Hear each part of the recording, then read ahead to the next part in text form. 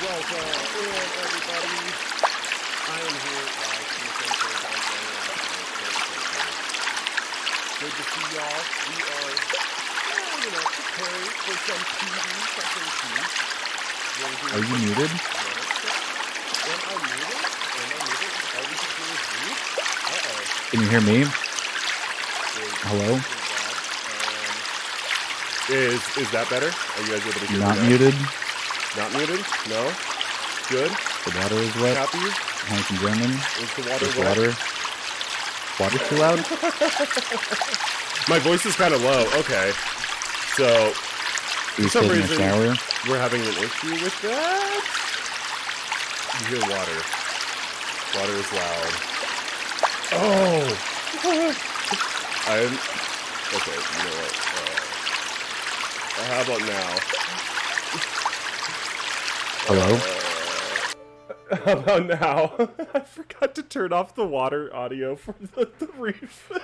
That's so funny. I thought that was intended. I thought that Man, no, that was not intended. That was absolutely not intended. So right off the yeah. bat, we're doing a great job here. it's only right that the banger tourneys start out with the fucking commentators being on mute, like fucking Enda and the Den one, and then you and that Enda's fucking tourney was also Oh my fucking god. powerful. Well, welcome in everybody. We are so happy to have you. Well, I am at least. I don't know about Reef. He's kind of an asshole. I fucking hate you all. Reef, do you have any thoughts, anything to say before we get started? I think I'm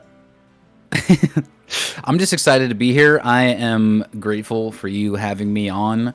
Had a lot of fun last night doing a little practice for this, and yeah, I can't wait to see some of these matchups. And I think it'll be just a great time in general. Let's get it. All right, so before we jump in, let's take a look at the bracket. We have our first match is going to be between a Rhythmic Pulse and Ghost Lucario. And they are...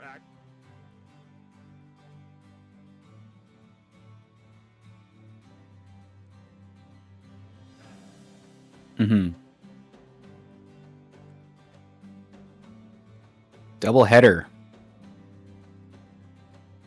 Wow.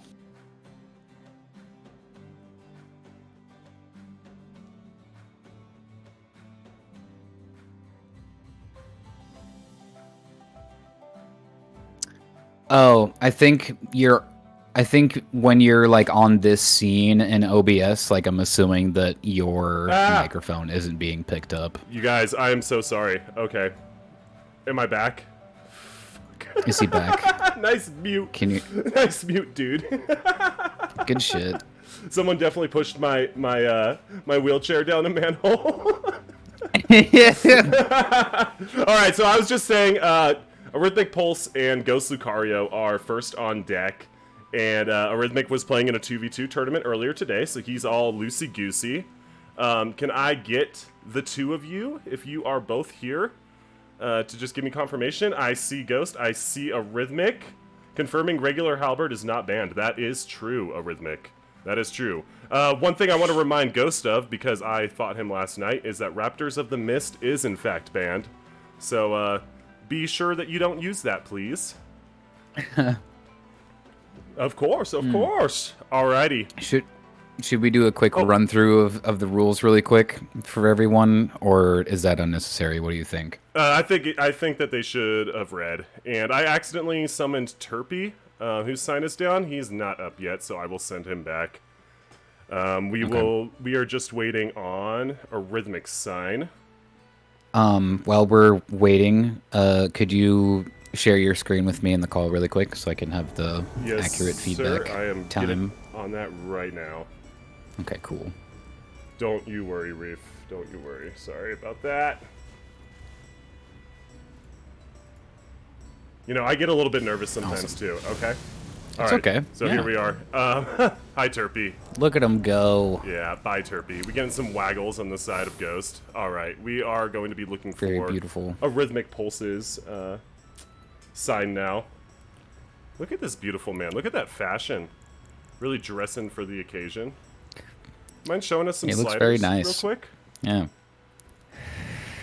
Hey, what's up, MVC? Driving to work? Need pass? I believe I messaged it to you. I'll send it to you right now. I'm sorry about that.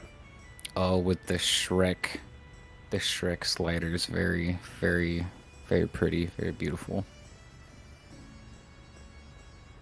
All right, I've sent you a DM, Arrhythmic. I am apologizing. Yeah, let's see the Shrek sliders again, please. No? No? Ah, there he is! Beautiful, beautiful. So Siri, handsome. play All-Star. Oh, my phone actually picked that up. Wow. All right. It's a good fade. It's a good fade. All right, Arrhythmic, Quality. I found you.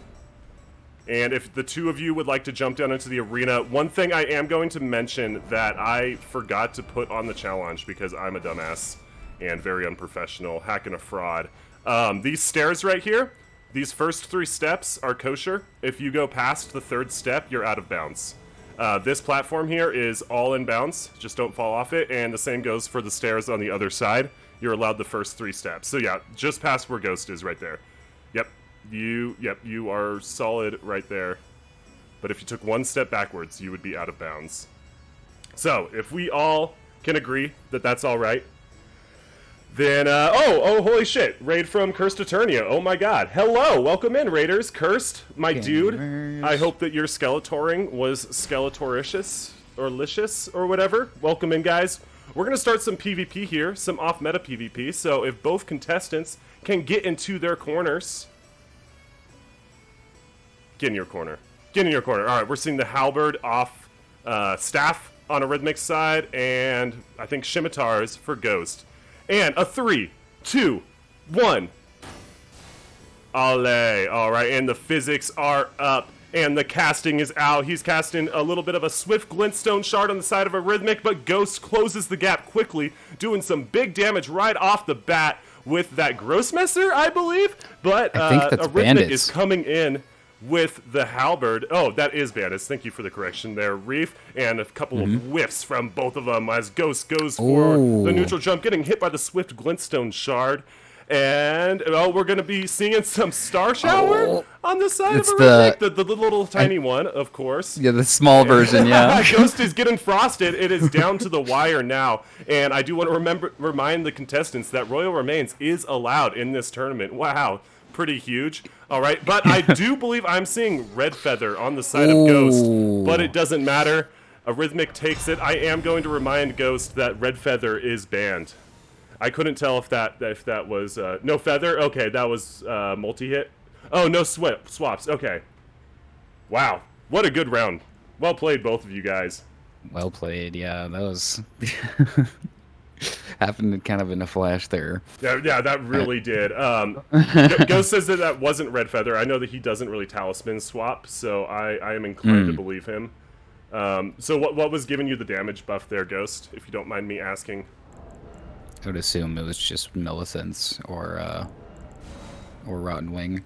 Ah, okay. That makes a lot of sense. He did switch to PS Cats. I think he landed a JL1, which and then another R1 after that, which will definitely proc the 3-hit. Ah, that would Stream make died? sense. All right. Arrhythmic is taking it. Stream died. Did it really? Are we dead? It's okay for me too. No, I still see the stream. I have it up. Oh, just for you. Okay. All right. We're going to be going into the second duel of the first match. Nope, we're chilling. We're good. Right. False alarm. Okay.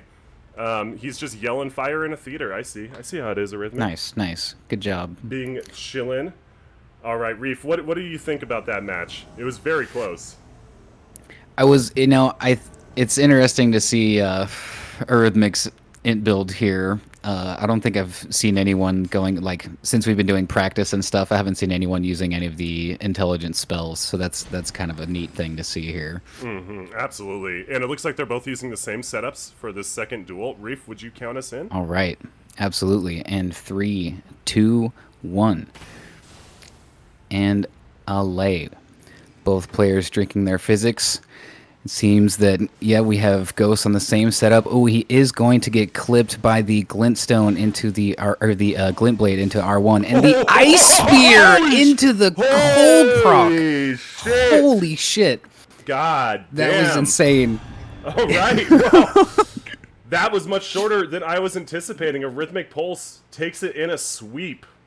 Wow, Holy shit. that big fucking damage from the cold proc. Big damage. From the Ice Spear, and that is what Arrhythmic Pulse is known for, is that big Ice Spear energy. So he will be moving forward. And Ghost will be on his way to the losers bracket. Up next, we are going to have Dustin and Turpy. What do you think about this matchup coming up next here, Reef? I'm actually this is one of the matchups I'm really excited about. Not to take words out of your mouth or anything, but both of these players are very experienced with using off-meta setups. So this is kind of like an area where they thrive. They both are able to kind of, add a lot of creativity into their builds and still like make weapons that you wouldn't expect to work. And they take those weapons and they make them work, which is the interesting thing about their gameplay. Oh yeah, absolutely. Especially watching them on stream. They are both off-meta lords, so this is the kind of tournament that was like made for them, I would say. Right. And this is kind of what I had in mind when I was putting this tournament together, was players exactly like Dustin and Turpy who just know these off-meta weapons so well. And I think I just summoned somebody else. It's Gek. I am sorry, Gek. I did not mean to summon you. I'm waiting for Dustin's sign. Hello, Turpy. So we'll look out for that. And in the meantime, Reef, would you tell me what your favorite fish is? Because it appears that you're made up of a lot of fish. To be honest, damn. My favorite fish? Do sharks and whales count? Sharks count, but whales are mammals, so get fucked, maybe? Oh, damn. That's crazy. I always liked the hammerhead shark. I feel like that's probably one of my favorites. Hammerhead sharks are pretty badass, I'm not gonna lie. Alright, and we finally got Dustin's sign, so he is summoning in right now. And as a reminder to the contestants, it is good practice to record every single duel, just in case there's a hiccup and you need to send me something. Alright, we've got Dustin here with a whip and Siluria spear, and Turpy with the Mariah's Executioner. This is going to be interesting picks. Very interesting. Reef, if you don't mind counting us in. Absolutely. Let's go. 3, 2, 1, and a lay. All right, we're seeing a frost pot right off the bat coming from the side of Dustin, but it's going to miss. They're both going to get their physics off. Dustin going for that whip. Very hard to space something like that. Actually, decent damage from the fire, the Giant's Braid, which is weird because it's like made out of hair. You wouldn't expect hair to do so much damage. Turpy coming in with those R2s. Gonna do a fair bit of damage on him, but he goes into the weapon art and he actually hits Turpy with it. Turpy down to half health now and trying to cast a blood boon, but getting punished by the whip. Going for that jumping R1. And oh my god, into the backstab. It is now anyone's game here. Turpy bringing it back. Nice going wake for the up. blood calls. Or the blood claws going into the L2 of the Marias. You don't want to get stuck into that Here come drill. the fists. And oh my god, we see Dustin bringing out the Dragon Head fist. What a fucking play. And Turpy is just going to hyper armor right through that. But Dustin is now power stancing the Dragon Heads, going back for the whip, getting hit by an R2 from the side of Turpy, and coming back around, getting him on the ropes. Turpy on the back foot. Oh my god, but coming back in with an R2. Gonna whiff, and Dustin finishing it off by two-handing the Silurias and going for that R1. Good fight, both of you. Very good fight. What do you think about that one there, Reeferoony? That was awesome. I really liked seeing the backstab into Blood Flame Talon on Wake Up. That was really cool. That was absolutely yeah, no, I love to this is what I was hoping to see, to be honest. Is just like the things you wouldn't expect to see an attorney showing up here is really cool. It really is, right? I'm a big fan of the drill and not setup, you know what I mean? With his faith build is really cool. It's really cool seeing the Giant's Whip L2 making an appearance here. Like that's just something you never see because I mean, really, it is kind of bad. So yeah, he's making it fucking work though. You know, it's exactly like what we were saying. Like, oh, absolutely, yeah. This is awesome. I am really looking forward to this second match. I wonder if they're gonna switch up their builds or their setups at all. It looks like Turpy is still going in for the Marias. I mean, you cannot go wrong with that hyper armor. We might be able to see him actually get off a few more of those blood incantations that everybody loves so much. Flashbacks to the Era event. I was one of the nacho cheese throwers. You're welcome. Oh my god. All right, Reef, I'm going to count us in, and then you will lead us off. So 3, 2, 1. Ale. All right, and we do see Not drinking his physic right away. Turpy going to follow suit, and the immediate pressure with the whip into the Great Spear on the side of Not. Oh, but Turpy is going to retaliate a little bit with some standing R1s there. Just a little bit of chip on the side of Turpy, and he is going to punish the L2 with a... Is that just a regular fire pot? I think that's just a regular fire pot. That's great. That was awesome. Okay, we still see. Oh, the offhand axe comes out on the side of Turpy, and we're gonna see some what's the word? Off. Wait, I don't know. He's got an offhand axe now. That's cool. We see the crouch R1 is going to miss, and the L2 on the Grafted Dragon is going to come out on the side of Not, able to deny some space there for Turpy and kind of force something to happen. He does get a little bit of damage off with the R1 there on the whip, trying to soft swap to the fist, is going to take an R1 and an R2 from Turpy there. I think that might have been a tear pop, but maybe a little bit of desync because good video game. Okay, we're just trying to score some hits in here. We're just missing a little bit. Okay, Not does not have his tier anymore. It looks like he's in blue feather range, but Not is just applying that pressure right back. Both players kind of dancing in neutral. We see the Volcano Pot into an L2 attempt, just barely misses. Not is able to drink the blue flask, so he has more L2 capabilities in his arsenal, but he's close to losing this match. He really needs to be careful with how much HP he has left here, as Turpy still has his tier active. Oh my gosh, this is very close. I think Not still has a chance if he can just maintain his spacing and aggression here. He's kind of keeping him at bay with the pots, and the frost pot is going to connect. He's going to have a little bit extra damage. Oh, and he punishes the Flame of Frenzy attempt with another pot. Oh my gosh, Not is just barely able to get out of the range of the spell and that running R1. Very good roll discipline on the side of Not, and he's able to get that Tear Pop. Oh my gosh, anyone's game, and it's Not who's able to take the win with the trade. GG's, good fights, everybody. Wow, that was awesome. Oh my god, so we are actually not going to see a sweep here. Not is going to take one. Or, I mean, sorry, we are going to see a sweep here. Not with an amazing comeback. 29 HP. That ends that matchup, actually, with Dustin taking it. That is insane. But well fought to both players. How long was that match? It felt like at least a couple minutes, right? Because like time starts to feel funny once you're, when you're in there for a little bit. But I'd say that it's at least like a solid minute and a half, maybe 2 minutes. I wasn't counting exactly, but that's what it felt like to me. All right. So next up, we have Belmonk and Gecko. All right, let me pull up the challenge real quick. I'm so bad. I'm so sorry. All right, here's the challenge. Up next, we got Gecko and Belmonk. Turpy moving down to the losers. Dustin going forward. And who's our first match in losers? Is that happening quite yet? I am not sure if Xenos has started up yet. But if you guys do want to check out the losers bracket, I have a link to it pinned, and Xenos is hosting that. All right, let me just adjust the names here real quick. So we've got Belmonk and Gecko. Names right, names left. Oh my god, I'm so slow. Where are you? There you are. There we go. We found him. Okay, we're all good. We're all good. Alrighty. And are the contestants both ready? I remember Gecko's sign was down over here. Rocking that frosty fashion. Very exciting. Don't fall, Jake. Don't fall. Okay, I didn't fall. We're good. Good save. Good save.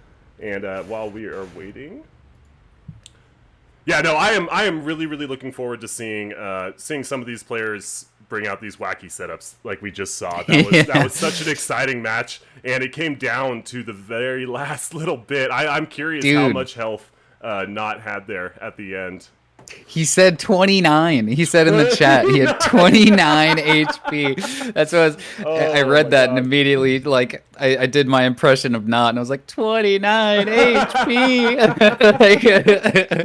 And if you guys don't know, Not is also a streamer, so go check this guy out. He's a very good player. He always uses really quirky, fun setups that just look like a blast to use. To be honest, do we have Belmonk? Sorry to interrupt. I was really hoping to see the oh, never mind. Let me not spoil his build. Let me not tell people what he's using. Yeah, he's but there's a particular weapon that I wanted to see there, but hopefully we see that in the next match of his.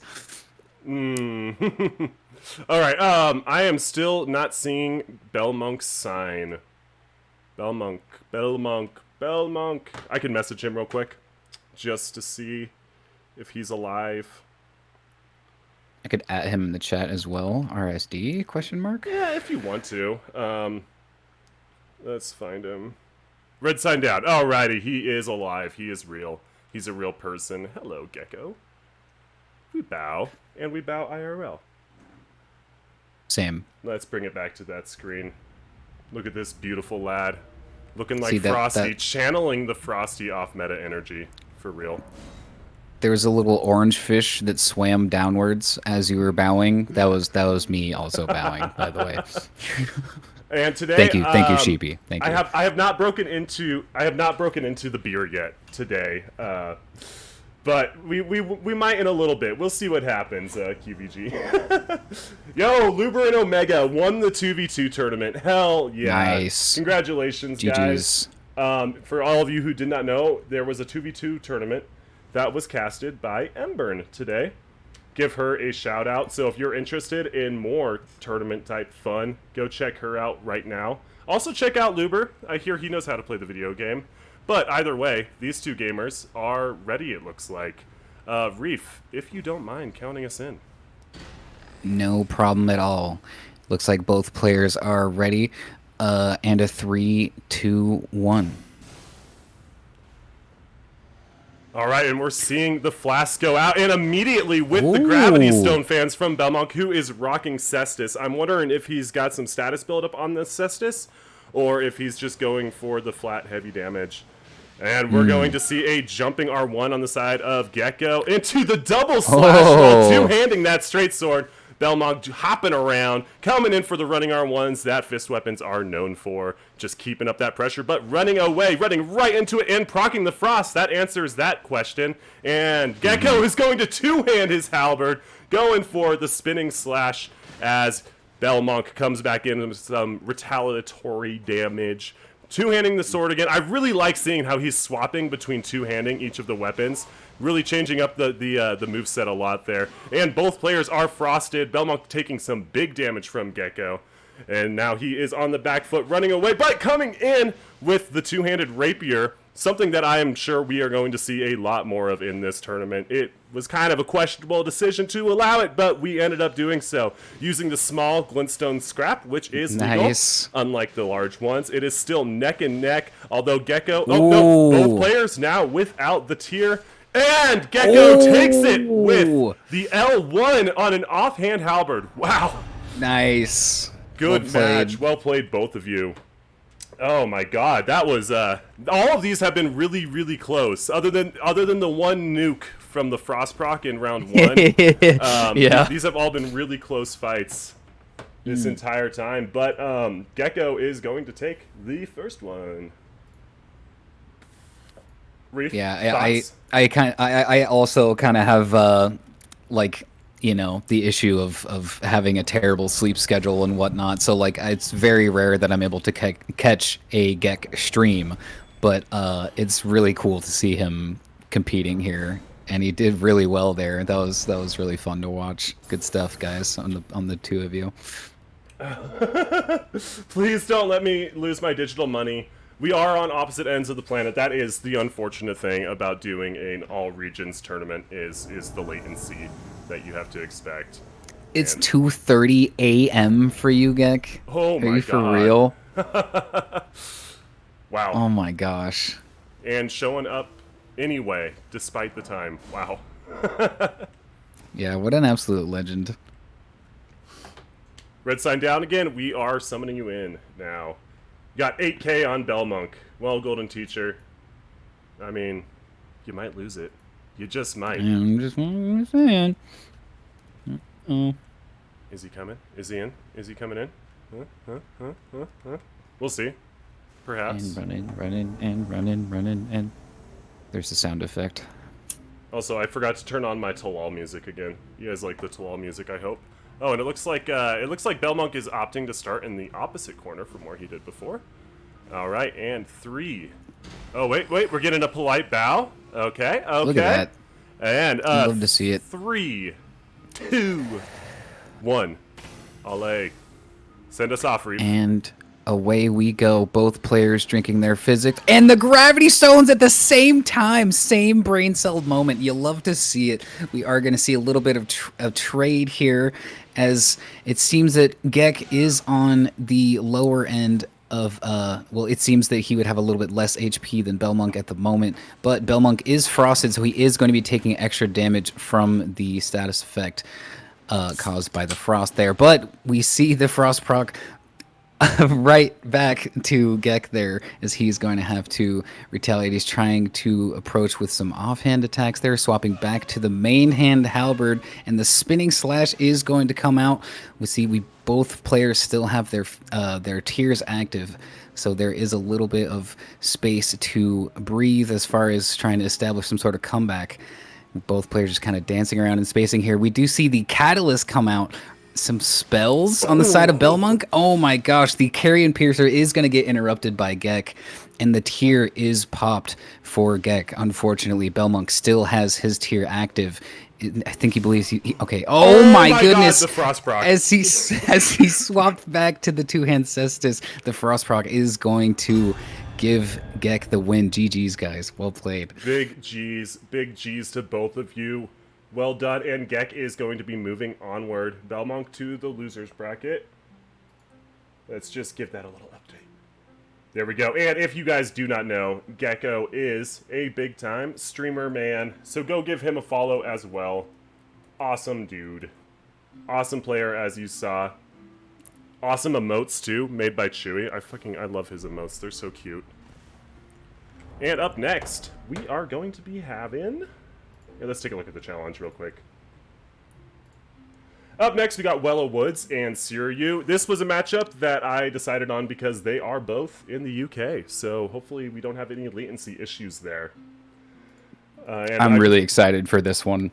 As am I. They are both really fun, good players. Siryu is somebody who has improved more than like anyone I know, like in the last few months. Like I remember like the first time I played him to the last time, he's just been kicking my ass recently. Really, really strong player.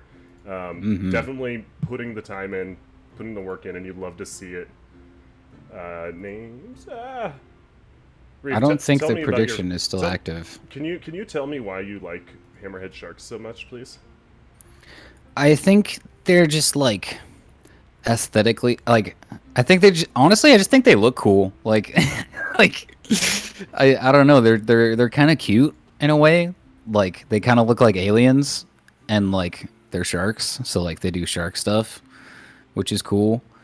And like I don't know, like shark stuff is cool. You know, like they look like they have a normal like shark body, but they have a funny hammerhead. Like that's so cute and quirky. They're just like, they're just a cute little hammer, like a tool, on a little quirked up guy. Body, and they got like teeth and stuff. It's really cool. Yeah. All right, good description. Up next, yeah, Wella and Siryu. I am waiting for Wella's sign. Wella, are you here? Oh, Wella. Let me just reset the tongue. We do have Siryu in the world. Roppin the Under tongue umbrella.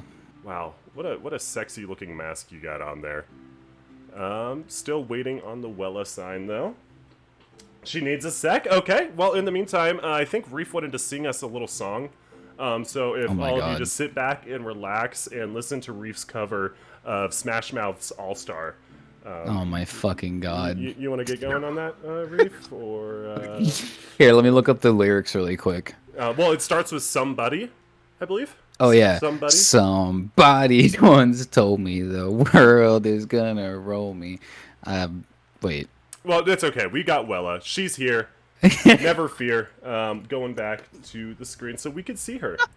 Wow. Good song. Powerful dude. Words there, Reef. Would you like to cast this first one, by the way?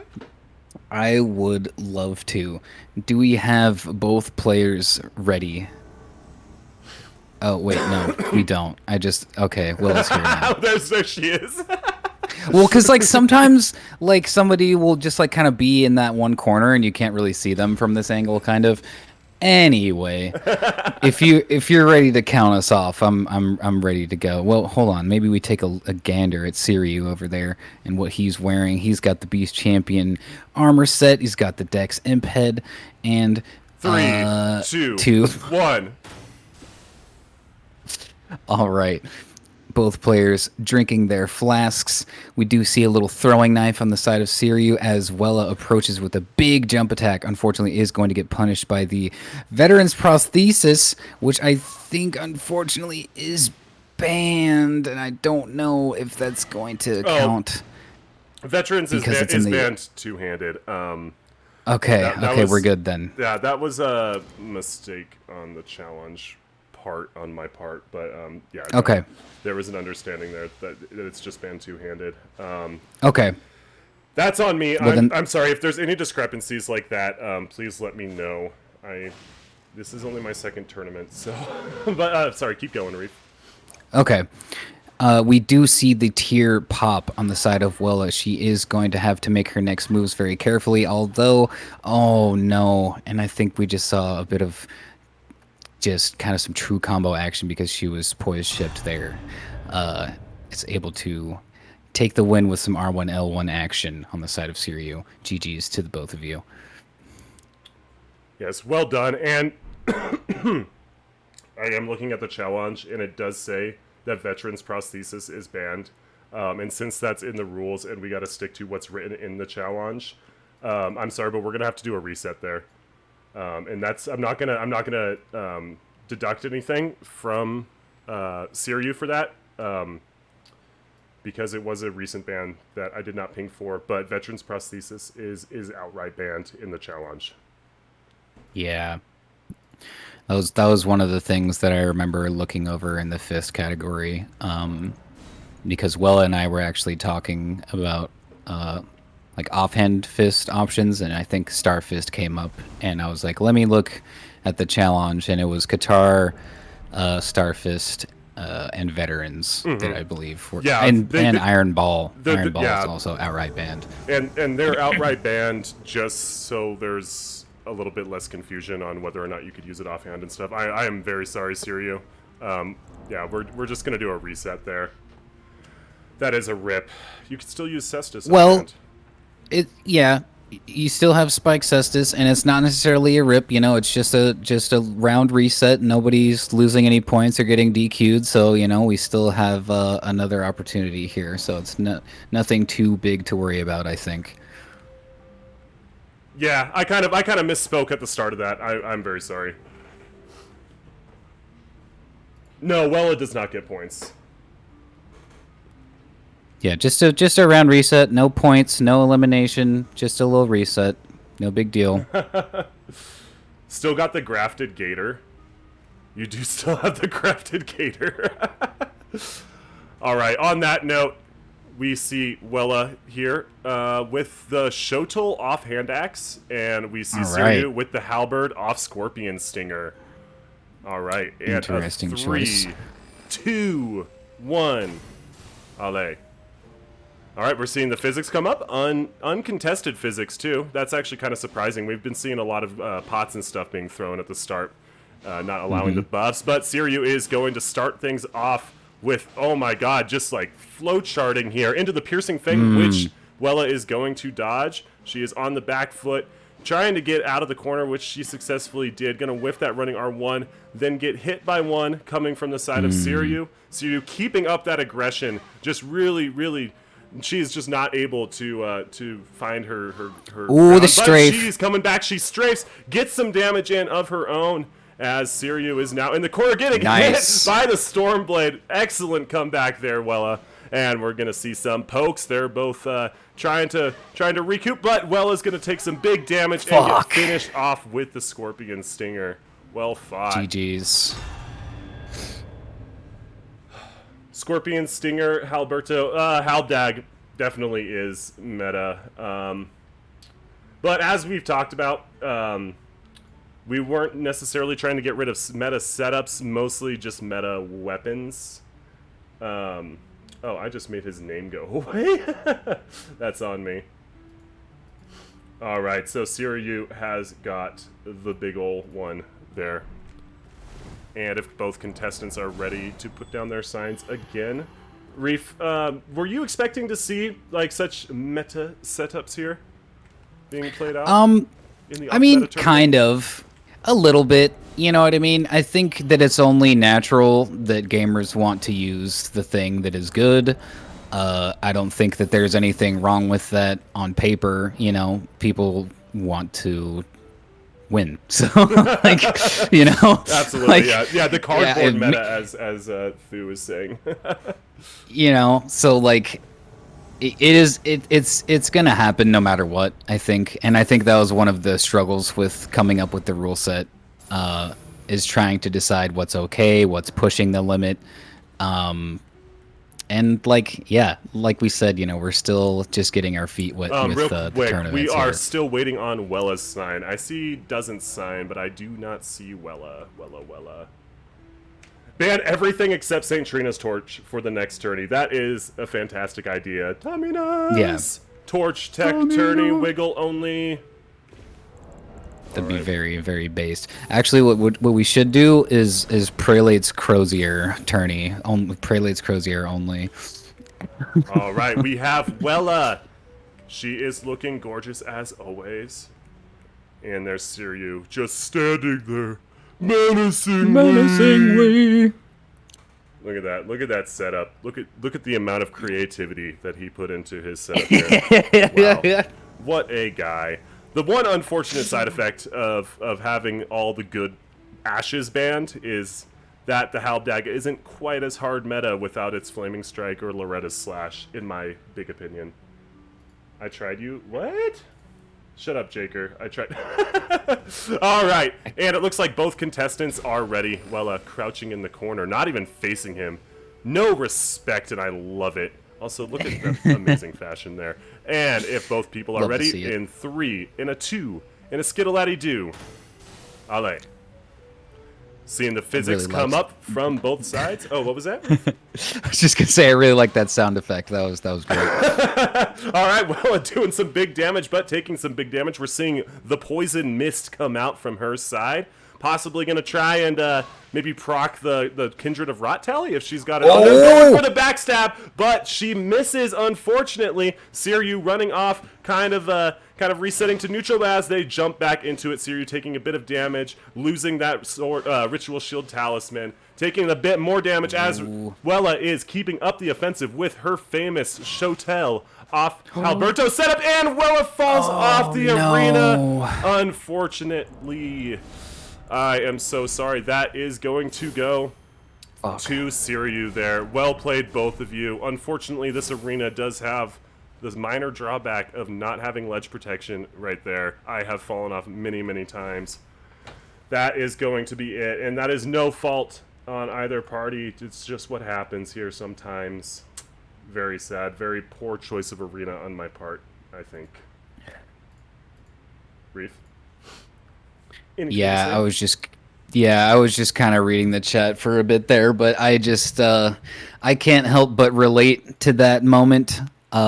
Myself participating in a tourney, losing in a big way, falling off of the edge to a very high tier player named Whitnick. So that was definitely something that I had to deal with, and it doesn't feel good, but I think that the first match there was really, really fun to watch, and they both played really, really well. And I think the importance here with participating in these things is to have fun over trying to just win it all, you know what I mean? And it looks like because of the match was looking pretty good, I think they had both had fun. So absolutely, GG's to the both of them.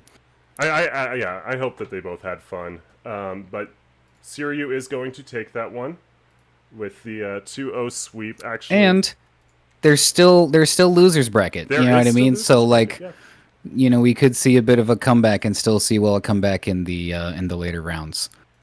Oh, absolutely. And we could see. I mean, we've seen it before, lots of times in lots of different tournaments where somebody will just run through the losers bracket and demolish. But up next we have Doesn't Matter Shu versus Arrhythmic Pulse as the first round of round 2.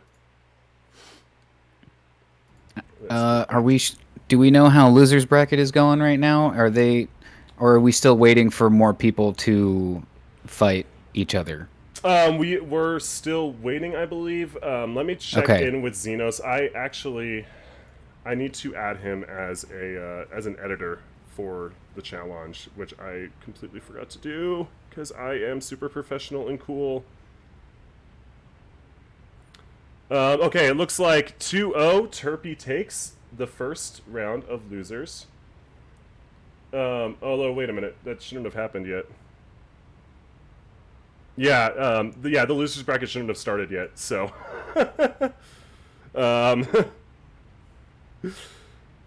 Sorry about that. Okay, I'm gonna make Xenos an editor real quick, and why don't we take a short break and before the start of round 2, if that is all right with everybody. So we will be Sounds back good to me. soon. All right, y'all. Are they still able to hear me on this screen?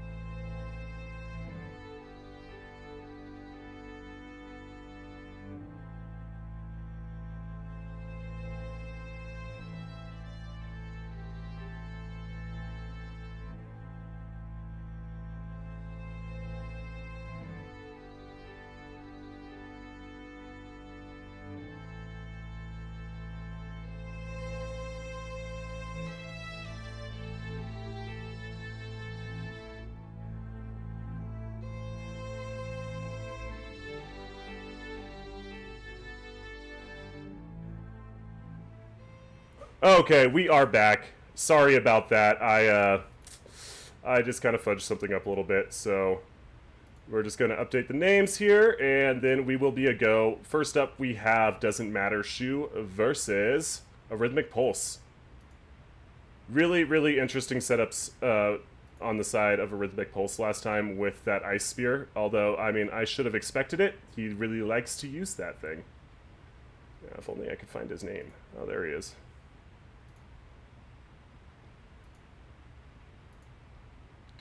Alrighty, and this is the start of round 2.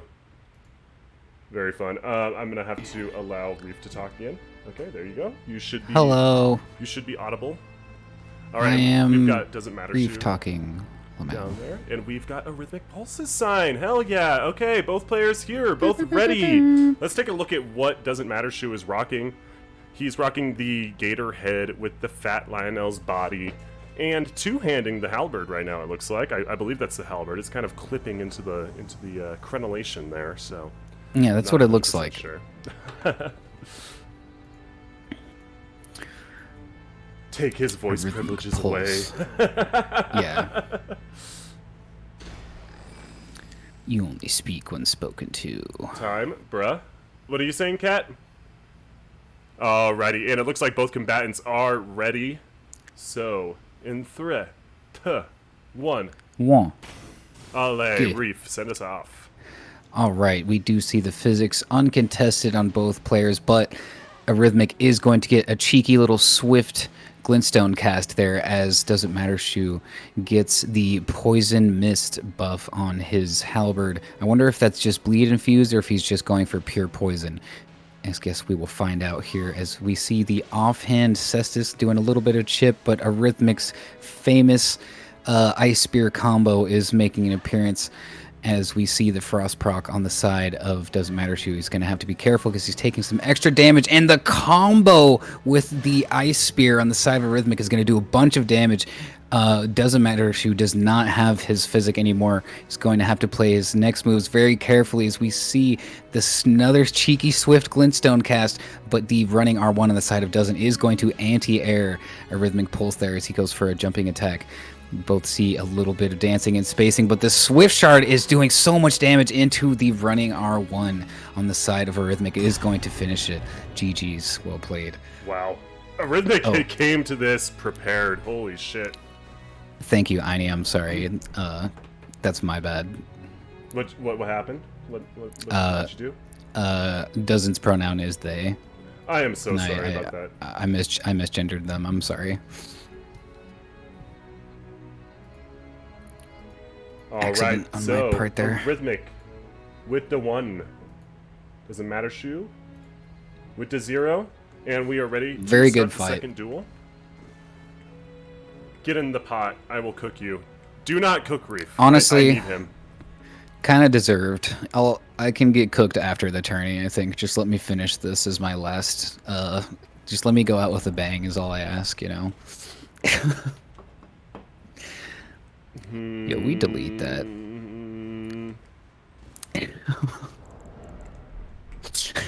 Keep it clean in chat, I would say. I am just waiting on Arrhythmic, and there they are. Look, it Doesn't Matter Shu. Look at this beautiful person. So beautiful. Gator. Oh my gosh. Big belly. Big Kestis. Big halberd. And is that the Fire Prelate hand or the Fire Monk gauntlet? Actually, I couldn't tell. They kind of look similar, don't they?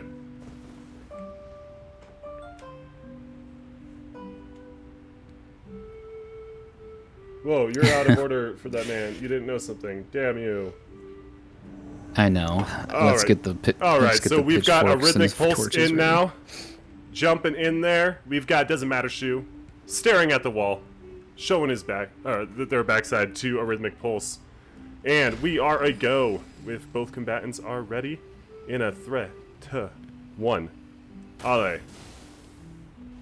All right, we're seeing the physics come up from both sides. We have got an Arrhythmic with the Swift Glintstone Shard going in. We're going to do a trade there, and we're seeing the Poison Mist from the side of Doesn't Matter Shu. They are really keeping up the pressure on Arrhythmic, not allowing him to return to neutral. Get the bleed proc from the offcasters, trying for the Ice Spear, but it is not going to make it out.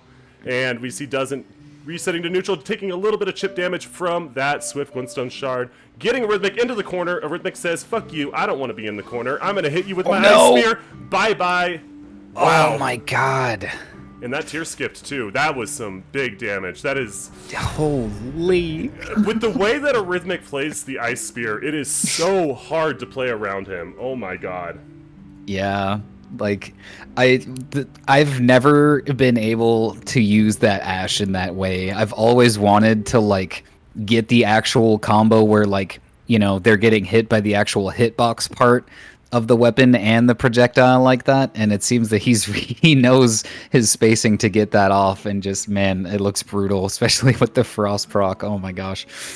Yeah, no, that catches me off guard so many times. You know, you just you could be like behind him, and like they were off to his side, and you could just press L2 and say, actually no, I'm gonna hit you with this because it's got like a 360 hitbox, I believe. Kind of crazy.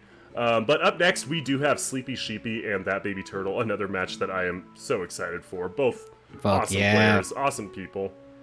So that's gonna be really fun. Let's get back to that. Again, two players that are just, you know, really strong with off-meta setups. It's going to be really interesting. This is another one I've been looking forward to.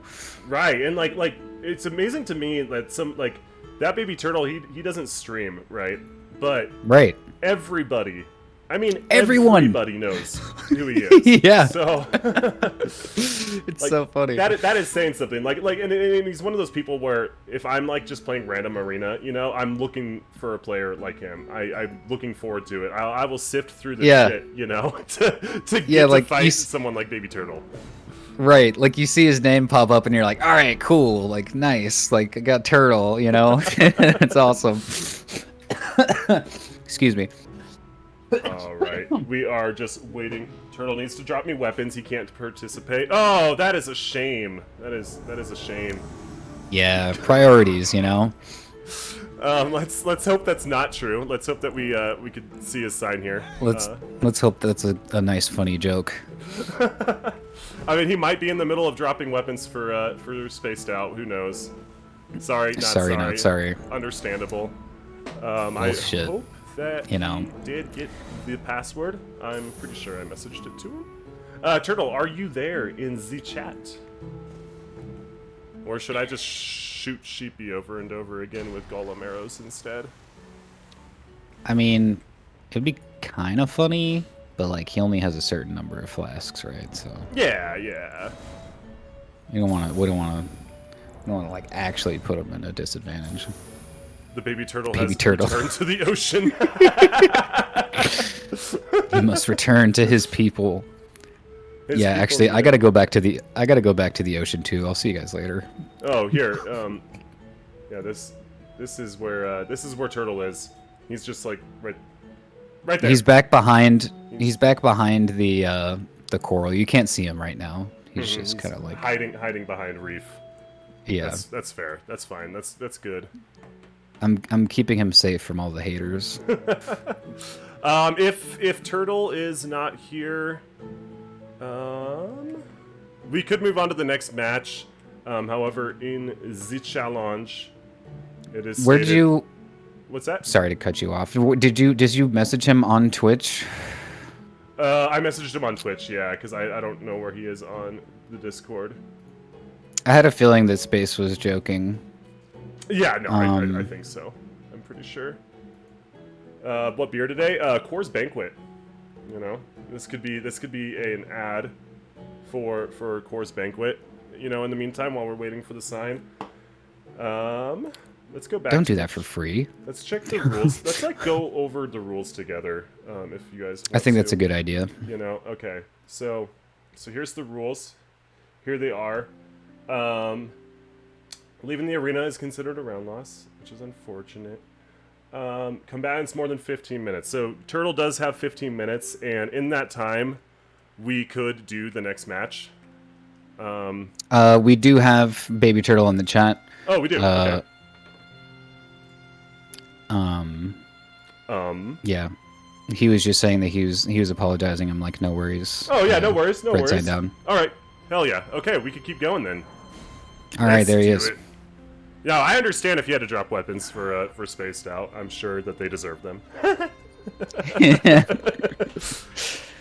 All right. Needed them. It's important. Let's see what Sheepy's rocking here. Sheepy's got the Halberta with the Offcestus, a very popular setup in this tournament so far, and it's very powerful. And we're probably gonna ban it next time. You know. Is that the Dex helmet?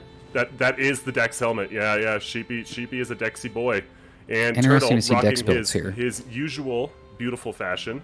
No turtle shield, but with the Exile armor and the Knight Rider's helmet, and rocking Sword and Board, which I was really hoping to see. And I'm also kind of hoping to see him play a little bit as Vi, but you know, you can't have your cake find out, and right? eat it too. And Reef, would you mind casting this first duel? Absolutely. All right. In If 3, you wouldn't mind counting us off. 2, Uno. All right, and there's the arrow, and both physics are going to go up. Uncontested Sheepy is going to try and throw a Frostpot, is going to whiff, and we see a little bit of chip damage on the side of Turtle as he kind of is able to get in there with a jumping attack. We see Sheepy swap such as some talismans to mitigate the health that he lost there. And we see some damage just kind of going back in between, like, I'll hit you, you hit me, kind of a fair game. But we do see a bit more of the offensive play on the side of Turtle. He's able to squeak in a couple of R1s and punishes the poison bolus that Sheepy was trying to eat there with a jumping R2. And we do see the swap to the Dragon King's Cragblade on the side of Sheepy. I wonder if we're going to see the funny L2 that just goes across the entire fucking screen. That would be pretty funny to see. And the bolus is punished again from Turtle with the jumping R2. He's really, really good about just capitalizing on that status pressure. I've seen it myself. He has beaten me that way many times in Random Arena. Ooh, we do see the rolling attack is able to retaliate there on the side of Turtle. Oh, but we do see the Turtle, excuse me, we do see the tear pop on the side of Turtle. Oh my gosh. And he's just caught by another CR1 into the next R1 chain from Turtle. GG's to the both of you. Wow. Oh my god. That is exactly the kind of match that I was wanting to see today. Like that Exactly. had everything that I wanted. A bit of goofiness, really good players, some like interestingly like hard meta setup but with shitty weapons. You know, you had it all. You had it all. The only thing that we didn't see that I really wanted was I wanted to see Sheepy, you know, press the L2 button, and then I wanted to see Turtle backstab him, but that's just because Sheepy's my mortal enemy and I want him to suffer. Right. But I'm not biased at all. Well played by both players. Do you have any mortal enemies, Reef? Not really. I mean, I'm pretty lucky to not have any mortal enemies. Maybe you? I think you're my mortal enemy. Would I be your mortal enemy? Okay, all right. Well, my daily purpose is to just seek you out and destroy you. That's my daily goal. It looks like both contestants are ready. Reef, would you mind counting us in? Absolutely not. And a 3, 2, 1. All right, we're seeing the physics come out from both sides. Another uncontested start, which is, you know, I like to see it. It's good sportsmanship to not throw a Frostpot, as Sheepy is wont to do. You know, he's pissed me off plenty of times when I'm trying to physic, and he's like, nah, I'm gonna Frostpot you. But we are seeing that big damage from the running R2 on the side of Sheepy with that Cragblade. He's decided to stick with it, straying away from the Halberd off Fist, which is understandable. But we're seeing a great sword in board on the side of Baby Turtle. I can't really tell what great sword that is, but it is definitely one that can swing. Oh, no, I'm sorry. That is Flamberge. That is Flamberge, the Flamberge, yeah. so he's going to get a little bit of that status pressure as well. Oh! I'm wondering about the infusion. He may have Poison Mist on it with a Bleed infusion, which would be very powerful, but not 100% on that. We haven't seen anything proc yet. We haven't seen any Ashes of War come out yet either. And Sheepy kind of hanging back, just kind of waiting to get those opportunities to do his jump pokes, his little bunny hops, as people would say. Going for the running R2, but going to get punished by the R1 with that Flamberge, going for another running R2. And Baby Turtle beautifully spaces it. And now they're just running in circles, but you do love to see it when Sheepy gets Oh my god! No way! He just hops into that L2 and says, "Fuck you, I'm winning this round." Oh my god. What a I am the finish. storm that is approaching. I am the storm. I like to imagine that Sheepy was saying that like as he did it. I want to know, Sheepy, were you singing "I am the storm that is approaching"? Did you sing it out loud? Did you? If he didn't sing it out loud, he thought it in his head. You fucking know it for a fact. Oh, he definitely. Absolutely. He definitely did. There you go. We have confirmation. Wow, what Good a duel, shit, though. guys. What a duel. Honestly, oh my god. I just love watching the two of them fight each other. Yeah. And I am so glad that it wasn't a sweep, to be honest, because I Both would've been fights sad. very close. Yeah. Unable to summon. Oh, Sheepy's disqualified now, I suppose. Unable to summon him. Ah, yeah. Damn, that's crazy. Sheepy loses. Wow. Damn, that's whack. Wow. How did that happen? Whoa. I should probably actually start the duel on here. Oh, wait. Oops. Ah, not that one. I started the wrong one. Alright, and it is 1-1. You love to see it. I love to see it, at least. I don't know. Do you Yeah, I love love to see it. Roof? I love a good. I really do. I was just gonna say I love a good tiebreaker. It's so did it's I. extra exciting when it's just one match to decide the factor. It's very exciting. Actually, Sasu, we've had a couple non-sweeps earlier. I believe. Which one wasn't a sweep? There was another one that wasn't a sweep, but now I can't remember because. My memory is dog shit because reasons. All right, it looks like both contestants are ready. You've got Sheepy looking just disgusting. You got Turtle just looking adorable. All Looking right. so beautiful. And in a threat, and a 1, Ale. Reef? All right, we do see the physics coming out, uncontested, honest gamers. The jumping R2 is going to land with a little crouch poke on the side of Turtle. Not any damage on the board for Sheepy yet. He's going to have to be careful as I think that poison is building up, and he goes for the bolus, is going to get punished immediately. Turtle is just keeping up the aggression, just staying within range of that straight sword and just not really letting Sheepy get too far away from it, which is probably the good strategy here, considering that heavy thrusting sword really succeeds in the air and when you are in the sprinting state. Oh my gosh, it is really coming down to the wire here as Sheepy might lose his tier here. We don't see the poison proc though. I'm wondering how many more hits it's going to take. Or did Sheepy bolus in time for it to not? I don't know. We'll find out. We're going to see an Sorry. Right. No, it's fine. We are going to see a little bit more buildup here as the Poison Mist Ash of War comes out on the side of Turtle. I'm going to see a little bit more of that buildup trying to work down his tier. We don't see the poison proc quite yet, but it's so close. I think Sheepy is in feather range at the moment until that tier does actually proc. Wait, did he lose it? Okay, he doesn't have his tier anymore. Oh my gosh. Just a smidgen of health left as the poison finally procs. Oh my gosh, it is just down to the wire. There's so much health that Turtle still has. He has either the choice to go for the bolus. Okay, we are going to see the roll remain swap. That could give him a little bit more time to outlive that damage over time by the poison, but the crouch R1 is going to take it on the side of Turtle. Good fight, guys. Oh my gosh. Wow, that was tense. Was that the first full Royal swap that we've seen? I think that's the first Royal Remain swap we've seen. Yeah, I think he still had his regular legs on, like the armor that he was wearing on his legs at the beginning.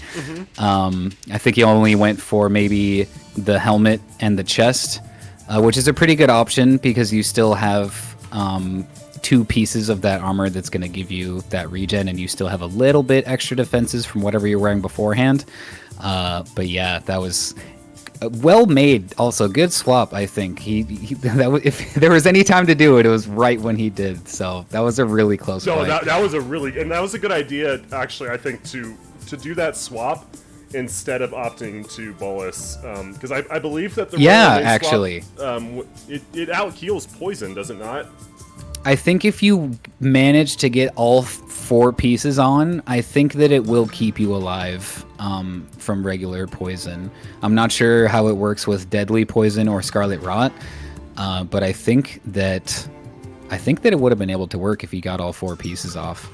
But that's really hard decision making to execute in the middle of a fight like that. So well played. Mm-hmm. No, and that honestly, both players just played so fucking well there. I can't stress that enough. Yeah, and especially considering like the amount of nerves that there are going into this, but like seeing like a player like Turtle, who is just one of the best sword and board players, at least that I know of, and up against somebody who's so strong with a variety of weapons like Sheepy, you're always gonna get fun matches with that. I agree. Yeah, that was awesome. All right, and up next we have Katsub and Vaughn versus Dustin. Dustin coming off of his victory against Turpy. What do you think about this matchup here, Mr. Riff? I have short-term memory. Who's fighting again? Cat and Dustin? Cat and Dustin are, yeah. Yeah, I'm very, very interested to see how this goes. Being that, Dustin has a very creative approach to this, whereas Cat is very, very raw fundamentals and is playing with probably one of the best setups that you could use here. So it's gonna be very interesting to see the aggression and the creativity on both sides here. Absolutely. Okay, and it looks like both contestants are ready. Reef, would you mind counting us in? No problem. And a 3, a 2, a 1. Would you mind casting this? Not at all. We do see the punish right away from Dustin as he is able to use the what is it? I think it's called the Corpse Wax Cutter L2. I forget what this sword is called. It's either like the Gargoyle's Black Blade or Black Greatsword or something. I'm sorry that I'm forgetting what it's called right now. But I don't think that Not was able to drink his physic because he wanted to just punish the flask right away. So there's going to be an interesting decision there on the side of Not. We do see Cat trying to aggress with that halberd. It's, oh my gosh, and the physic does come out on the side of Not. That is very, very good strategy there to just kind of go for it in the middle of the match. He still has the tier that can help him when he gets low on health. Both players just standing there waiting for someone to make a move. I love the ballsiness of the both of them just staring at each other in the face like, you roll, no, you roll. Like, that is just awesome. I know that Cat likes to do that to me. He'll just sit and watch me and wait for me to roll so that he can catch it. It's a very strong strategy. We do see the jumping R1 on the side of Dustin is going to whiff. And is that a swap to the Cincada main hand? Oh, might have been a little unintentional desync there, as we do see the tier is gone on the side of Cat as Dustin is just very aggressive with this dagger and is able to get the last hit. GG's. Oh my gosh, I did not see that coming. Holy, as Dustin would say, and that round goes to the Dustin. Yeah, he desynced. What do you think about that? Because I believe it was intentional, knowing Dustin. It was most likely an accident, which you cannot police stuff like that. If they're doing it over and over again, I would say they're trying to exploit something. This did happen yesterday in practice. I remember that he said that he only blocked once when he was fighting Montage, and I think the same thing happened. So I don't. That's really, really unfortunate because we can tell that that's definitely not intentional on the side of Dusting. So I guess maybe going forward, you just don't have access to wiggle pressure. I'm sorry. All right, Should we do a round reset? What do you think? Cat is asking for a round reset, and we did see the desync, so I am okay with the round reset if I'm okay Cat with is it asking too. for it. If it personally. happens a second time, I'll ask that you send me a clip of it if we miss it. Yeah. But we could see it from this side as well, so very unfortunate. I saw it right away, so that's just kind of a difficult call to make there. I think that a round reset, it is really fucked up that this glitch exists. I fucking hate it. Mm-hmm. But you know, funny game, I guess. Mm-hmm. Yeah, funny. Just chalk it up to Miyazaki, I suppose. Yeah, I think a round reset would do no harm, no foul here. With the dagger. Unintentional chainsaw, my bad. Yeah, oops, it wasn't. I didn't mean to. I don't think that is the same thing as unintentional desync because Yeah, no, absolutely not. Desync is so easy to do, but you could be doing it without knowing. Yeah, just funny joke, I think. But yeah, I agree. Why dagger deals so much damage? I think that meanie. So true. Also, 600. Thank you so much for the 4 months. I appreciate the fuck out of you. So, Dustin is saying that he wasn't blocking, but we did see the desync. Was it maybe just... Was it maybe net? Packets? I don't know. It's really hard to say sometimes with this game, to be honest. Like, if he didn't block and it just happened, then I would assume that it's like packets or something, but I don't know enough about the internet to say for sure. All right, we are on the round reset, and both contestants do appear ready. So in a 3, 2, 1, allez.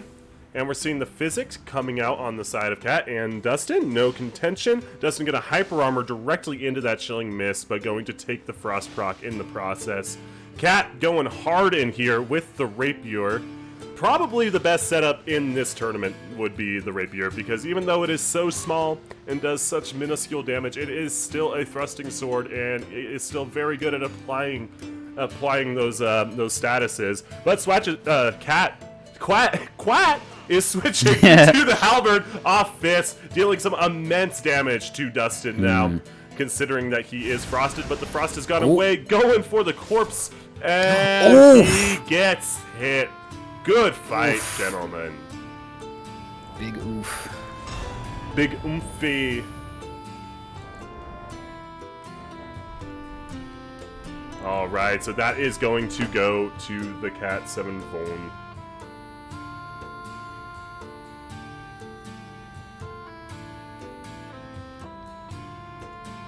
Rafe, thoughts on that match? You know, I'm just happy that that there wasn't any funny desync. So true. All I could say was oof, because just sometimes just that frost proc kill can just feel so painful, you're just like, oh geez, it's the same thing like when you see a big bleed proc, someone just explodes and you're like, oh man. Absolutely. Yo, Fumaru, by the way, thank you so much for the sub. I am so sorry that I missed it. You are a valued and loved member of this community, so thank you so much. And Juno GLRR, thank you so much for the sub. I appreciate the fuck out of you. Alright, and it looks like both contestants are ready. Cat is in the corner with the halberd, and Dustin is over here with the magma blade now. Alrighty. And a 3, and a 2, and a 1. Ale. Alright. Oh my gosh, we are going to see the flask contested immediately, but Cat is able to bolus the frost proc that just happened from the chilling pot that was thrown by Dusting, as Cat retaliates with his own frost pot, is going to get the frost proc on Dusting right away, and we see another frost pot from Dusting as Cat is able to squeeze in a running R1 on the halberd. We see another frost pot. I'm saying it so much that it's giving me a tongue twister. We see Dusting aggressing with the magma blade. It's able to squeeze in a running attack, or excuse me, I think it was a jumping attack into a running attack. The volcano pots are denying some of the area for Cat to operate on the side of Dusting, and with just the R1 L1s coming out from Cat is going to take the tier away from Dusting as Cat drops back into the background to try and throw another frost pot. Unfortunately, is going to whiff. We do see a little bit of, oh my gosh, just dancing around neutral on both players here.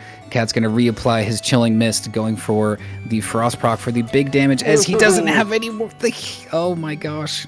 And there it is. There's the Frost proc to end the fight. GG's, folks. Cat takes it. And it is technically a sweep, but I'm going to say that we're not going to call it a sweep because Dustin did win that first matchup with the unfortunate desync, and I believe that he still would have won that even without the desync, but it is just the unfortunate thing about glitches in this game and trying to balance around them. But well played to both players. Just fantastic plays from both. I fucking love watching them play.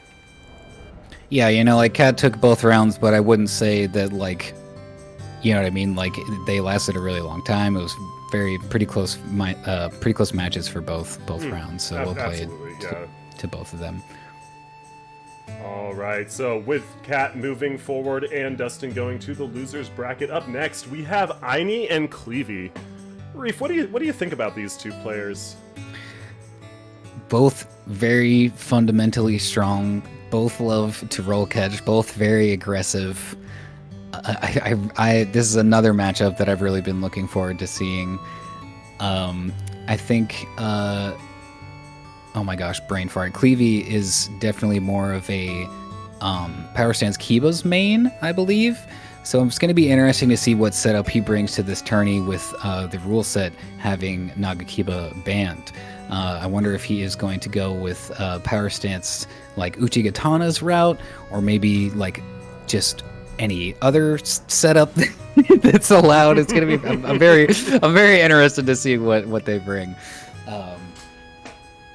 Absolutely. And actually, we're seeing now, it looks like Cleavy is going for an off Uchi, or possibly off Dragon Scale Blade, with the Dragon Halberd, which everybody likes to say, wow, Jaker loves Dragon Halberd. Oh my god, it's so funny, because he likes one-shotting Hose Set base level with Dragon Halberd. Fuck you guys. Fuck the haters. Dragon Halberd's kind of funny. It's kind of fun as well. And it looks like a fucking toy. It looks disgusting. I hate it, but it's so good. All right, and Cleavy is very excited to be here, as we saw from the little fist bump. I will fist bump as well. And they are jumping down there. They're getting ready. Aini, serious business. She does not gesture at me. She does not bow. She does not care. But she is doing the little crouchy crouch in the corner as Cleavy is crouching in his corner. It looks like both contestants are ready. And in a 3, a 2, and a 1, ale. All right, and we are going to see both physics up from both players. A little bit of Gravity Stone fans on the side of Cleavy for a little bit of chip to take away that Ritual Shield on the side of Aini, but it looks like she's able to swap talismans to get that Ritual Shield buff again so that the first hit does not do as much damage. She is able to roll out of the spinning slash from the Dragon Halberd on the side of Cleavy. We do see the swap to the Royal Ultra Greatsword, or the is Royal Greatsword? I forget what this one is called, to be honest. That is the Royal Greatsword, yes. Okay, cool. We do see that Aini is frosted. She is going to have to be careful with the extra damage she's going to be taking from that status effect. We don't see the bolus as she's just trying to maintain a good position here. Unfortunately, is going to get poked there as we see Cleavy swap to a heavy thrusting sword offhand Uchigatana. Very interesting setup, I think, with these Gravity Stone fans just kind of able to deny her a bit of area or Oh my gosh, and the jumping R1 is able to take the win. GG's to both players. Jeez. Such a high fucking level of play from both of them. Yeah, I agree. Honestly, like both will sweep me in a match like this, I'm not gonna lie. I'm not afraid to admit that. But Cleavy is taking that one. It's going to be tough for Ultra Greatsword to compete against somebody who's constantly swapping their setup. You know, you have to adjust to the different timings of what your opponent is throwing out, and you know, there's only so much that Ultra Greatsword can do. But I still think that Aini really performed well with keeping the pressure up there. Absolutely. I'm just looking for the signs. Show me a sign to let me know you're here. All right, we've got Cleavy, and it looks like we've got Aini as well. What do you think of Aini's classic fashion here? I really enjoy the the combo with how do you say it? Herodias Glintstone crown with the veteran set. I think that the beard really matches the feather coat. Oh, and we do see the sliders on the slide on the slide We do see of them Cleavy. on the slide. Good stuff. All Very right, beautiful. he's put his helmet back on, and it looks like they are both ready. Reef, will you count us in? Yeah, as long as we recognize that Cleavy definitely plays with his helmet off and with only one hand. Okay. Ready when you are. Yeah, count us in. Just count us in. Don't try and be funny. All right. And a 3, and a 2, and a 1. Ale, and we're seeing the uncontested Physicking yet again. Aini still sticking to the Zwei. Cleavy with the halberd off katana. Are we going to see some L2s come out? Oh, yes, we are. Just there for we a little are. bit of a buff, staying far away, trying to go for that running R1. Unfortunately, the Dragon Halberd is very short, so it does not reach his intended target. Aini showing off some of her spins, but getting guard broken by a well-timed R2 from Cleavy, who's instantly jumping into that L2, doing the full combination, but not hitting her a lick. And Aini doing some big damage with those spins, trying to go for the vortex, but Cleavy breaks out of it, showing off her spinning spins, Beyblade, powerful energy, doing it again, trying to throw him off. Kind of radial movement and animation blending, you might say. Perchance. Cleavy has switched to the HTS one-handed, going for an R2, and he's going to take some damage from the R1 on the side of Aini, who is still moving all around. Look at that movement. Have you ever seen such beautiful movement in a video game before? I certainly have not. Cleavy on the back foot now, running away, trying not to get into that corner, going for the running R2, which is going to land as Aini spins away out of it. She likes to spin. And Cleavy getting another running R2 into a jumping R1, which is going to finish the match. I'm sorry. Oh, man. Jumping R2 at the end there. GG's to both of you. Well, that was a great fight. That was fantastic. Oh, my God. I love watching both of them play. Fantastic players, all right? And I'm not trying to brown nose here, okay? All right, I know they got... but you know, like, maybe put in a good word for me with your connections to Michael Zaki, please. I would appreciate that. If you could. Yeah. If you could. Me too. Make me look good also, if you could, you know. I mean, you don't have to, but be cool. All right, we've got Cleavy moving forward. Cleavy, not Clevy. Remember that. He will be fighting Cat in the next round, and Aini going to the loser's bracket. Up next, very exciting matchup between Dominez and Gecko. The Gecko _ May. Alrighty, let me just get into the camera here. Names, and I will change them. I will change them. I will. I swear. I'm very, very slow at it though, so please be gentle. Alrighty, we have... You got this. Gecko. There. Dominos! Dominos! And we have Dominoes over here. Reef, while we're waiting, would you mind telling me what your favorite meta setup is? Favorite meta setup? Like, fully... Like ladder illegal, like no restrictions. Let's say ladder legal meta setup. Uh, honestly, I've really been enjoying Starfist as of late. Um, so it's probably between Starfist, Halbdag, and Estoc. Probably in that order, to be honest. Okay, okay. Yeah, no, those I are good like setups.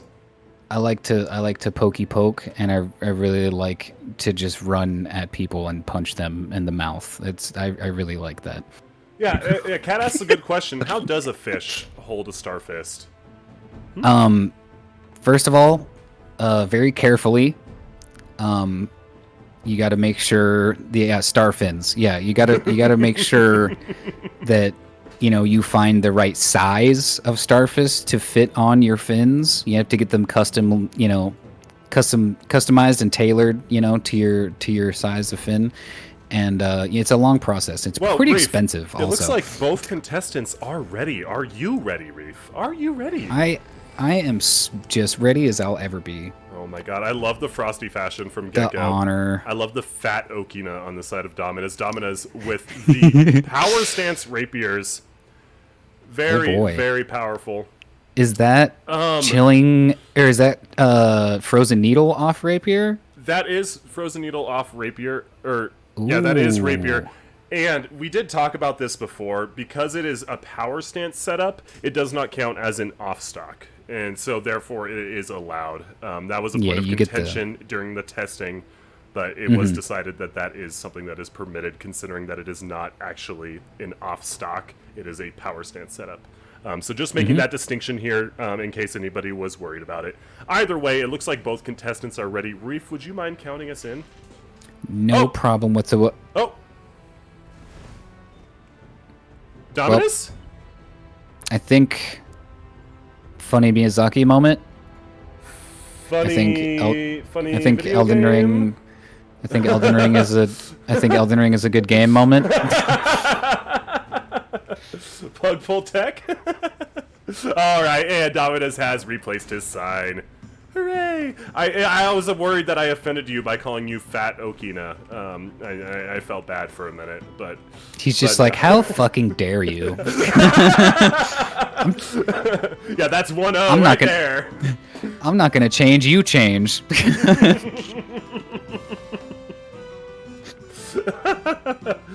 Absolutely. Now, this is a matchup that I'm very, very interested in. Dominus has definitely played in a lot more tournaments than Gek, but Gek is a very experienced player. He's been playing a long time. He's been streaming for a while. So I am just really... This is the kind of thing that I really wanted out of this tournament, was to see how streamers who are consistent streamers and love what they do and have been loving the PvP, how they stack up against tournament players. Because there's different skill sets for both that might come into play. So I'm very interested in how this works out. I agree. I had something really cool to say, but my brain farted. I just want the record to know, to show that I did in fact have something good to say. I promise, but I forgot. Hey, don't tell us we love what we do. Fuck you, Sheepy. I know that you don't have the capacity to love, okay? Yeah, Sheepy's heart is just an eternal void of darkness and and. Oh. Yo, GG's, Sheepy. Big GG's to you. Oh my god, Jaker, you're corrupting me. I never bully Sheepy. I'm like always on the side of Sheepy. I'm like, no, don't be mean to him. But now I'm like, yeah, fuck you. Like, corrupted me. Sheepy, Chili, I don't mean it. Chili, that is beautiful. Thank you. Let me see this.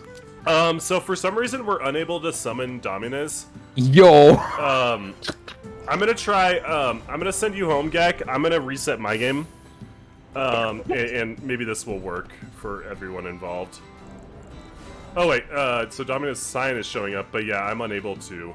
So I'm just gonna DC real quick. And I will get back in.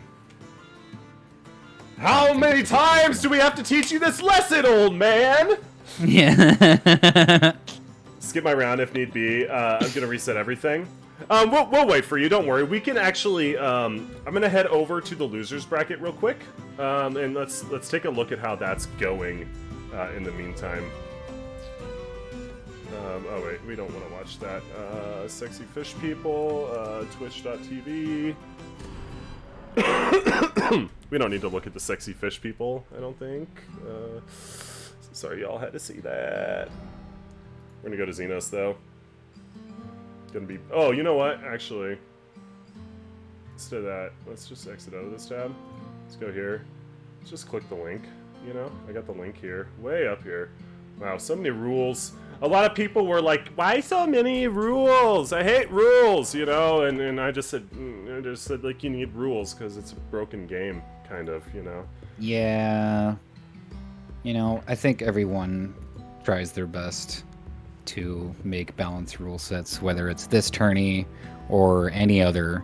You know, the goal is to try and mitigate as much jank as possible, just so that, you know, it can be a show of skill, entertaining to watch for everyone, and, you know, nobody likes to deal with some of the bullshit that we all know exists in this game. So, definitely. GG Miyazaki.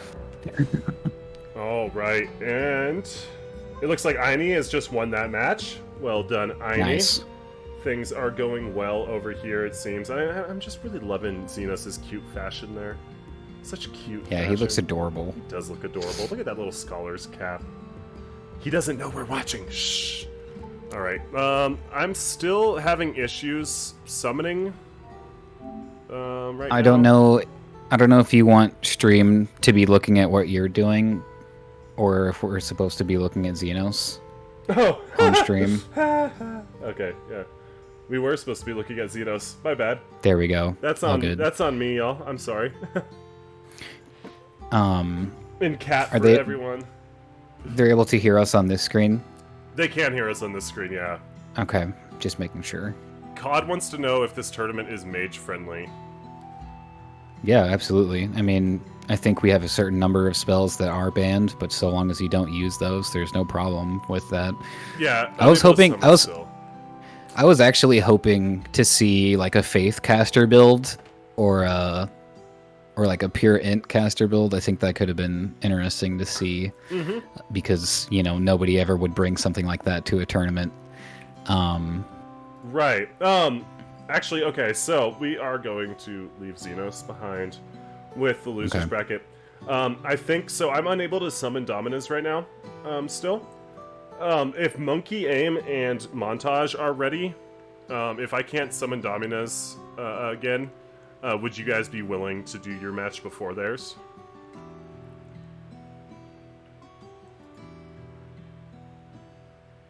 Yeah, I really want to make sure that Dominus doesn't feel discouraged, and you know, I'd like to see him still. I'd like to see him and Gek still have their fight. Yeah, I would definitely want to see that fight, and it's no fault on the side of Dominus, you know. So I Absolutely don't, not. Like, there's no DQ at risk here, you know. So Yeah, if if anything, you- we could just do that match later. Sorry. yeah, we could do that match next. Gecko, if you're okay with that, we're gonna move forward to Montage and Monkey. So goodbye, Gecko. All right, cool. Okay, so up next we are going to have Montage and Monkey Aim, and this is a bit of a grudge match. This is something that I was happy to have the opportunity to set up, because Monkey talks a lot of shit in Montage's chat, if you guys don't know. So Does he now? So seeing them fight, it's gonna be fun, you know. A little bit of a Montage- grudge match. little bit, I think. Montage has a chance to defend his honor. Monkey has a chance to embarrass Montage, you know? So, like, what more Yeah, can you has a- ask for? Yeah, we always, you know, we've seen Montage get exposed by the most famous exposer in the community once before. It's only right that we have Twitch chatter Monkey Aim also expose Montage. You know, that would just be so epic. Absolutely. Monkey said, I talk shit once. Well, you've earned your reputation now, fucker. I talked shit once. You're the shit talker now. You That's do what it you've one decided. time. You do it one time, and that's all you're known for. That's like me. Yeah. I Dragon Halberd one time, and everyone's like... Now hold on a second. Now hold on. All right, well, we got Montage in. We're just waiting on Monkey's sign now. Hi, Taj. I'm just gonna start calling you Taj now. The Taj 0.0. I like calling him Montague. That's my favorite. That's my favorite nickname for Montage. Oh, I fucked things up. There, now we can see us again. Brief, what's your favorite fish in this bowl? What's your favorite fish that hangs out around you?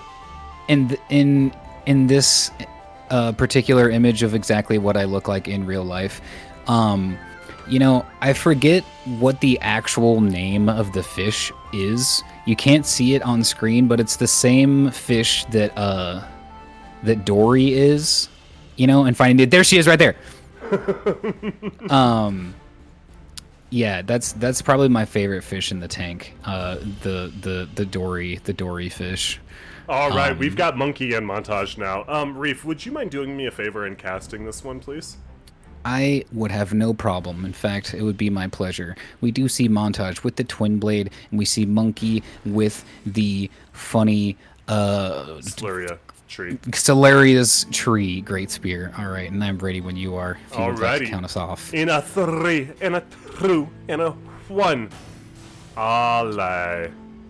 And both physics are up. We do see a little not a fan dagger, throwing dagger on the side of Montage is going to whiff. Monkey is going to close the gap with a JR1 with the Solarias.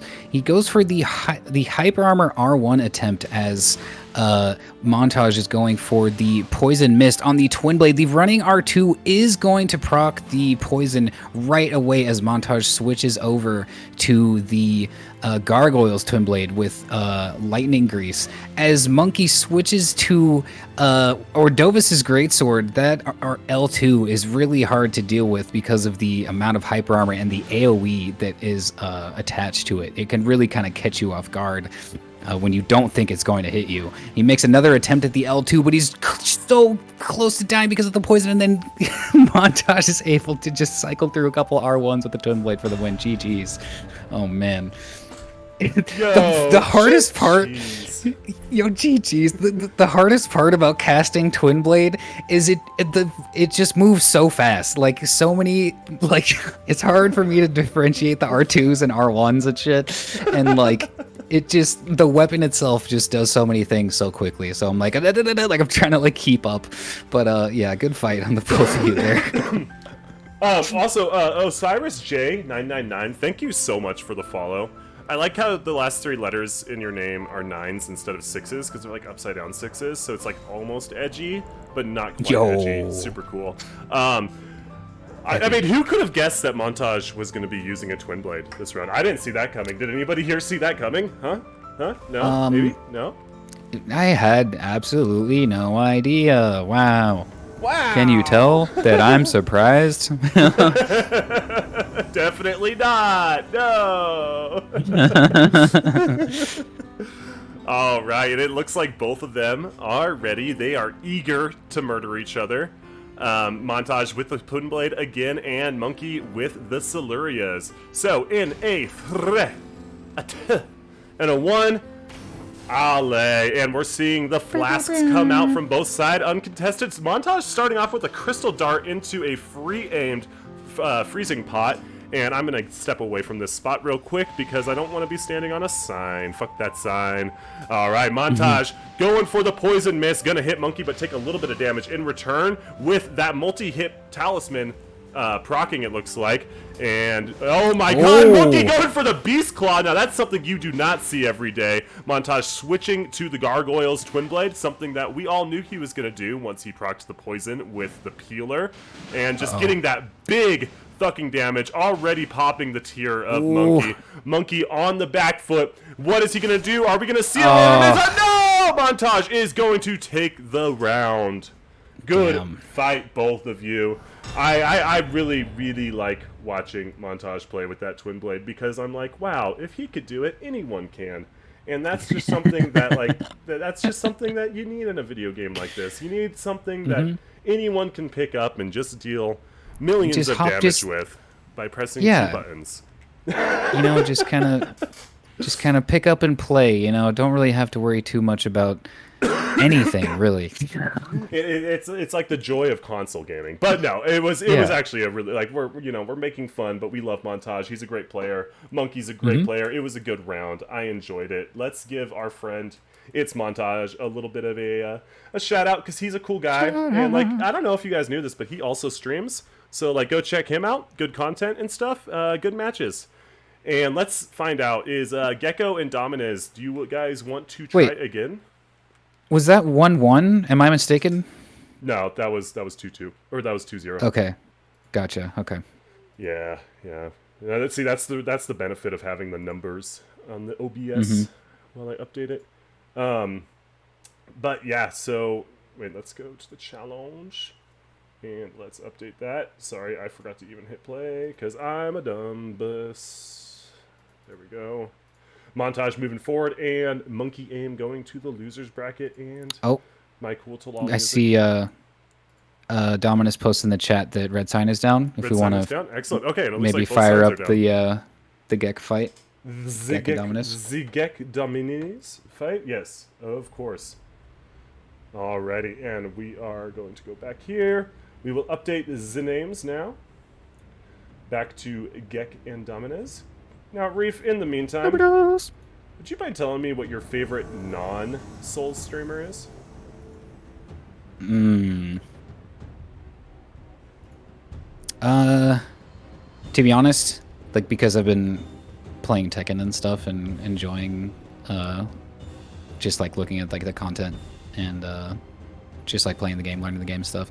This guy named Main Man Sui that I like to watch. I like it's I found his YouTube content first and then popping in his stream is pretty cool. But he lives in Sweden, so he starts streaming at midnight, so it's hard to keep up with that guy as well. But he's really, I think he's really cool, and he's super good at the game. He's been playing for almost fucking almost 20 years or some fucking crazy shit like that. Oh, goddamn. Okay. Yeah, he's been playing for a really fucking long time. So he's kind of one of the goated content creators, I suppose, for Tekken. Yeah, he's cool, fun to watch. Hey, look at that though. We got both of them. Let's go. They are in the world. Let's start the match before Dominus gets banished to the Shadow Realm again. And they're both rocking the same setup, same fashion. We finally get our fight. Let's fucking go. All right, I will count us down in a 3, 2, 1. Ale. All right. We do see both physics come up uncontested, but Gek is going to attempt to throw a frost pot after the sip, which is a pretty good strat. Both people have the physic and you're able to get the frost pressure in there, which is good. All right, we do see a bit of some trades happening here on there's some trades happening. Ooh. We do see the gravity stone fan on the side of Gek kind of denying that area of operating space for Dominus there as the double slash on the straight sword comes out. We are going to see a little bit of both the we're going to see a little bit of the power stance moveset coming out on the side of Dominus, applying that pressure. As both players are frosted, we're going to have to be careful with the extra damage that is going to be happening there. And we almost get a combo from Dominus with the stone fan into the R2, and the running L1 from Dominus is going to take the fight. GG's. That was a very, very close match. The power stance thrusting swords is such an interesting play for a tournament like this. I saw it coming from the side of Dominus because he really loves that frozen needle, and he's great with it, as we all see. And mixing that in with the rapier as a power stance moveset, it's really not a great moveset, honestly. You get the multi hits. So it's good for kind of finishes. It's really strong for finishing people off, and I've definitely seen a few players use that in meta tournaments where they'll switch to that just for those finishes. But overall, as far as taking away HP, like throughout the fight, it's not the best thing. It's a little bit easy to punish, or kind of easy to punish and such. So just but really well played from both sides, I'd say. Yeah, I really agree. It's interesting because the standing L1, just the entire standing L1 chain on a power stance thrusting sword is just not very usable in PvP. There's only like a few moves that are like good to use in PvP with this setup, and you're able to see Dominus knows when to choose when to use those moves. Wow, did that all just rhyme? I'm a rapper and I didn't even know it. That's crazy. I guess so. All right, Reef, it looks like both of them are back in. Hell yeah. All right. If you wouldn't mind counting us down if both contestants are ready. No problem. Looks like they are ready, so we will go in a 3, 2, and a 1. All right, and we are seeing the physics on both sides yet again. Gek has switched to an offhand halberd, main hand straight sword, it looks like. I can't tell exactly what straight sword that is. I thought it was the Carrions at first, but then he's doing double slash on it, so that can't be true. But he is going to get the frost proc on Dominus right off the bat. Dominus at a major health deficit, starting things off. Gek going to whiff a few jumping attacks as Dominus gets some damage in with those rapiers. And going for another L1 from Dominus, going to take some damage. Another L1 and proccing the frost on Gek, but Gek is going to roll that frost proc, so unable to get the chunk damage that you would usually see from a frost proc. Dominus in the corner now, tally swapping, putting on that blue feather, and he is still living. He is still in this. Gek now just a few hits away, and oh my god! So close! What were you at there, Dominus, if you don't mind me asking? Because, wow, what a fucking comeback. How much HP? Oh. How much HP? Reef, thoughts? Thoughts on the match? Thoughts on the fight? Very close. Very good fights on Gek here. You know, it's really cool to see him just at this tourney in the first place, making it out here at 3 o'clock in the morning his time. Absolute legend. You know, I really liked the double slash on the straight sword. Very based Ash of War for the straight sword there. 4 a.m. Look at that. Still willing to be here. What a you know, trooper, dude. What a great thank guy. you so much. Great fights, dude. Very well played. Yeah, and if you guys don't know, yet again, Dominus and Gek both stream. Dominus a little bit less frequently, but he definitely streams every once in a while on YouTube and on Twitch. So check both of them out if you can. If you don't, I'll find you, and I will right what's wrong, if you know what I mean. All right, up next we have the Jaded Prince versus Siryu. Now this is an interesting fight as well, to me, because I'm not insanely familiar with Jaded Prince. So I neither am I, to be 100% honest. I haven't seen him fight much, so it'll be pretty interesting, you know, to kind of get to know him. I agree. Get to know his style. Now, Jaded, are you here in chat, or can you hear me? Because I never did actually get a confirmation from him in the roll call this morning that he was ready, so we will find out. Siryu, I believe that you are ready, though, so if you could put that red sign down, that would be pretty cool.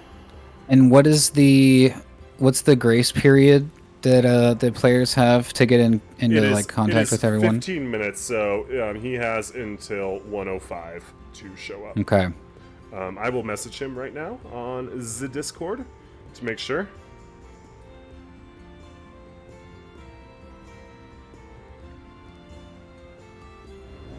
I'm not sure how to spell their name on Twitch either, so I don't know if they're in the chat or not. It is a funny little spelling. Absolutely.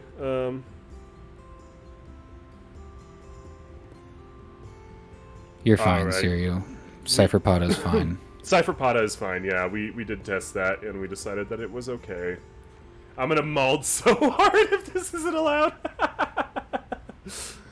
Oh. All right. We storm of arrows that. While we wait for a response from Jaded, I think that we're gonna take a 10-minute break if that is all right with everyone. Even though I just summoned Sirio. If there's anyone who can get into contact with Jaded in the chat, that would be cool. Would be appreciated if anyone has contact with Jaded to see where they're at. Would be appreciated. Mm-hmm. Thank you for saying that, Reef. I love you. All right, we're gonna go on a break. So if you have to like take a shit, take a piss, I don't know, jack off, do whatever you do when you're not watching Elden Ring content, like go do that now, and we'll be back soon.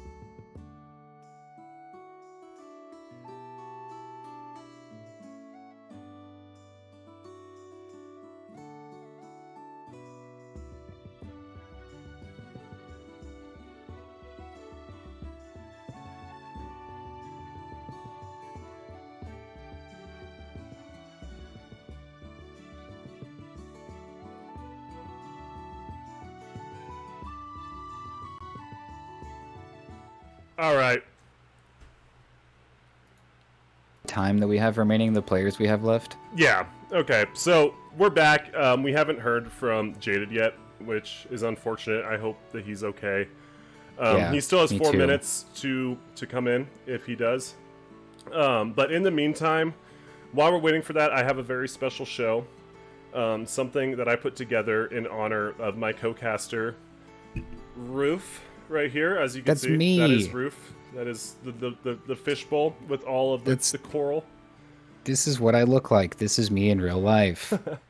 So we were gonna play it after the end of round 2. However, due to the circumstances, I think now would be an appropriate time to bless all of your ears and your eyes with this masterpiece. So enjoy. Should I unmute the stream? Okay, I can hear it. Wait, let me get back to the call. Oh my god.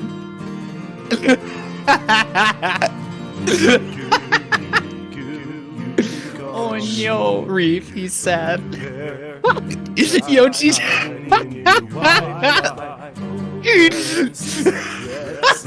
Yo, Grandma.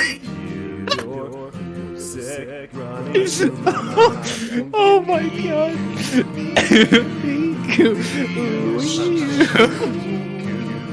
Oh my god, dude.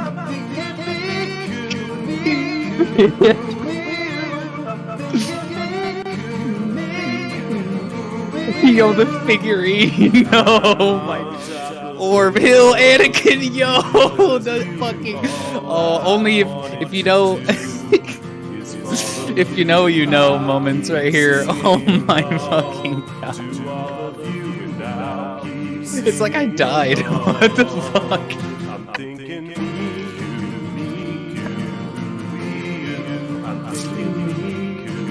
Oh my god.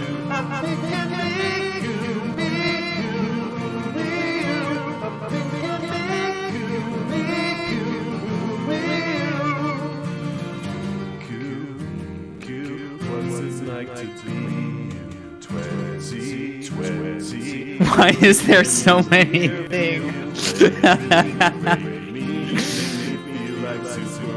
Superman. $6 shrimp special.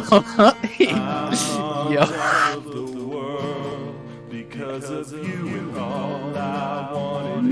Watch out, by the way, he's gonna get you. Watch out, he's behind you. Oh, Grandma? Yo, GG, bro.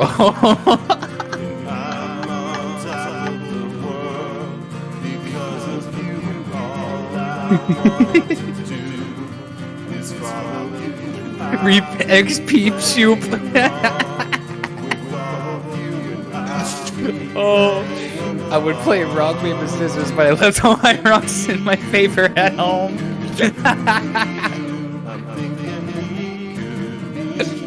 Oh my god.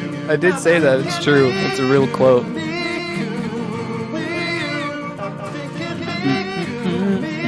Fortnite, dude. Oh my god.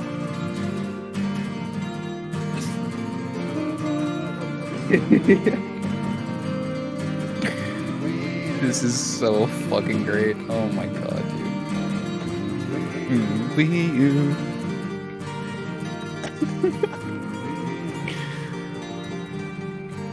The guitar solo? Bro. Oh, look at that. Fucking masterpiece, dude. Holy fucking shit. And the zoo. Yo. All right. So, Reef, I hope you enjoyed that. Audience, I hope you all enjoyed that. That was fucking mwah, fucking chef's kiss. Oh my fucking god. More than I could have fucking imagined, you know, because I knew that the song existed, but like God damn, the fucking slide. The video just made it so much better, you know? It's like you're listening to like your favorite song and then like the music video drops and you watch it and it's like brings a new experience to it, you know? That's how I felt. That was fucking great, dude. Great job. Fucking well done. All right. Well, I am happy that you enjoyed it. I'm glad that you enjoyed it as much as I enjoyed making it for you. Dude, fucking beautiful. On to the tournament, on to serious business. Unfortunately, we have not heard from Jaded. So Siryu is going to be moving to the next round, and we are going to go right on ahead into the Fantoft Arsonist versus Thumaru matchup. Awesome. So let's take a look at the thing here. We're gonna get rid of you. We're gonna put Thumaru right there. I miss Reef so much. Gone but not forgotten. So sad. Siryu, GG's. Thanks for showing up. Why is Fantoft's name so small? Oh well. So Thumaru and Fantoft, if both of you are ready, we will pick you up. And oh my god, look how cute that character is. Oh, Yo. Just adorable. We love her. We absolutely love her. Love her games. Okay, and let's see. Thumaru with the super serious Tree Sentinel armor. Not as cute, but definitely cool. So I have that to look forward to. And it is He didn't come dressed for dinner. He came dressed for battle. He came dressed for battle, baby. I mean, so did Fantoft with the I think that's Blythe's chest. Hey. And that cute little bucket hat. You gotta love it. Hun? Dinner? Hey. Hun? Hey! Alright, and Thumaru is rocking the Sifrpata, and Fantoft is rocking a Halbdag setup, so this will be very interesting. I personally am a big fan of using the thrusting fist weapons into Halbdag. I think that it's a good matchup, so we will see how this goes. And, Eric caught me stealing lines. It's fine. Don't worry about it. Reef always steals lines. I'm a Can't stealer. help it. All right, and it looks like both combatants are ready. And this is also probably one of the friendliest matchups because Thumaru and Fantoft are good buddies. Not IRL, but online. Breasty battle. Would you mind counting us down? No problem at all. 3, 2, and a 1. And they're off with the physics. No BG Frostpots here. All right, doing their little... Oh, my God. And Fantoft is right there on the aggress. And Thumaru is going to combat that with some little R1s. It looks like... Oh, I'm sorry. That is not two-handed Sifrpata. He's actually got an offhand coated sword as well. Very, very interesting.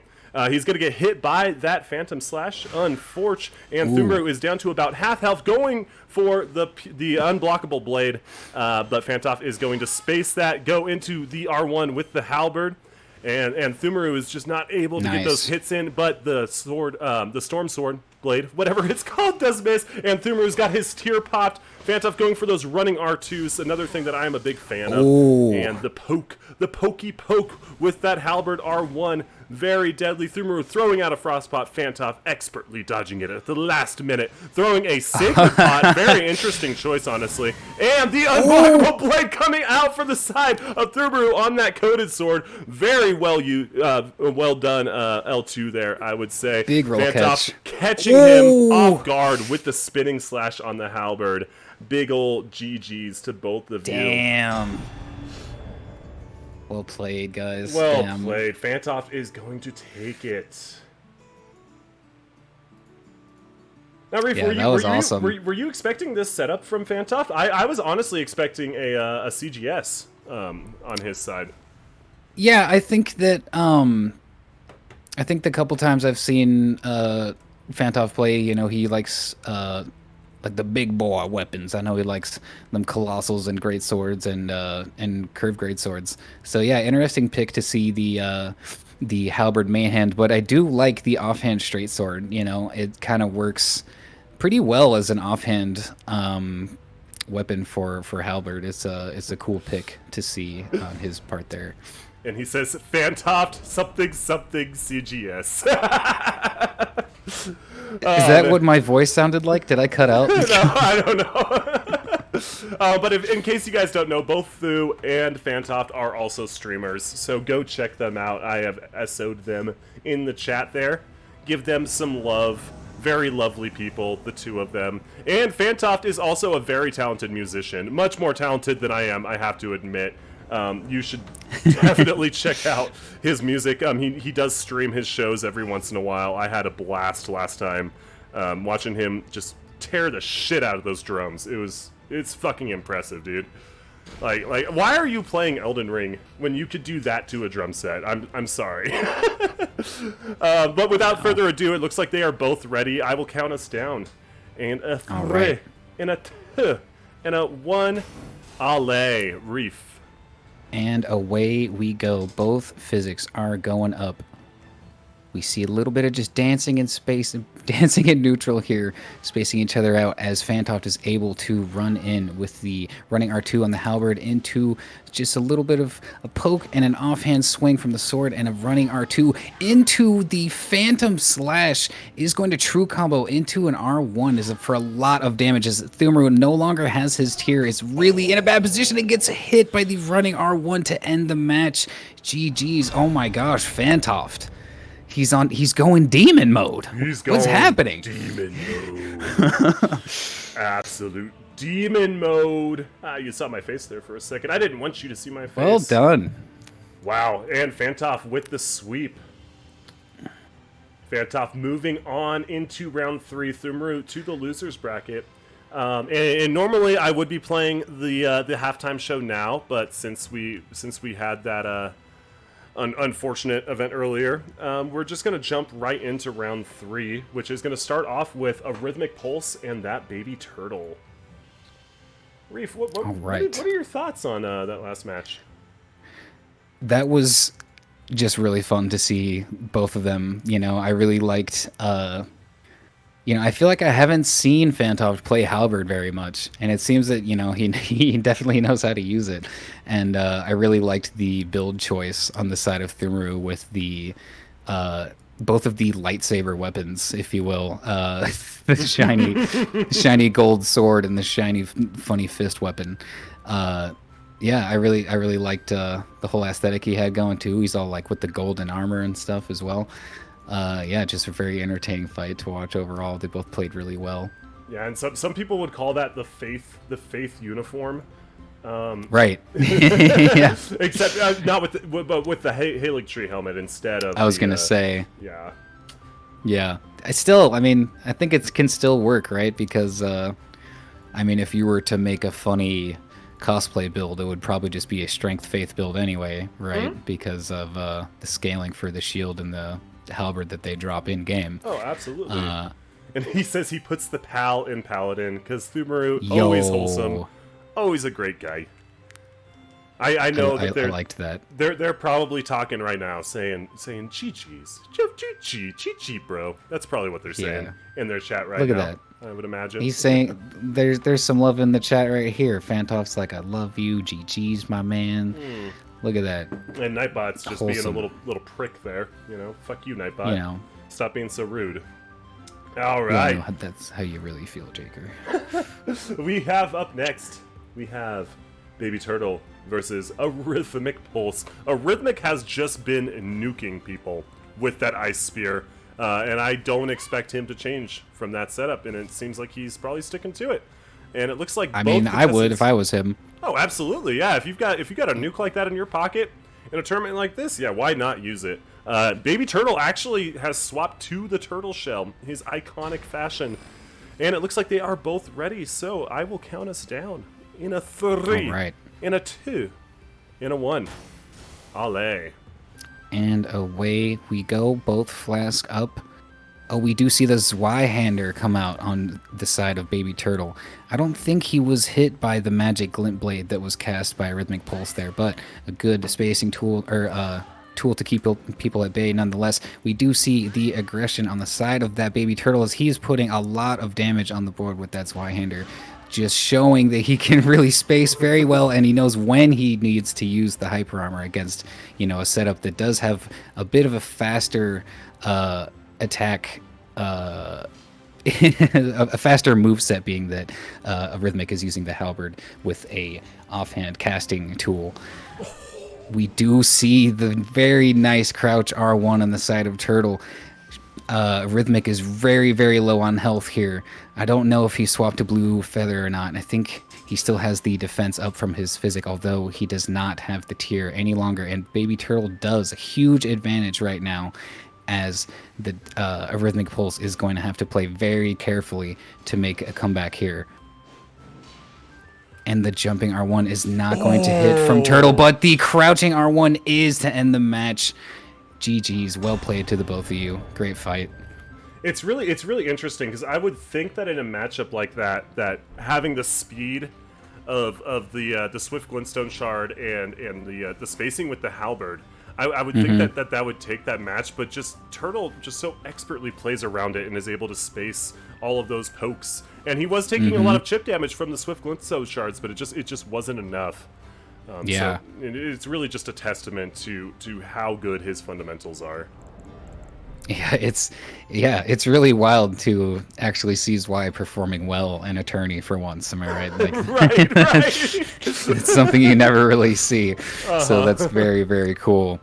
And again, just to kind of add to what you're saying, just shows that you can do a lot with just very strong fundamentals. And one thing that I've noticed fighting Baby Turtle myself is that he's very good at how do you say Pressing buttons.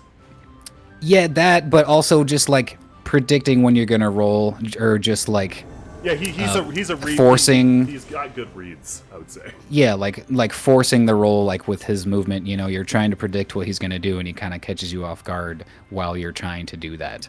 Absolutely, which is a very, very good skill to have.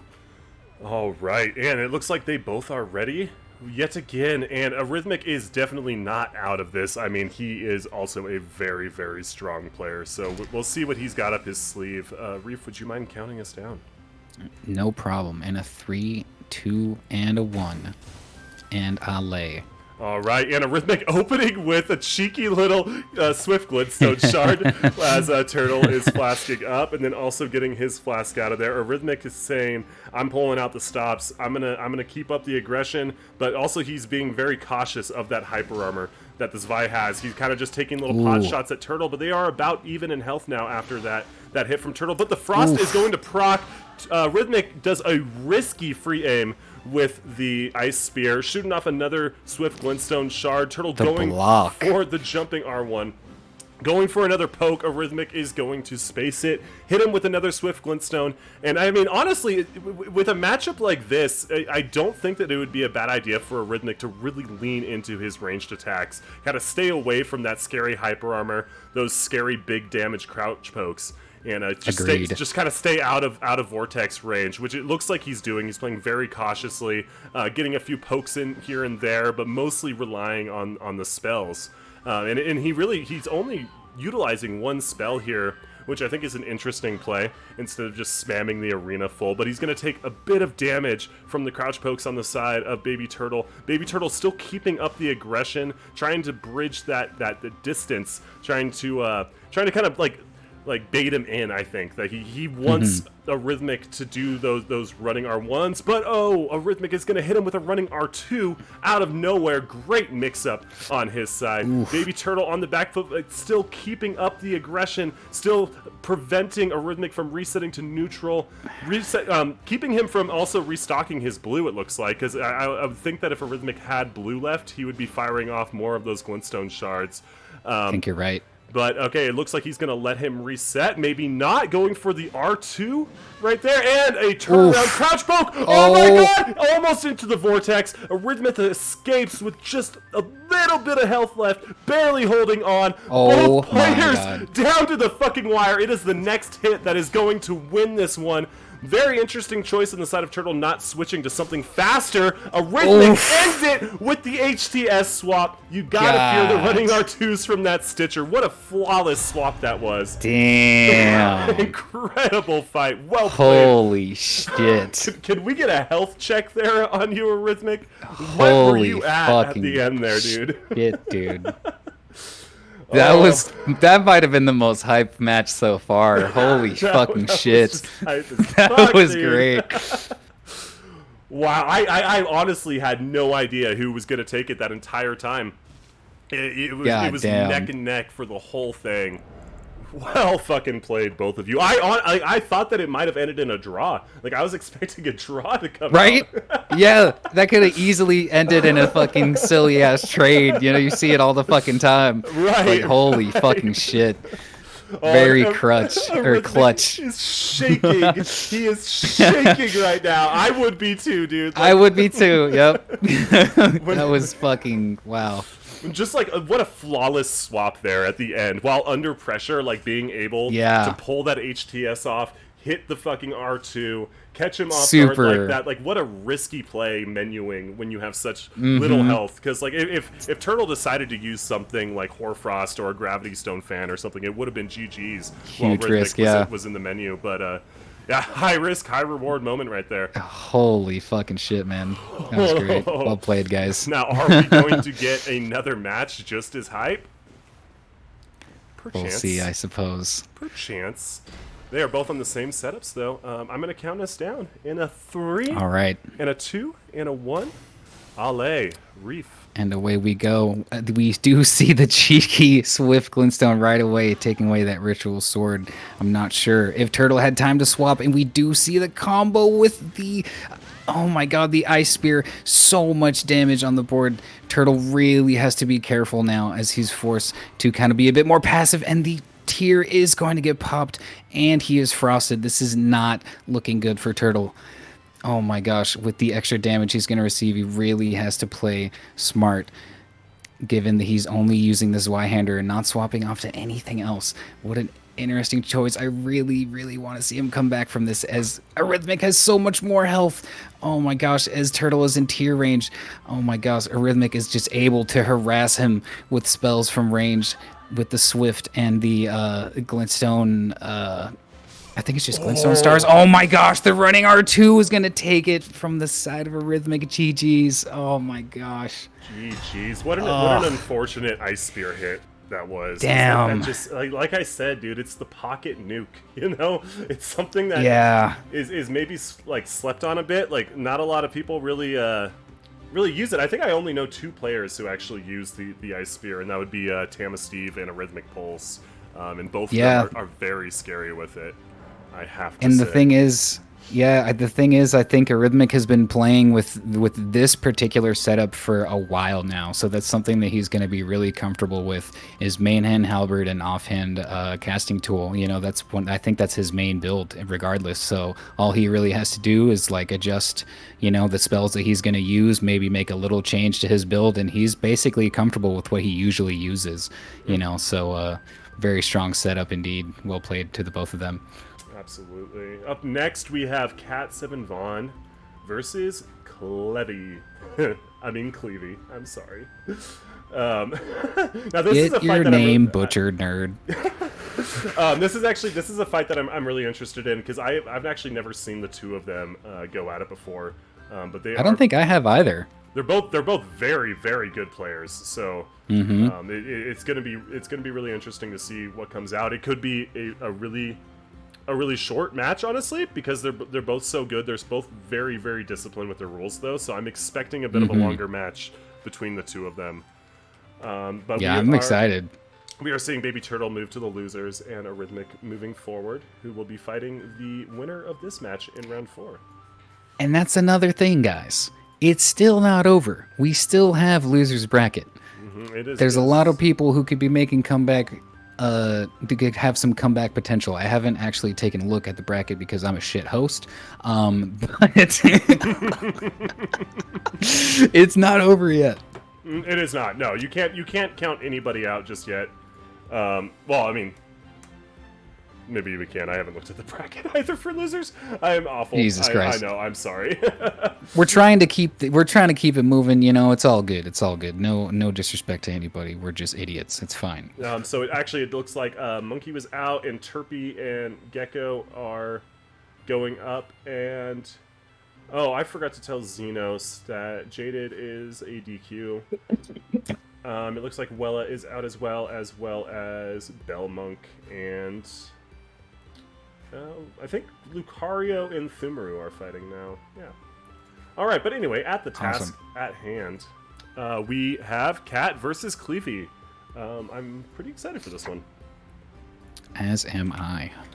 All right, and in a 3, 2, 1, Ale. All right, and we do see both of the physics up for both players, as Cleavy is going to opt for the buff on the Dragon's Halberd right away. Cat is going to respond with a running attack on the Halberd. And I think Cat is on the off Cestus with the Halberd. He's going to switch to that Cestus for just a second. I wonder what Ash of War he's got on there. I think Cat is also going for the Frost build up here, as Cleavy almost gets the entire true combo on the L2 with the Dragon Halberd. Very interesting stuff to see here. I wonder if he's going to go for the buff on the Dragon Scale Blade as well, as it does not have any frost properties when unbuffed. We do see the Chilling Mist, as Cleavy is almost affected by the frostbite there, but is able to bolus safely. We do see a blue flask consumed as well. I wonder if he's going to try and go for more L2s here.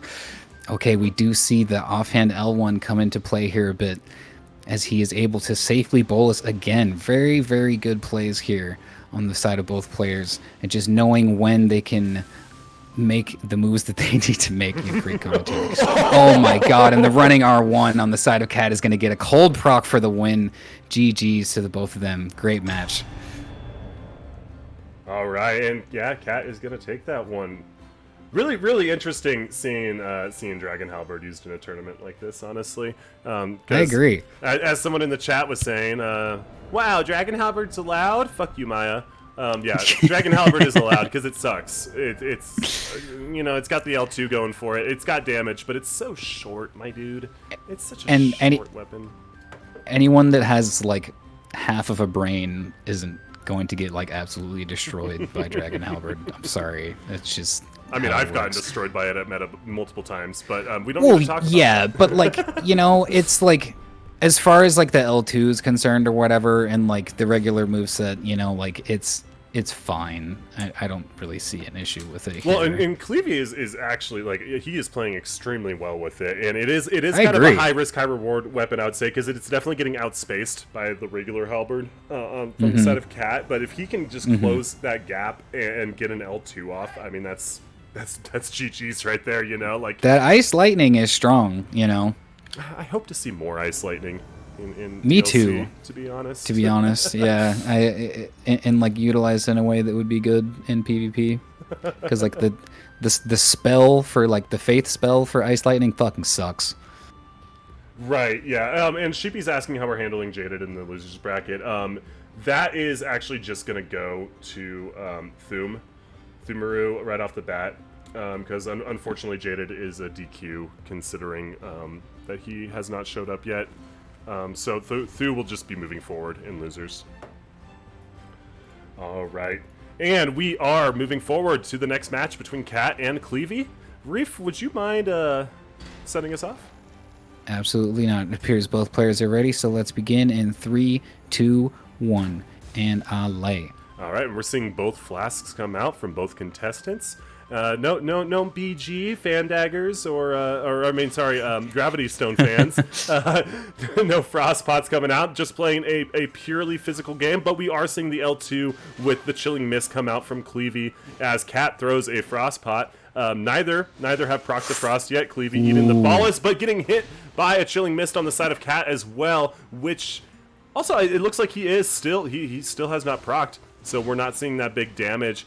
Cleavy trying to retaliate against Cat as Cat's throwing out those L2s, but he's not able to actually hit him, unfortunately. And so far, a very we're gonna see the Stormhawk Axe L2 come out from Cleavy. Big brain move as he puts on the Lightning Grease on his regular Halberd now. So we're seeing him swap off of that Dragon Halberd for something with a bit more range and maybe a little bit more style, I would say, but still gonna take some big health chunks from Cat eating another Ballus, gets it. Nice. Gets it without being punished. Cat throwing out crystal darts and getting hit by the HTS. Beautiful swap from the side of Cleavy. Unfortunately, he is now in the corner with his tier gone, jumping R2s, 2 in succession, both landing, doing some decent damage on Cat, going for the impaling thrust, which is not going to land. Cat has got him on the back foot, hitting him with that dagger for some substantial damage that is definitely going to make him shaking. He gets the Royal Remain swap off, trying to play keep away, get some of that health back, maybe be able to like get some risky moves off, switching to HTS, possibly some bunny hops maybe. And Cat is still keeping on the aggression, but playing cautiously, wanting to avoid them pokes, hitting him with the Frostbite almost, but he escapes the actual proc as Cat is now onto the Cestus with a jumping R1 to finish. Well fought, both of you. Beautiful fight. Now, I did not see the jumping R1 as a finisher there from the Cestus. That took me off guard, I'm not going to lie. Yeah. Well played. Holy shit. But Cat is going to take this round. That is a 2-0 sweep.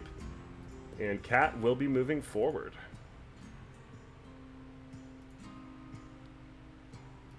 Reef, thoughts?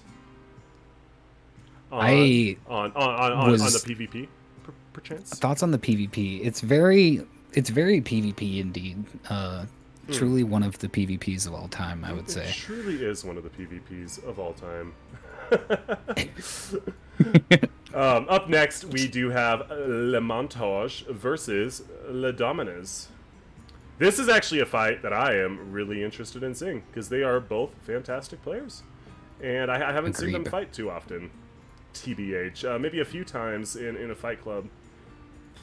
But not much. I don't know how often they actually fight each other. Same. Who did I make Montage? I can't find his name. There it is. I found it. Don't worry. All right, we've got Montage and Dominez up next. There we go. Are both of their signs down, and we have Le Dominez here, but I do not see Le Montaud. Montague? Montague? I'm more of a Capulet fan, personally. I mean, I guess I get that. You know, that's fair. All right, he says his sign is down, so just looking out for that. Probably going to take a few minutes because of Le netcode on the side of FromSoft. It's a wonderful thing. Very good. Thank you, Miyazaki, for all the things you do for us. I really appreciate it. As a community. Montage, you mind resetting your sign? I'm not seeing it. Oh my god. Oh, holy shit! We got the Den? Le Den coming in? Yo, thank you so much for the raid. Le Duelist Big Event raid. Network. Was there a tournament on Den today that I totally missed out on? Or was it a fight club? Oh, I saw him. We found him.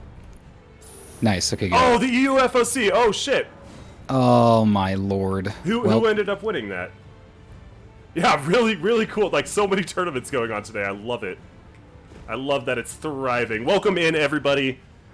Denners and Denettes and everything in between. Welcome in. We are on round 3 here. We are doing an off-meta tournament. I'm Heartbreaker Jaker. This is my co-host, Reef. Hello. Yep. Oh, Bean won. All of the above. Yo, congratulations to Bean. That is awesome.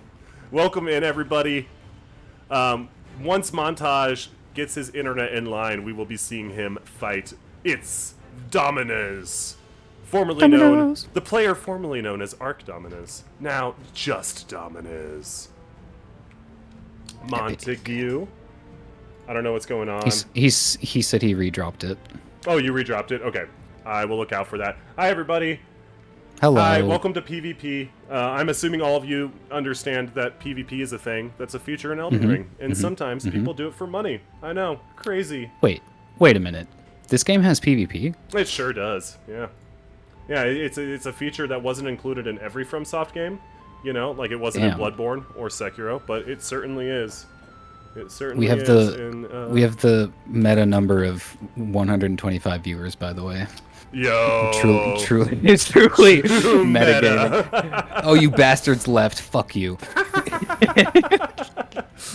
What just covenant kidding. is this? And I was joking earlier. Bloodborne does have PvP. Yeah, I'm still not seeing you, Montage. I might need to just reset. joking, by the way. Let me see. I'm gonna sever Dominus, and I'm gonna reset game, and then maybe looks like Montage is doing the same. Just funny PlayStation moment, I think. wait. That's Okay, now Montage What is the- here. oh my god. Well, Truly one of the platforms of all time. while we're trying to get them both in, why don't I just like show the den people what we're about real quick? We'll just yeah.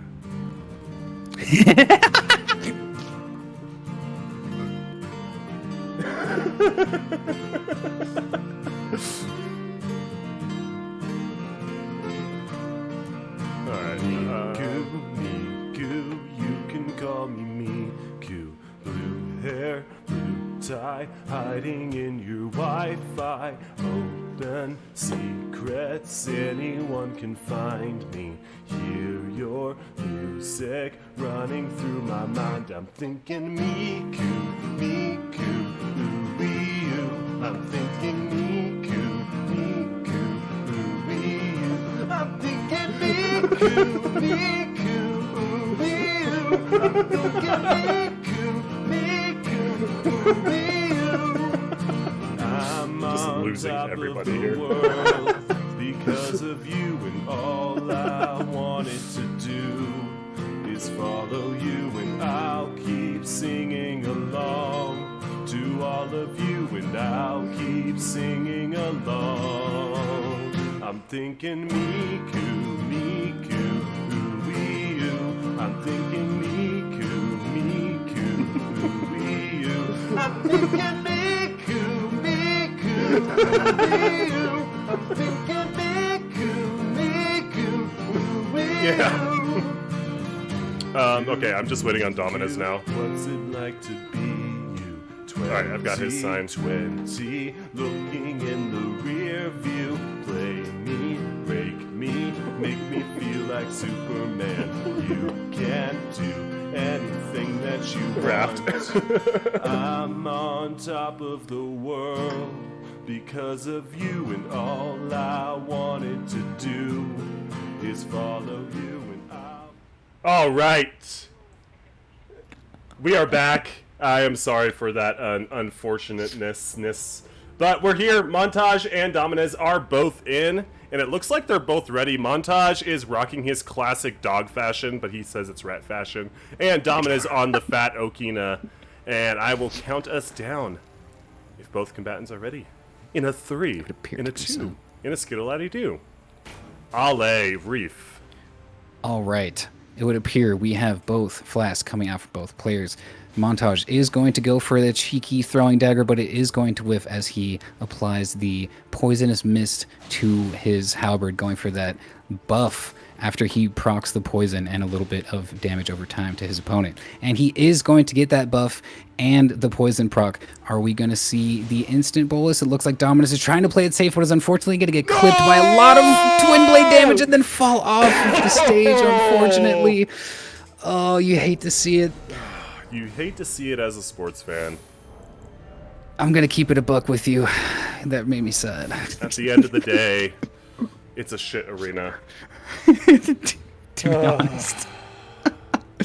Wow, and we have a tie between E and U after thinking Miku. That is an unprecedented outcome with this poll here. Good. Honestly, so I Thanks think to all the that- votes. I think that Montage be cooking with that twin blade in this small arena.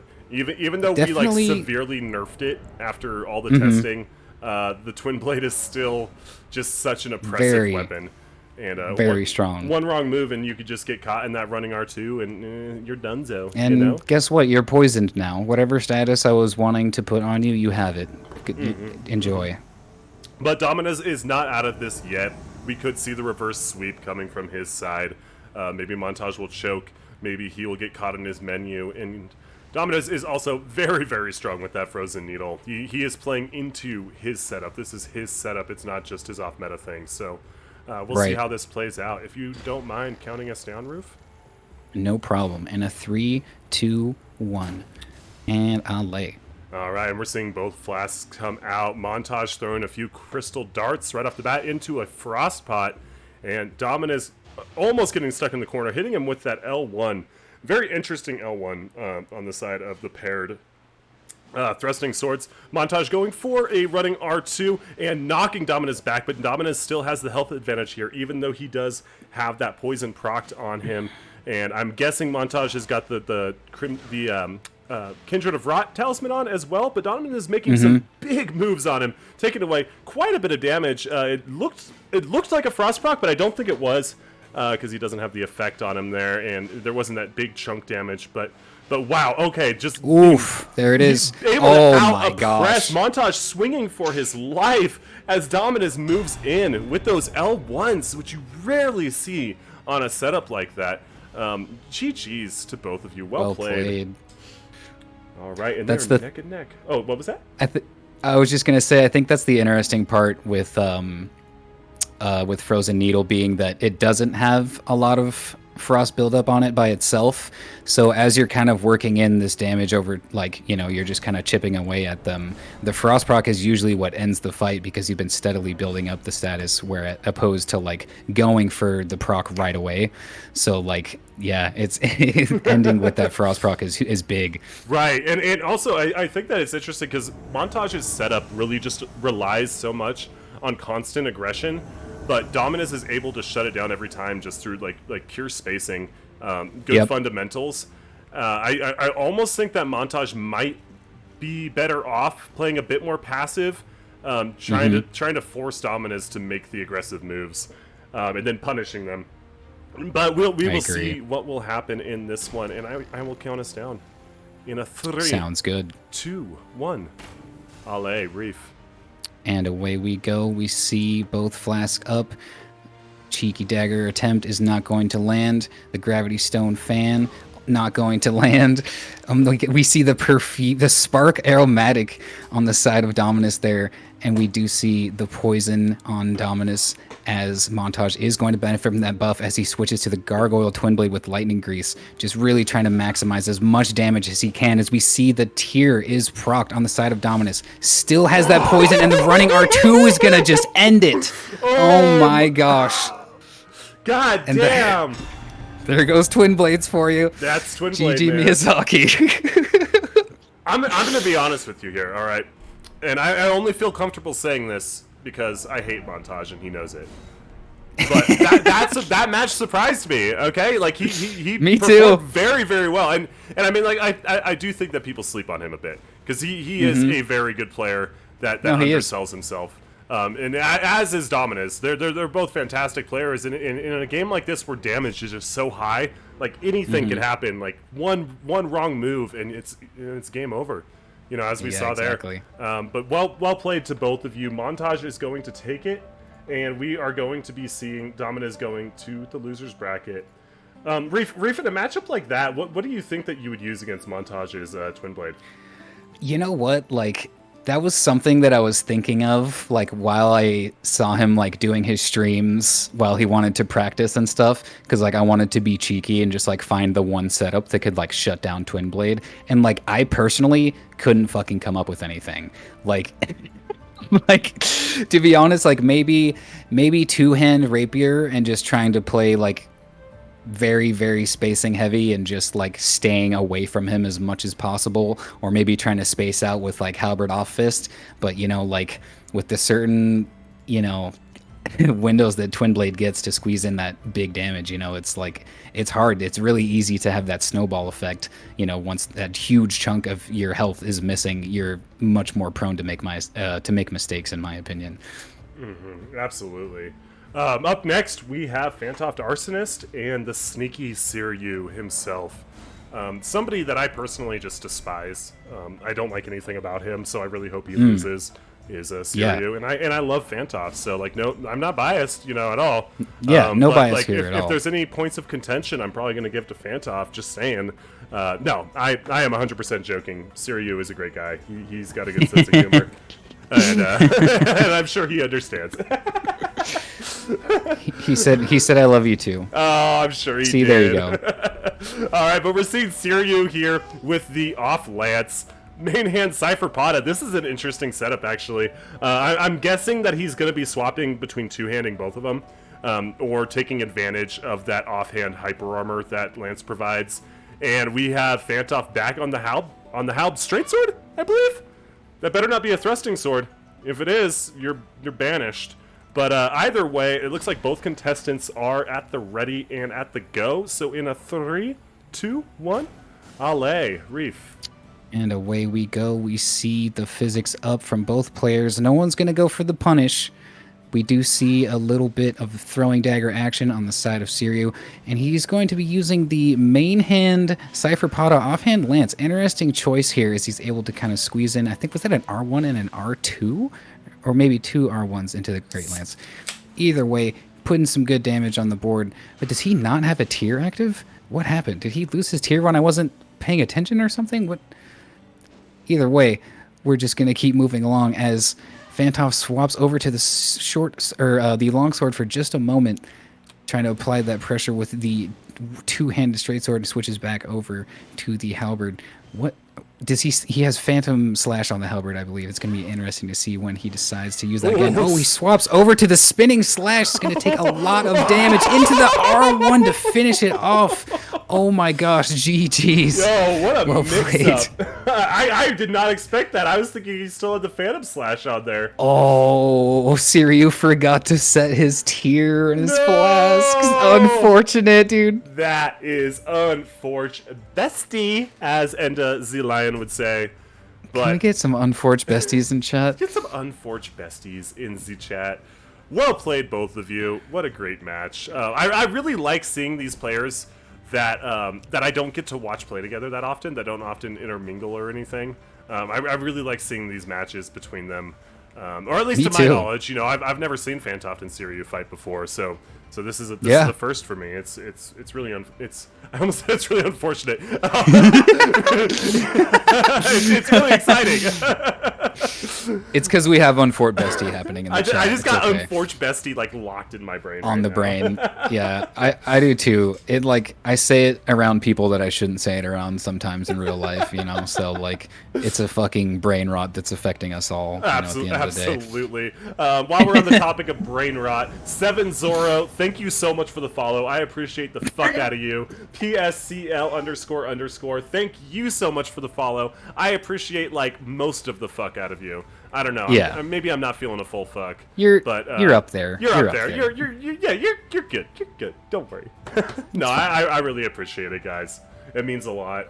The Twitch brain rot is strong with all of us. That is so true, Kaylee. So fucking true. Kaylee the Strawberry. You know what? You should get a shout out like right now. Just for existing. Just I for think, existing. Yeah. Y'all watch what this girl do, because she be doing cool things, and sometimes she plays Elden Ring. Either way, without further ado, we have Siriu and Fantov's second duel. Reef, would you mind counting us off? No problem. In a 3, 2, 1, allez. All right, and we're seeing the physics come out. Siriu actually has his tier ready this time. And Good job. Just a little bit of daggers getting thrown. Siriu going to take a little bit of chip damage, but he is going to remedy that by taking off Crimson Amber, it appears like. And going in for those running R1s with the Cypher Pata, really interesting when he's not actually two-handing it. But getting that Hyper Armor Lance poke in to punish the R2 from Fantov, getting some big damage on Fantov, got him in the corner, and yet losing his own advantage by just walking away and resetting to neutral. Fantov is definitely going to have to scramble to get around the Hyper Armor from that Lance. His spacing is going to have to be on point from here on out, but Siriu is going to take a Frost proc from the Chilling Mist on the side of Fantov, punishing the jumping R1 with a series of attacks that lead and Fantov's demise. Well played, both of you. We are neck and fucking neck. 1-1. 1-1, my favorite giant, other than myself. I wish I knew what the reference was, to be It's honest. Game of Thrones. We are, of yeah, course. we are at love. Could this be endless love? Who knows? What is love? No, sorry. Rafe, what is your favorite strategy to use against a fast hyper armor weapon like an offhand lance? Phew. To be honest, I don't know. That's kind of a weird. It's kind of a setup that I don't often see. I think like just because I don't know. I usually play Helbdag a lot. Just in general, I think I might be comfortable with that. Or maybe off fist, just because like I'm kind of familiar with the spacing there. But if you get caught like when they just want to press L1 when you're doing something, like you're just gonna have to eat that damage. So very tricky setup to get around with the offhand hyper armor that the lance has there. Absolutely, absolutely.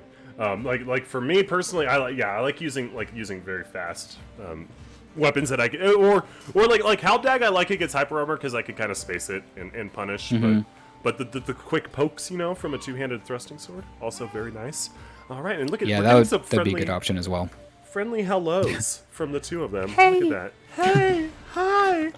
And it looks like we are ready. I will count us down in a 3, right. in a 2, in a 1.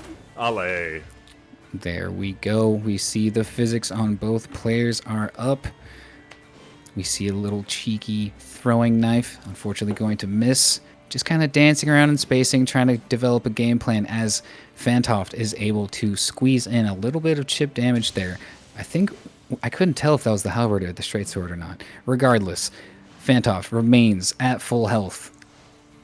We see the chilling mist, a little bit of area denial, and he's going to be working up a bit more frost buildup on Siryu there. We see Fantoft trying to aggress with the running R1. Oh, and the standing R2 is not going to hit. Definitely a move you probably don't want to use on this setup, not gonna lie.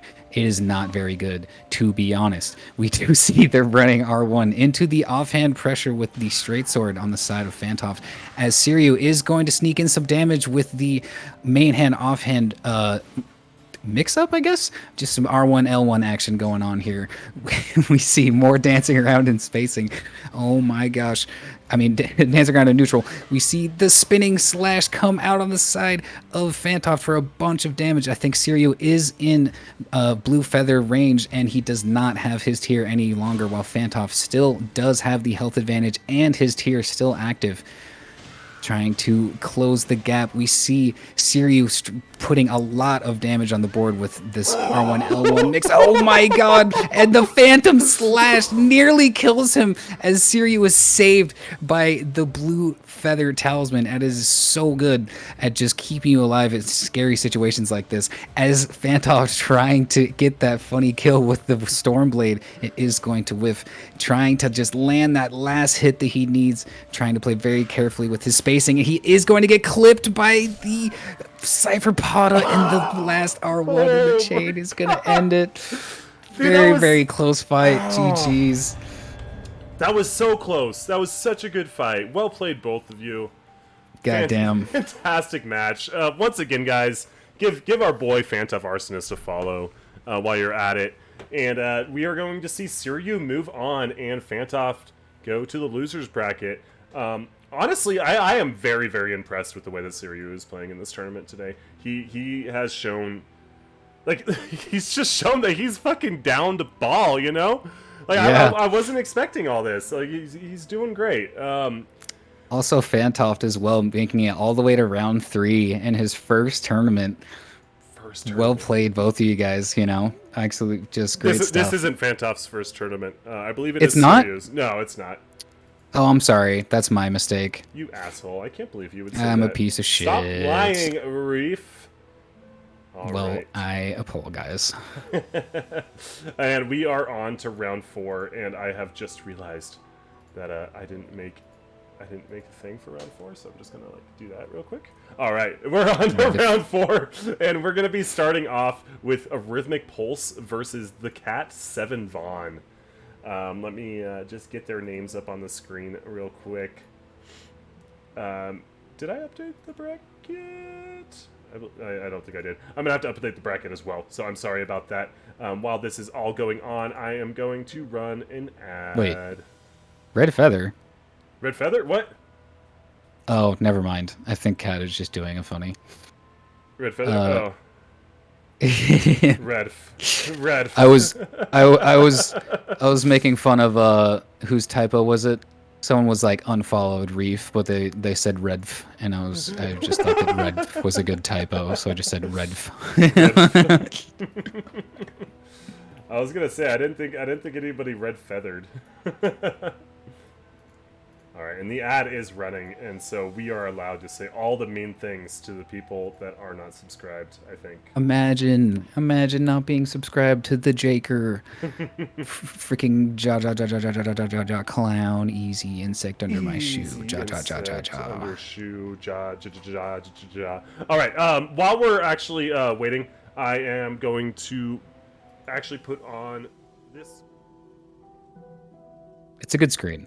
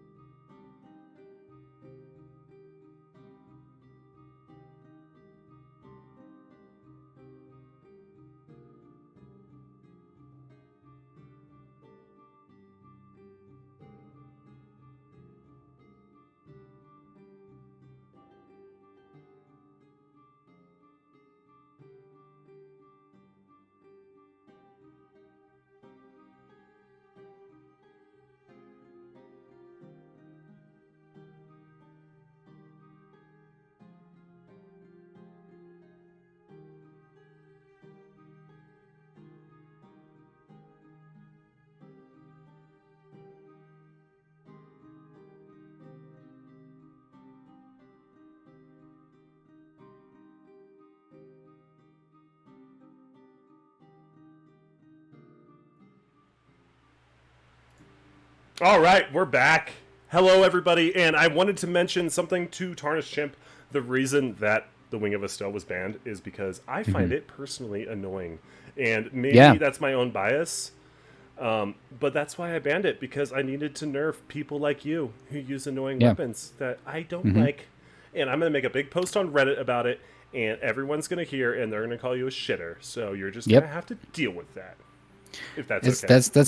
That's something we do here. If we find something annoying, we will ban it from the rule list, and that will be the only reason, because fuck you, that's why. Anyway, we have Cat 7 Vaughn here. I am just waiting on a Rhythmic Pulses sign to show up. But they are the next ones that are going to be playing. Chimp. I'm running away. Yo, cheese. Actually, honestly, if I do another off-meta tournament, I think I'm going to allow a Wing of Estelle, and I'm probably going to ban Rapier. I'm definitely learning a lot from this current rule set and from the matches that are going on. So far, it doesn't seem like any one specific setup has been overpowering, but there are a few adjustments that I would like to make in the next one. You should ban Halberd. Shut up, Maya. Go away. No one likes you. Just kidding. Follow Maya. Maya's fucking awesome, and we love him. We stand Maya here. We're Maya stands. But either way, without further ado, we have both contestants here. They are both ready. We have Cat 7 of the Vaughns, and we have the Arrhythmic Tulse. Two people who have just been dominating every single match they're in. Just playing so well. Just playing so good. I'm really excited to see how Cat maneuvers around the tricksy little ice spear that Arrhythmic Pulse is known for. But it's going to be brutal. I mean, we could learn a lot from this. I think that both players are going to be teaching us a thing or two about the PvP, and that's really what it's all about. Well, that fun and money are the things that it's really about. But either way, without further ado, Reef, would you mind counting us down? No problem at all. In a 3, 2, 1, and I'll lay. All right, and we're seeing a Rhythmic starting off with a Swift Glintstone. I just kind of love those little cheeky moves, you know, while Cat is putting up his physic. Just nothing but chip damage so far. Both players kind of playing the macro spacing game, I would say. But Arrhythmic getting a few hits in on Cat. Cat stuck in the corner, going to take some of those Swift Glintstone shards to the face. Arrhythmic almost caught in the corner, but gets away, and Cat runs in with the halberd. Oh my God. And gets hit by the Ice Spear point blank. What? That's that pocket nuke we're talking about, but Cat is still holding on. Both tiers are still active. Cat going for a Chilling Mist, trying to space him out a little bit, keep him away. Little game of keep away right now. While Arrhythmic is in the corner again, and he hits Cat for some big damage with that running R1. Cat on the back foot now, kind of trying to like reset to neutral perhaps, and Arrhythmic gets a chance to drink his blue flask while Cat is recuperating. And Cat's roll timing is so good. His roll discipline is really unmatched by like most players that at least I've had the pleasure of playing against. But Arrhythmic is just keeping up this assault, keeping high pressure. Cat rolling through all of it, hitting him with that L1 with the off Cestus, doing some sizable damage. Arrhythmic really still has to think about this because Cat is not out. He may have his tier gone, but Cat is a player that just really excels when under pressure. He makes these fantastic comebacks, but Arrhythmic is going to end the match with the point blank Ice Spear yet again. What a dangerous move. Something that you really, really have to look out for. Does that have hyper armor? I believe it does, yeah. I didn't know that. You really, really have to be disciplined in your keep away game. Like your little hit and runs, like that's the best way I think to play against somebody who's rocking that, because he could just pull it out of his pocket when he decides that he wants to deal massive damage while you're staying aggressive. Right. Like I see Sirius say that it's no hyper armor, but like it looks like does it not have hyper armor? It looked like they traded, but Arrhythmic was still able to get the entire Ashe off. Is that really just like a timing thing? Yeah, it must be, and also it's got that initial area of effect Yeah, where stun. it has the hitbox on this when it's spinning. Yeah, Yeah. yeah, the hitbox right off the bat when you're really close to it, and Arithmic just knows how to play with that. All right, but it is 1-0. Cat definitely still has a chance in this, and Cat is definitely an adaptive player. I think that he won't be getting hit by that ice spear, but I might, I might be surprised. He learns very fast. He's very quick on the uptake, He and can adapt his strategy very quickly. absolutely. So I'm going to count us down with both combatants ready in a Sounds three, good. 2, 1. Ale. Reef. All right, and away we go. We see the Swift Glintstone Swift Glintstone Shard is going to punish Cat's Flask right away. Rhythmic has no problem slinging those shards at him at will just to get that nice chip damage, and he is going to get caught by the Chilling Mist and take the Frostbite status effect, but he is still just applying the pressure with his Ice Spear there. Unfortunately, he's going to get traded out of it because of the Frost proc by itself. We see that both players still have the tiers active. There's still anybody's game here. I haven't seen Cat's health bar in a minute, so I kind of forget where he's at as far as an advantage or disadvantage. Oh my gosh, he still has full health. He's only just been taken out of full health range while Rhythmic is about to lose his tier and move on to the lower side of things as far as health is considered.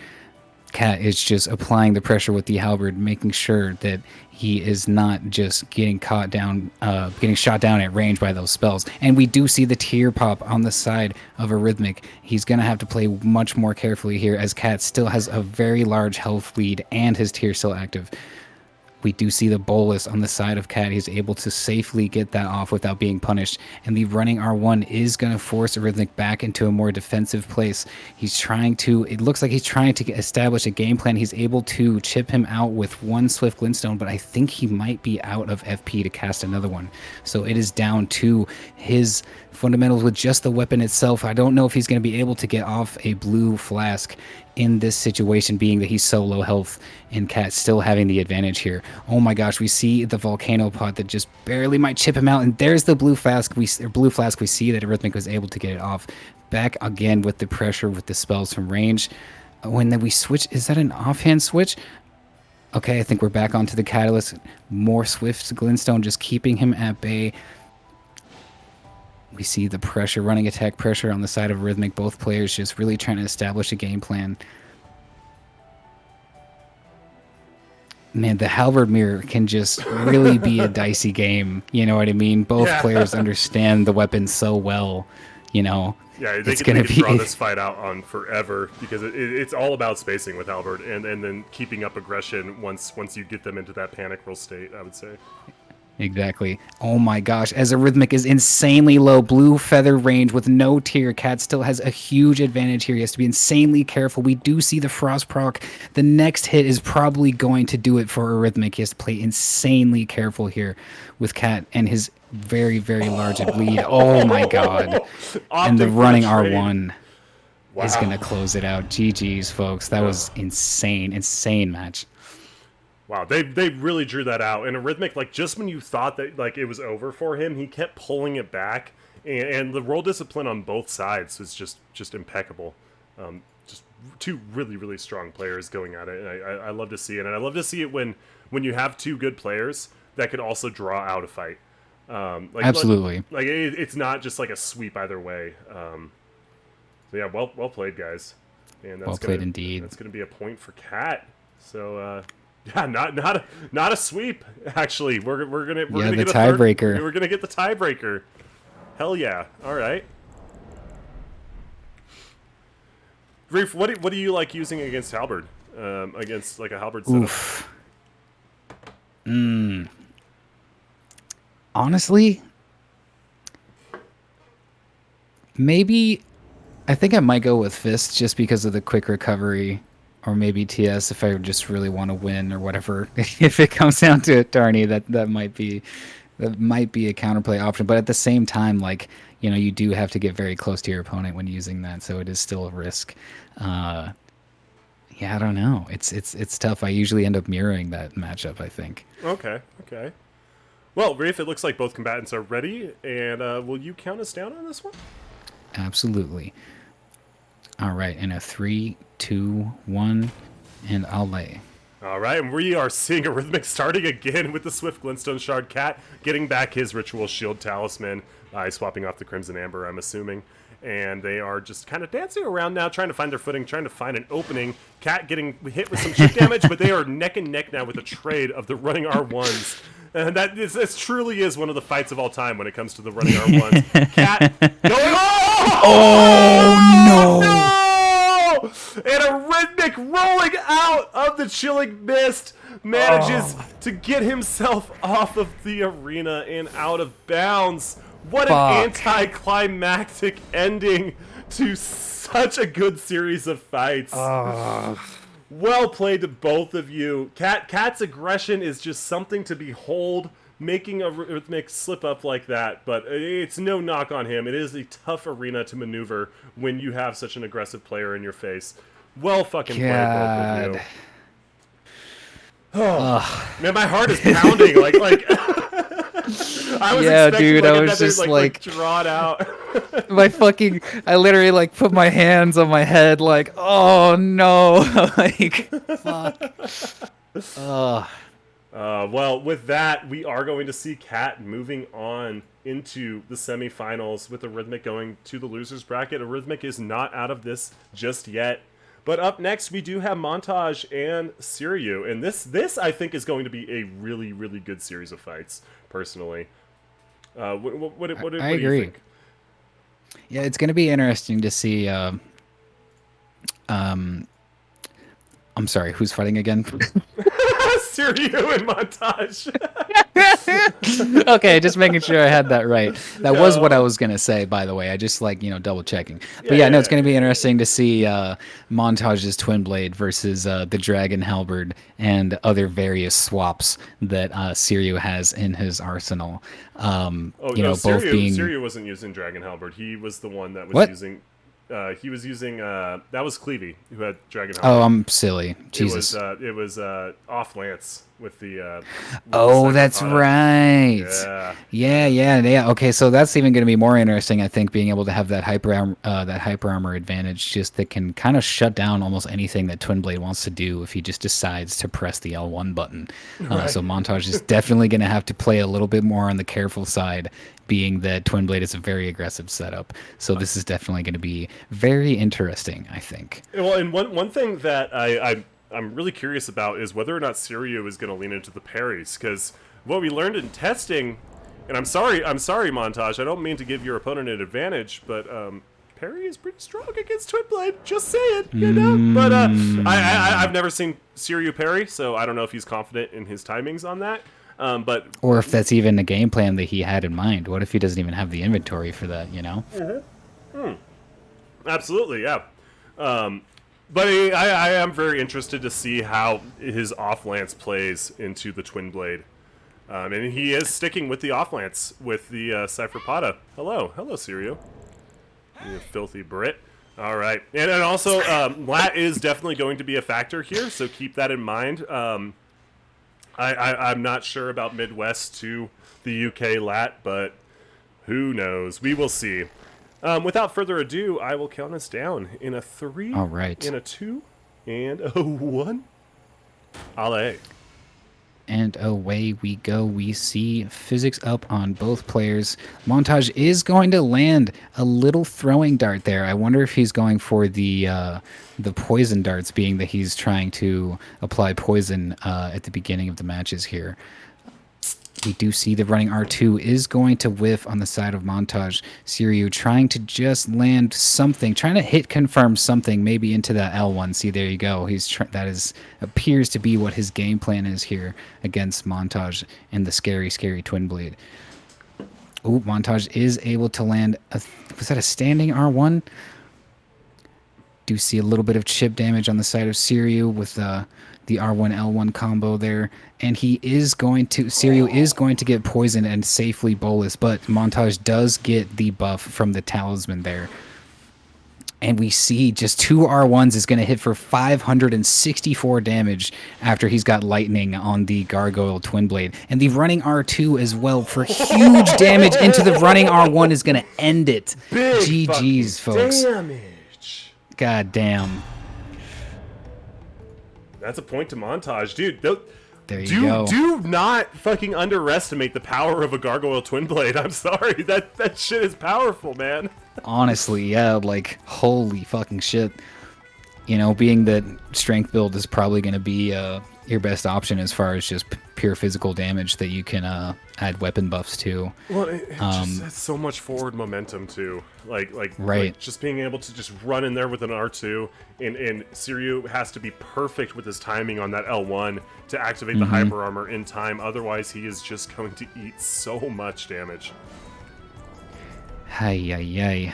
But this is still anybody's round. Siryu obviously played fucking spectacularly. It's just that constant onslaught from that Twin Blade in such a small arena. It's really hard to find a time to breathe, you know? It's fucking brutal, yeah. And looks like we're getting a lot of spamming cheese in the chat. We're seeing a lot of cheese out there. Maybe they've confused him for somebody from Wisconsin, or is it just that rats like cheese? I'm assuming the latter, actually. Yeah, probably rats and cheese. Spam this fromage to help Montage. That is a fucking great line. All right, either way, it looks like both combatants are ready. And Reef, would you mind counting us down? No problem at all. We will begin in 3, 2, 1, and alley. All right, and we are seeing the flasks come out from both sides. Montage spamming those throwing daggers into the Frostbot, which is going to proc a little bit of frost onto Siryu, making him take even bigger damage, while Montage also casts the Poison Mist, getting that poison proc on him, I think? Yeah, it looks like he's got the poison proc, so Montage swats to the Gargoyle Halberd. A strategy that's been working for him, but he's going to eat that Piercing Fang for a lot of damage as Montage is now reapplying his Lightning Grease, running back in at Siryu, trying to catch him in the corner, but Siryu narrowly escapes. Eating that Poison Ball is good on him. He was able to do it without being punished. Going for a running R1 on the side of Siryu. And Montage getting a bit of chip damage on the side of Siryu. Siryu doing some damage onto Montage. Siryu does not have his tear anymore, though, and he's going to eat all of that as Montage just monkey mashes out of the hit stun. My God, you never thought you'd see it, but it worked. Fucking... Montage unleashing demon mode right now. My God. Dude, he's going full on quirked up white boy right now. This is crazy. Absolutely full on quirked up white boy. And that brings him into the semifinals against Cat7 Vaughn while Siryu goes to the losers bracket. Good fucking series of fight guys. Fight guys. I can't talk. Good series of fight guys. I don't know how to talk, but seriously, great fucking performances from both sides. I was thoroughly entertained throughout the whole thing, and seeing Montage go to the semifinals against Cat7 Vaughn, who I would say he might consider Cat his mortal enemy. I'm not gonna lie. I believe that he might be shaking in his boots right now, but I think that he definitely has a chance. I definitely would agree, and I don't know if anybody else has seen during Montage's practice streams, but when Cat shows up, it's almost like his mission to kick Montage's ass. You know what I mean? So there's definitely gonna be some motivation on Cat's end to win this. I feel that they both probably want the win just as bad. So it's definitely going to be another epic fucking battle, dude. I'm super excited. It's epic fucking battle, dude. Absolutely. And I always love watching those fights between Montage and Cat. You could really learn a lot from both of them, I would say. I think that Montage is going to definitely have to be very disciplined on when he presses the button, if you know what I mean. Agreed. Oh, yeah. Because Cat's roll discipline is unmatched in this tournament, I would say. Very strong. But with Montage's setup, he can kind of manipulate that, you know. If he gets the read that Cat's gonna roll and he goes for those running R2s, that's GG's. That's a lot of damage that Cat could eat from a roll catch if Montage plays smart. So it's gonna be a very interesting match, and I'm very much looking forward to it. As am I. And while we are at it, I am going to change the round to semifinals because that is what is going on. And I will change the name as well.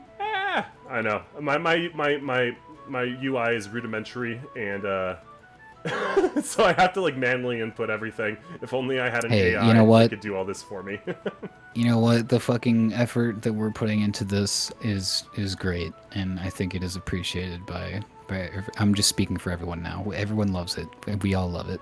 It's great. I hate it. I hate it. I hate it. Hate it. I hate being tied to this chair. Chair. Oh man. I'm also trying to remember where I had Montage's name tied to. I believe it's here. There it is. Yes. Okay, because I did not properly label everything because I'm a hack and a fraud, as you could all see. Normalize Uber eating a burger to tourney winner after the tourney is over. Hey, yo. Hell yeah. Hold on. Are we... Yo, Bare Bones is kind of cooking right now. I'm not gonna lie. Bare Bones cooking hard, dude. Huge shout out to tourney organizers. You know who else is a cool tourney organizer? Todd, secret doxing straps. No, who's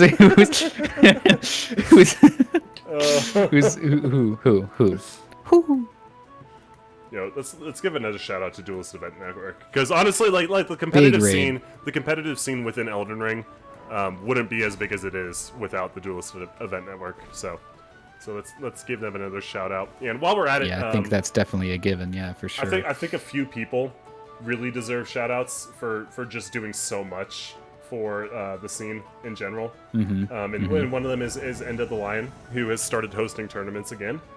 His No Rules tournament on Thursday, I believe, or Wednesday, was fucking awesome. It was really entertaining, and I love that man. And then also the other one is Bathed in Brenna, who is just a delight to be around and puts on some of the best tournaments you will ever see. So go give these two beautiful men follows right now, and you won't be disappointed.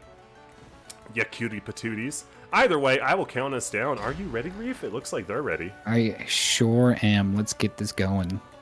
All right, in a 3, in a 2, in a skittle-addy-do. Allez. And away we go. We see both players activating their physics. The cheeky attempts at consumables are not going to land against Cat. He seems to know better than that. As a matter of fact, I turned this all into a rap. Well done. Cat is going to safely eat the poison bolus there, and is just denying Montage the ability to get his buff and to suffer from that damage over time, just to maintain a strong advantage here as we see the first hits, the first exchange of blows between the two of them with a kind of similar health pool here. It really is just going to come down to who makes the better plays, as Cat is able to safely bolus once again. He is no longer suffering from the damage over time, but Montage does have the buff as he swaps over to the Gargoyle's Twin Blade with the lightning buff. He's going to be doing a lot more damage, and I don't think Cat has his tier any longer. He's going to have to be very careful as he is very, very close to death within Blue Feather range. He makes that swap in the time that matters. He needs to, but he gets caught by the running R2 on the Twin Blade on the corner. Up against the wall. Absolutely brutal. Wow, Montage. Unleashing fucking demon mode, dude. Holy shit. I accidentally made his name disappear. But what a fucking fight, guys. Dude, yeah. Holy fucking shit. And it ends so goddamn quickly because Twin Blade moment, like, holy huge fucking Twin shit. Blade moment, though, dude. Huge Twin Blade moment. Wow. Oh my fucking god. Dude, what are the fucking highlights right now? What a fight. Well played to both sides, man. It just goes to show that, like, having a weapon that you understand, that you know how to keep pressure with, and like you can make good players kind of, I don't want to say fall apart, because Cat definitely didn't fall apart, but you could definitely put them in a tricky situation where they have to outplay you by so much just because of the amount of damage that you could do so fast. But either way, yeah, absolutely we're getting beautiful both there. of them back in. Round 2. Oh, and we're seeing the cheese. We're seeing the Chad rats. Oh, go up and chat. Look at that. Let them cook. Let Montage cook. Let him cook. maybe every He's once sure in a cooking while, something. in a blue moon, he's cooking something good. All right. That's disingenuous. Montage is always cooking something good. All right. I'm not going to be too much of an asshole. Okay.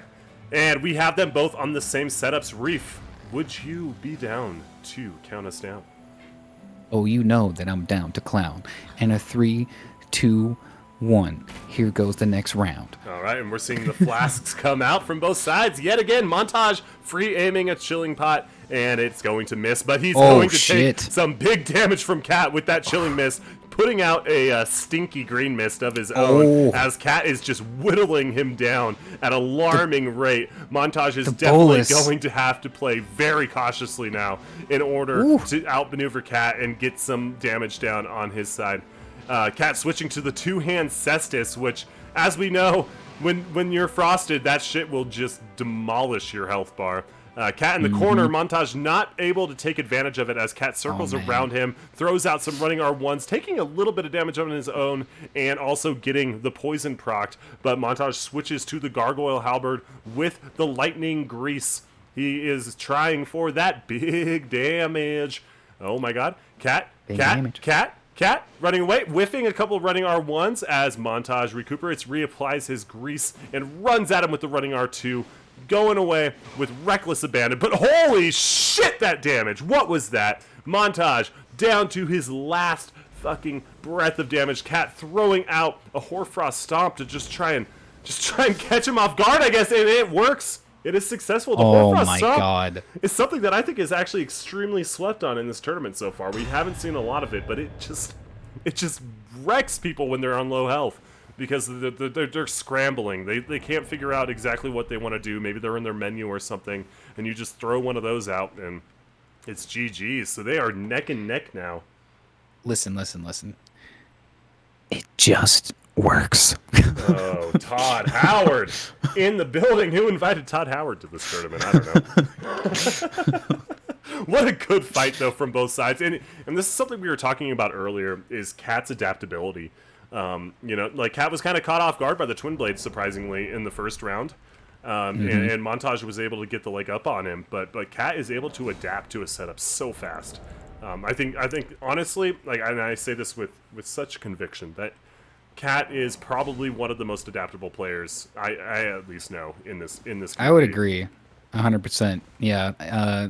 He was actually the one who helped me train up and get ready for the tournament that I had on your channel. And yeah, he really knows a lot of counterplay options for a lot of different setups. He's just, very quick to think on his feet. I think that's probably one of his best strengths, is just being able to adapt on the fly, which is very, very big skill to have. Very game. Big skill, much experience. Absolutely. Large skill. Very large. All right, we're seeing the cheese spammed in chat yet again. And I will count us down because it looks like both combatants are ready yet again. Sounds good, as am I. 2 in a 1. Allez, Reef. And away we go. We see the physic is active for both players here. And oh my god, a same brain cell moment as Montage is... Hold on a second. Is that a straight sword? I really hope that's not a thrusting sword. That would be... Oh no. It's a katana. Oh, that's a katana. Okay, cool. It looked funny from my perspective, as we do see Cat doing a lot of damage with just the regular old halberd off Cestus. We're going to have to see Montage play it very smart here with the Dragon Halberd, as he is going to be outranged. The L2 is going to catch, but he's not going to get the true combo as Cat is able to roll out. We see both players just kind of dancing around and spacing here. Oh my god.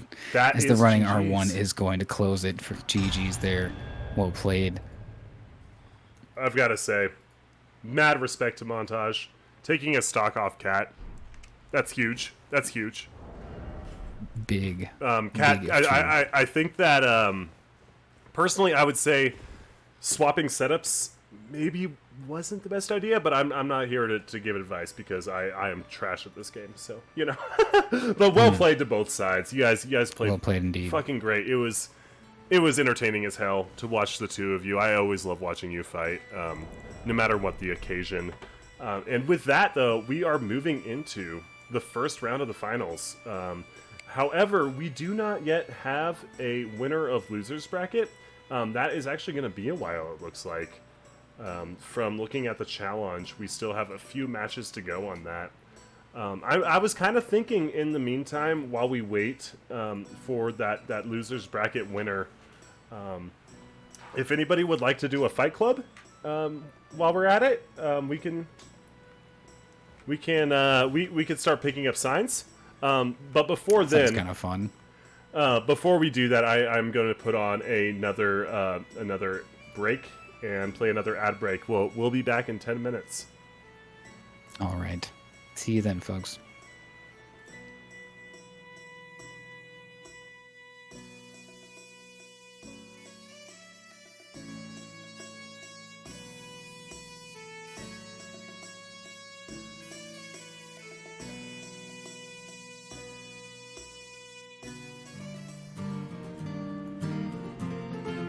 Why not?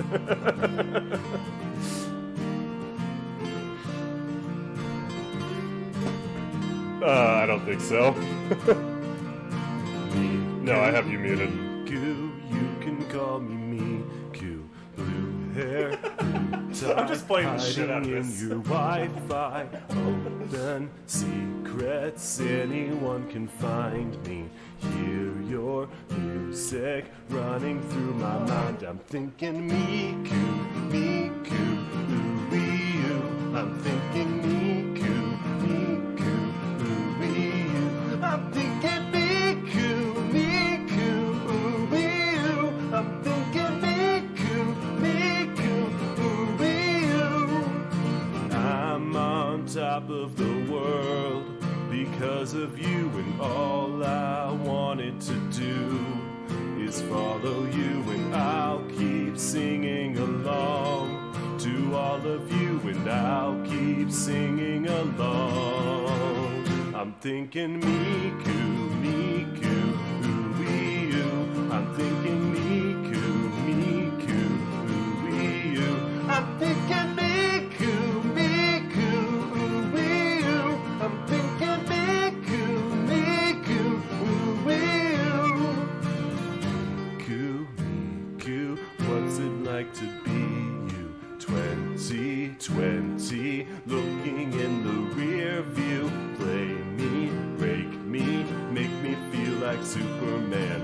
You can't do anything that you want. I'm on top of the world because of you, and all I wanted to do is follow you, and I'll keep singing along to all of you, and I'll keep singing along. And I'm on top of the world because of you, and all I wanted to do is follow you, and I'll keep playing along with all of you, and I'll keep playing along. I'm thinking Miku, ooh you. I'm thinking Miku, ooh you. I'm thinking Miku, ooh you. I'm thinking Miku, ooh you.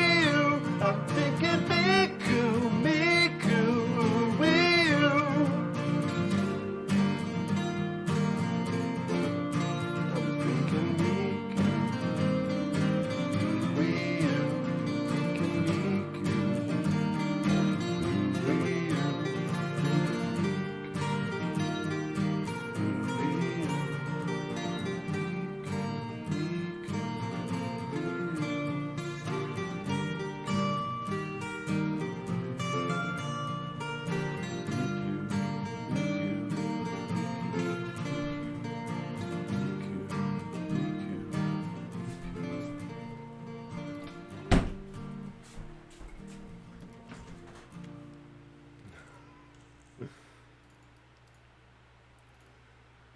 All right. Okay. So we're back. We're still waiting on the losers bracket. I hope you enjoyed that song for the third time this tournament. I know. I'm sorry that I just love the sound of my own voice. You know. I'm sure Reef does too. But without further ado, we can do a Fight Club while we are waiting for Losers Bracket. However, I will be streaming the Losers Bracket over the top of it. So we'll be seeing what those fights look like in the meantime. But I'll be picking up signs, and we can do a little Fight Club here while we're at it. And we've got Manny Mark right off the bat, which is fucking cool. I'm really, really excited for these semifinals. I'm not sure who it's going to be because it looks like a Rhythmic and Siryu are going to be the big contenders there. But we also have the Cleavy, Baby Turtle, Aini, and Dominus matches. All players that are not to be underestimated. So that's going to be really cool. But in the meantime, I will put on the losers bracket for everybody to watch and enjoy, if I can find it, because my computer is slow. Reef, how are you enjoying the fights so far? Are you having a good time?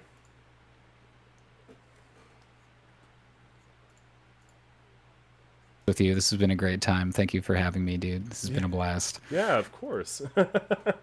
No, the fights have been really great, especially just having the opportunity, like you said, to watch other players that have never fought before and watch, players that are maybe, coming to a tourney for the first time, which is just all really cool stuff, and it's awesome that this is the place where it's happening, which is like one of my favorite streams and stuff. It's like so cool.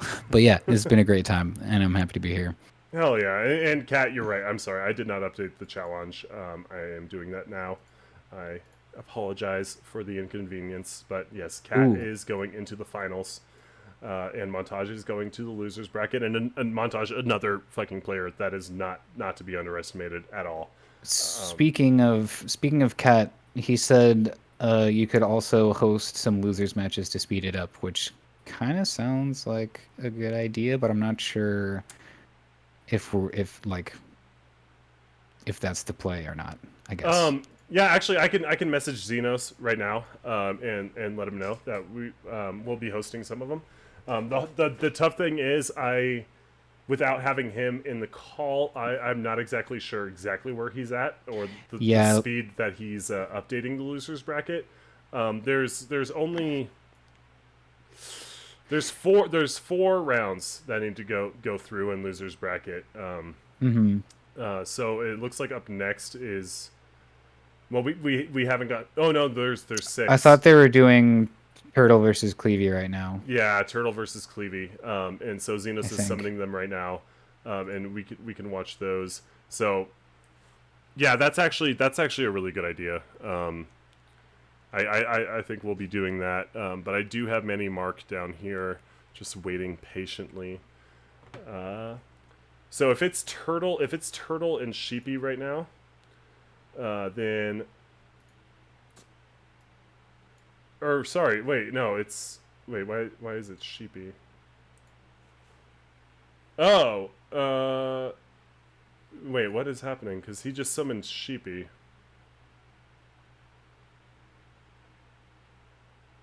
I'm confused, because according to the challenge, it should be Turtle or Aini and Dominus, not Sheepy and Dominus. So I'm a bit confused about what's going on. Did Aini have to go? Maybe. I'm not really sure. Let me double check with Xenos. Yeah, if there's any, I wonder what we should try to get a hold of them. They reset Sleepy and Dominus because of a net thing.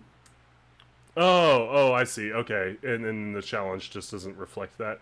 Okay, so in the meantime of that, we could do Baby Turtle and Cleavy. If Baby Turtle and Cleavy are here, I could host that fight. I don't think that's a bad idea.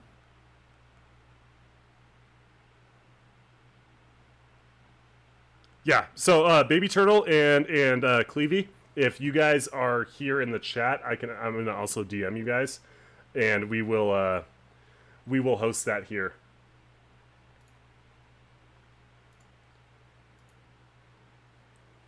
They reset Sleepy and Dominus. Okay. All right, yeah. Let me just send a DM to Cleavy and to Baby Turtle.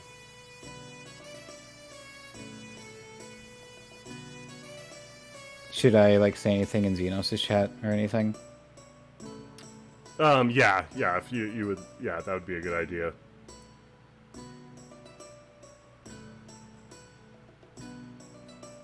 I appreciate it. Yo, how is everybody doing though? You know, I want to know. I want to know what y'all are doing.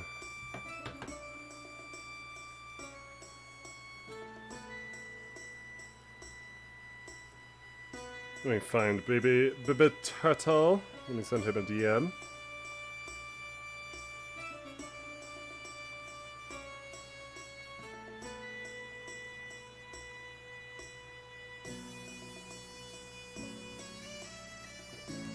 In the meantime, I have to leave for 1 second.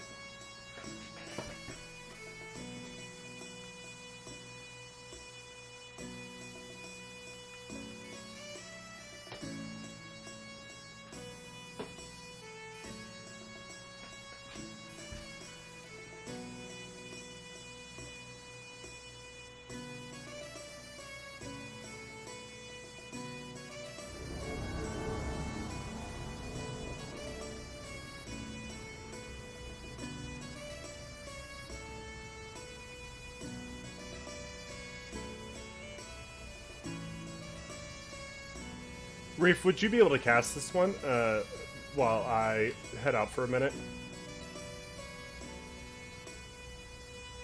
Reef, are you alive?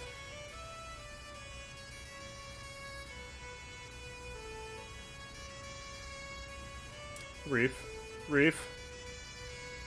Yo, GG's Turpy. Thanks so much for showing up, dude. You did fucking great. It was awesome to watch you play, man. You played very well. It was awesome to have you. Reef, can you hear me now? I can hear you, yes. Okay, would you be able to cast this one? I have to leave for like 2 minutes. Oh yeah, you're fine. Yeah, it was just I think Turpy might be taken off. He was just saying GG's and thanks for hosting. So I was just thanking him for showing up and telling him how well he did. Yeah, Turpy, you played fucking beautifully. We stand Turpy in this chat. Everybody go give the Turpy OG a big ol' follow. And check group chat.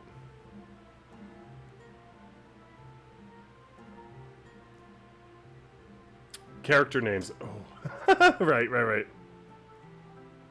Okay. God damn it. All right, I will count you down in a 3, in a 2, in a 1. Ale. And away we go. We do see the flask come up for both players as Baby Turtle has got the Poison Mist on his sword and board setup, as Cleavy is making an attempt with the halberd off Uchigatana. Almost went for the unsheath attempt. We do see the Chilling Mist come out, which has been a very popular Ash of War in this arena, as you get a little bit of area denial and extra status pressure. Both mists, the Poisonous Mist and the Chilling Mist, are really, really good options here. Oh, we do see a little bit of a swap over to a different sword. Okay, we're just reapplying the Poison Mist again. We do see the Frost build up, accumulate all the way up on Baby Turtle. Is going to be taking extra damage. He's going to have to be careful now, even though he still has his tier active. Oh my gosh, we see both mists at the same time from both players. And the guard counter attempt is going to get beaten out by the offhand katana on the side of Cleavy. Both players have their intended status effects on each other, and the unsheath is going to take the win. GG's Cleavy and Turtle. Well played to the both of you. That was an awesome fight. Wow, well done. You'll love to see it, and that is a point towards Cleavy. Alright, and these are BO3s for the losers bracket. So we will just wait for their signs yet again. Reef, what do you like about the Dragon Halberd? Say 5 nice things about Dragon Halberd. 5 nice things? That's a lot. Well, there's at least 5 things that you could like about it. Oh God. I like that it does big damage. I like that it has ice or has frostbite and lightning at the same time. That's pretty cool. That's Yeah. it's pretty cool. Yeah, I think it's the best looking like lightning buff, albeit that the weapon itself kind of looks Well, dumb. I'll give you time to think about more nice things. In the meantime, will you Okay. count us down? Absolutely. Thank you for that, by the way. And a 3, 2, 1, and away we go. Right, and we're seeing the physics come out from both sides, and Turtle putting on his poison mist to buff his straight sword, as Cleavy is going to hit him in the back with a running R1 and then swing wildly with that offhand Uchigatana. Unfortunately, the third hit does not land. Baby Turtle going to take some big damage. Great spacing on the side of Cleavy there, and also the fantastic roll discipline as always. Baby Turtle really struggling to get in on him. He is just kind of a sphere of damage that Turtle cannot breach. He's going to take some big hits from Cleavy. Turtle now on his last leg. His tear popped. Cleavy is able to use the Poison Bolus and finish off the match with a couple of R1s. Fantastic fight, gentlemen. Well played, Goddamn. and that is a round to Cleavy.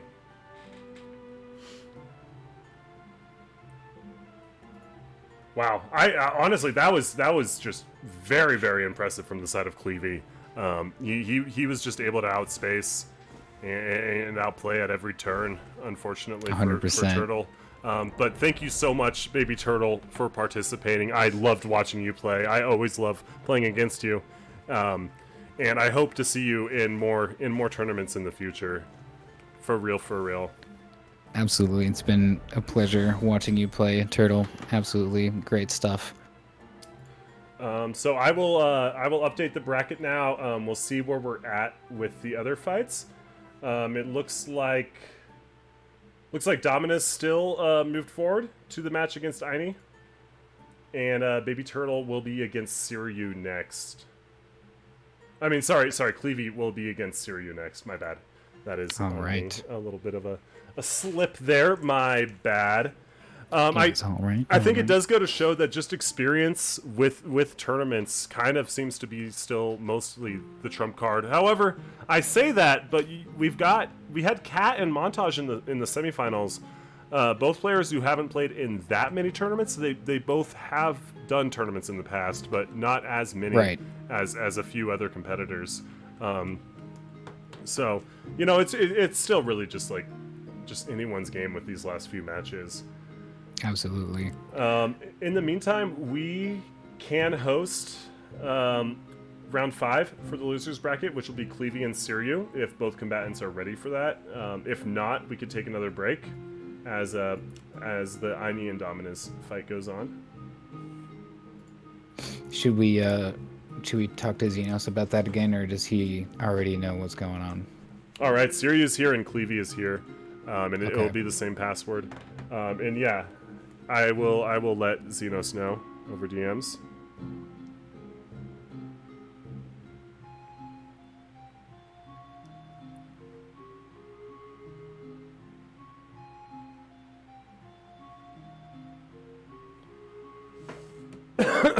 I just let Xenos know. Thank you though, Montage. I appreciate it. All right, we got Cleavy's sign. I will Taunter's tongue, and I will also change us back to the Bane. And I can keep Cleavy there. All right, have you thought of more nice things to say about Dragon Halberd, Reef? No. That's fair. I think I only use it when I'm like doing the funny rune level 30 invasions. So like I'm just like, yeah, that's my favorite funny twink weapon. It's the best. That's fair. Dude, just like deletes overleveled phantoms, dude. It's so OP, bro. Next time, let me get in this tournament. Fuck you, Sasso. How are you doing? And Jaker with the fuck you into how you doing true combo.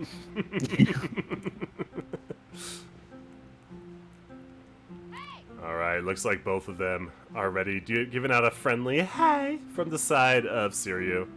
And Hey. I will count us down in a All right. 3, in a 2, 1.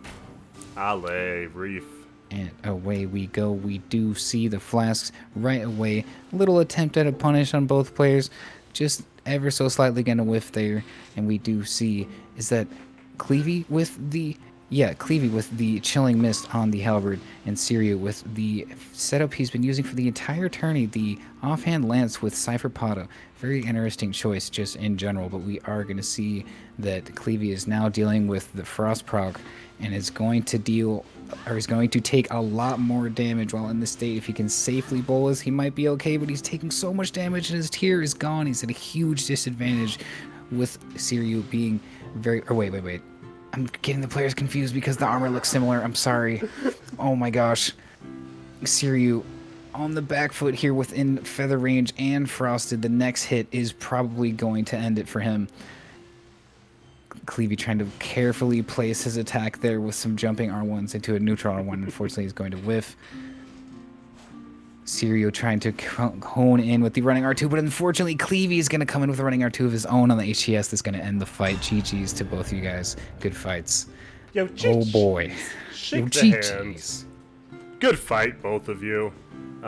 As much as I like watching somebody from that trash island lose, it was a great fight, and I love and appreciate both of you.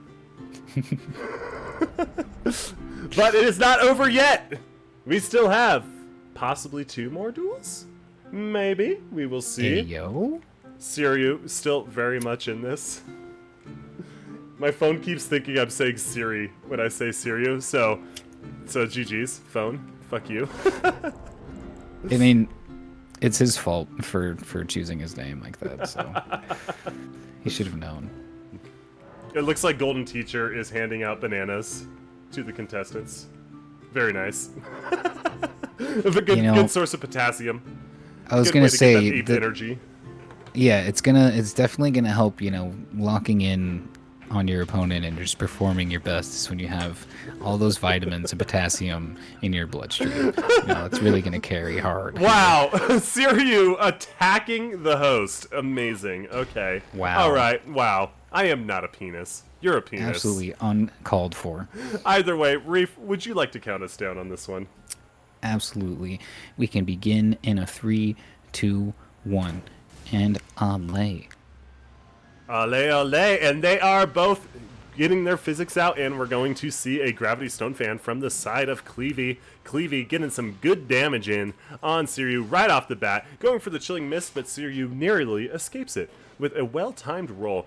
Running back in with an R1 on that main hand Cypher Pata. I'm still very, very fascinated by his choice there, but incorporating or utilizing that hyper armor on the offhand lance very well to get a few well-timed strikes against Cleavy, and that he is unfortunately going to take a bit of damage in retaliation as he switches to the two-handed Cypher Pata.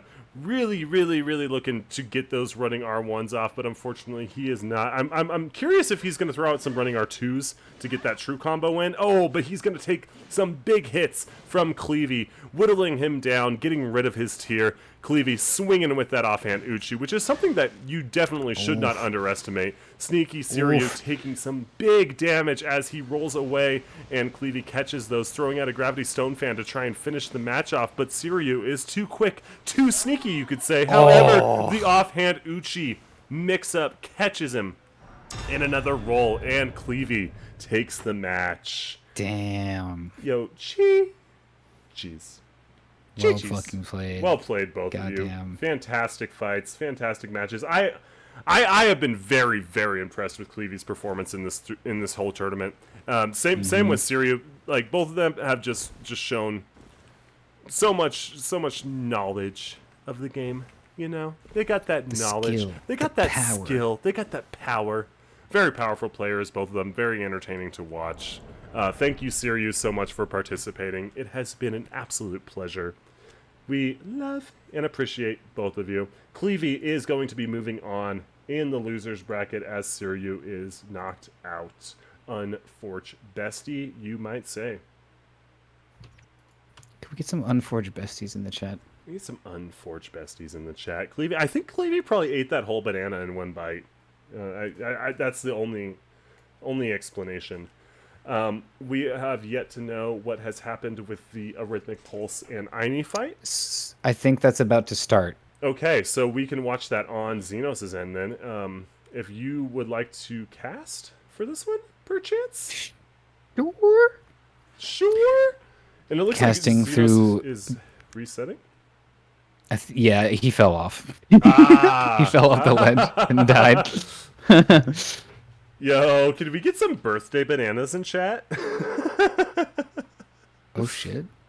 Who's Got birthday? bro 100% locked. Siryu, honestly, the boldness of your setup choice, I fucking loved it, man. I loved watching you play. It was really cool actually seeing something weird like that do well. Oh I think shit! You might need to we gotta refresh your. What? I think you might need to refresh your stream. I think. For Xenos, so is it kind of frozen? All right. Well, Yeah. in the meantime, let's give a big fucking ape cord shout out to our boy Clevie, who is turning older today. Wow. Oh fuck yeah! Wow. In such a short amount of time, we've seen Happy birthday, Clevie dude. grow from a boy into a man. Finally. Yeah. Finally, it is his bar mitzvah, I believe. Such today, a great moment. Right? No? Maybe? Perhaps? This is big. This is huge. Everybody, can we get some happy birthdays in chat for Suyu? Or for Clevie, as Xenos puts down a Grace Mimic and gives us a little dab. And it looks like Aini is in, and we're just getting into Rhythmic Pulse in here. And I don't know exactly what the stocks are, who has won what, or if it's just now starting. So we will see. Also, gonna give a shout out to Xenos here, who is the current host that we are watching on Jaker's stream. It's almost like a re-stream, if you would.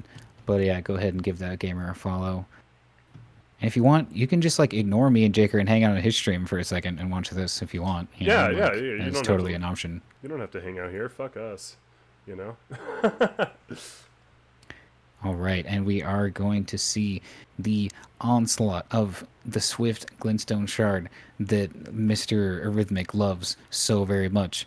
And Miss Aini is going to do the amazing Spinoos all the time, which is great to see. Unfortunately, she's going to get poked with that halberd, and he is just relentless with trying to shoot her down from range. And he's just chipping her away. She really needs to be cautious of how much health she is losing. But with the frost applied to the Zweihander, she does have a good chance to make a quick comeback as she swaps over to the Royal Greatsword for more damage now that he is frosted. Look at that, 992 damage, 496 after the tear is gone. She is now looking like she's in somewhat of a lead here as she tries to close in with another crouch attack.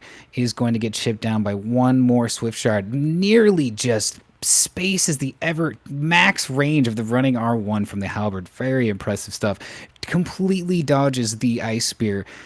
Arrhythmic's favorite Ashe, one of the best users of the Ashe I think that I've ever seen.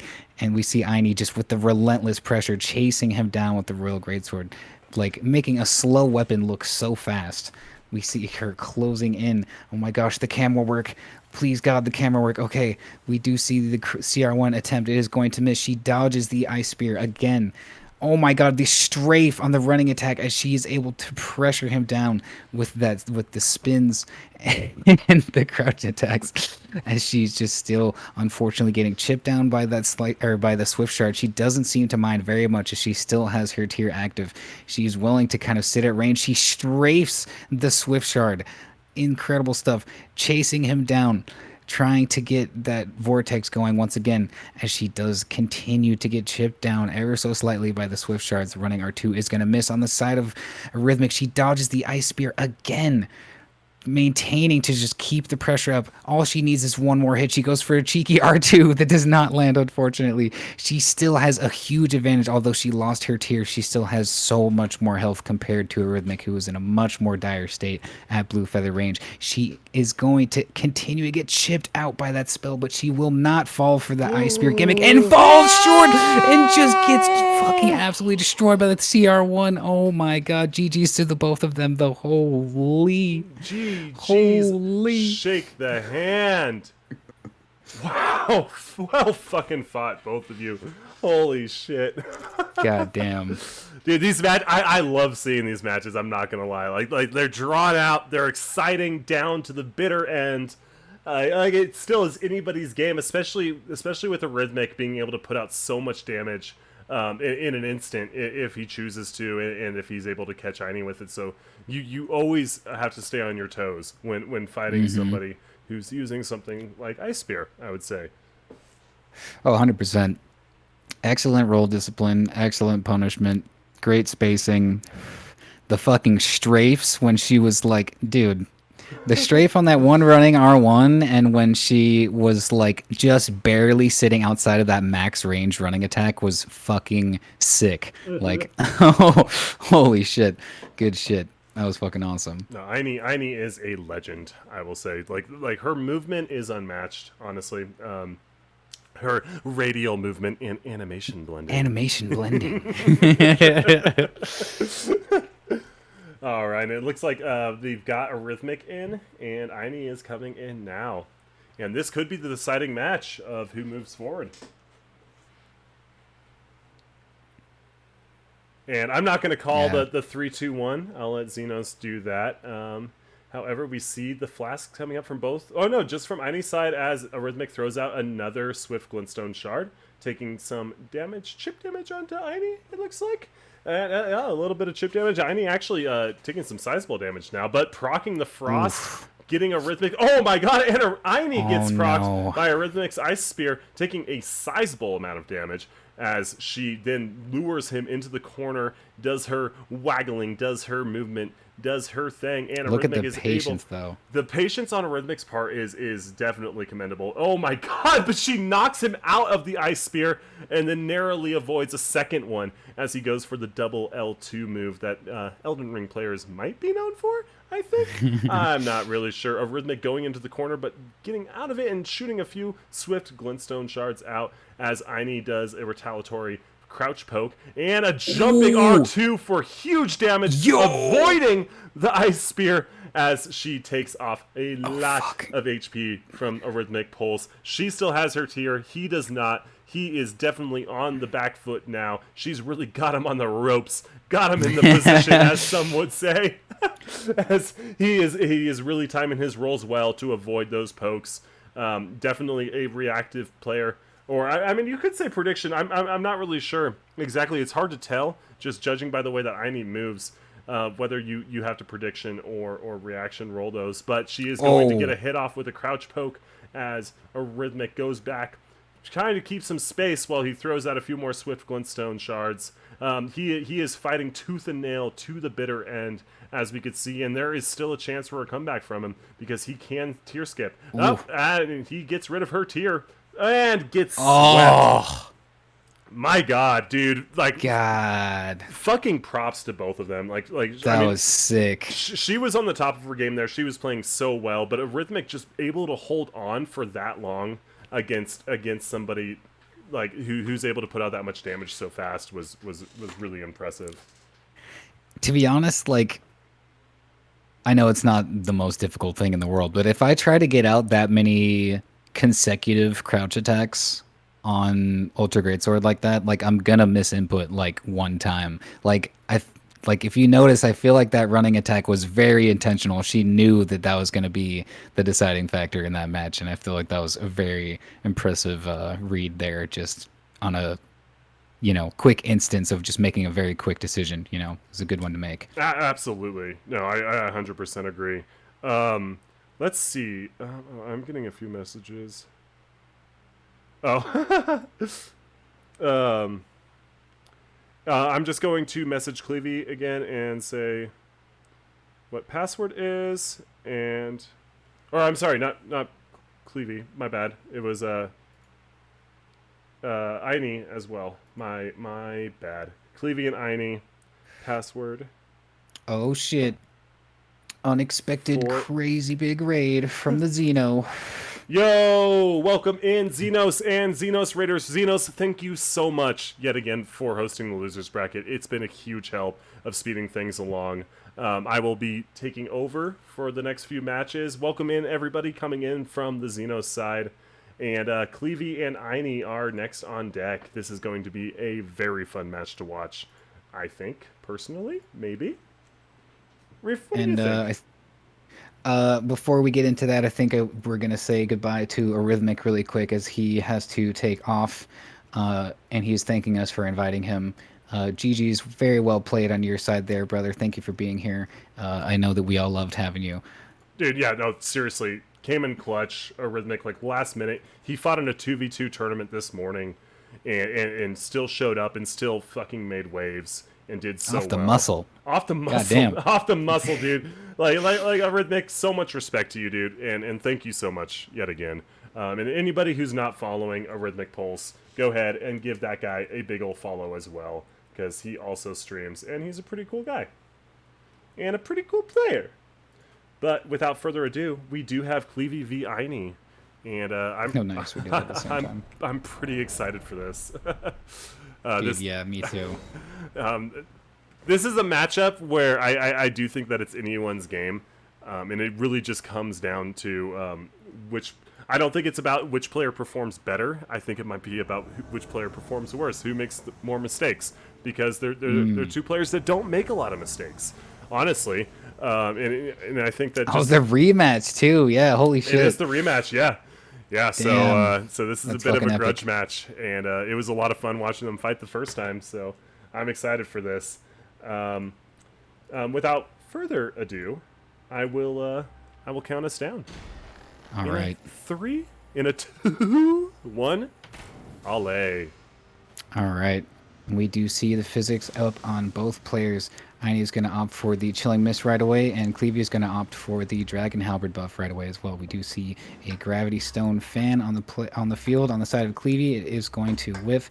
I think both players are chilling out with their Ritual Shields, although Aini's has just been broken. I think she's going to make a quick Talisman swap to get it back as the insane strafe on the Halberd from Aini there. Very, very cool stuff. We do see this CR1. Oh my gosh, are we going to get Vortex? Not quite. We do see Clevie is able to put the pressure back on to get himself out of the Vortex. Both players do have Frostbite accumulated. There is going to be extra damage being done. 1,000 damage being dealt by Aini to Clevie right now on the Royal Greatsword.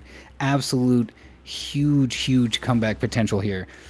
We do see the Dragon Halberd is buffed once again on the side of Clevie. I think we're going to just go for obviously the extra damage you're going to get with that. But nobody's going to bolus, though, I think. I think we're just kind of waiting out the Frostbite just to make sure that bolus doesn't get punished. As we see, yeah, both players do not have the Frostbite any longer. Aini is still on the Royal Greatsword. Still a lot of damage. Look at that, 429 on one CR1. She is going to take the trade for another 493.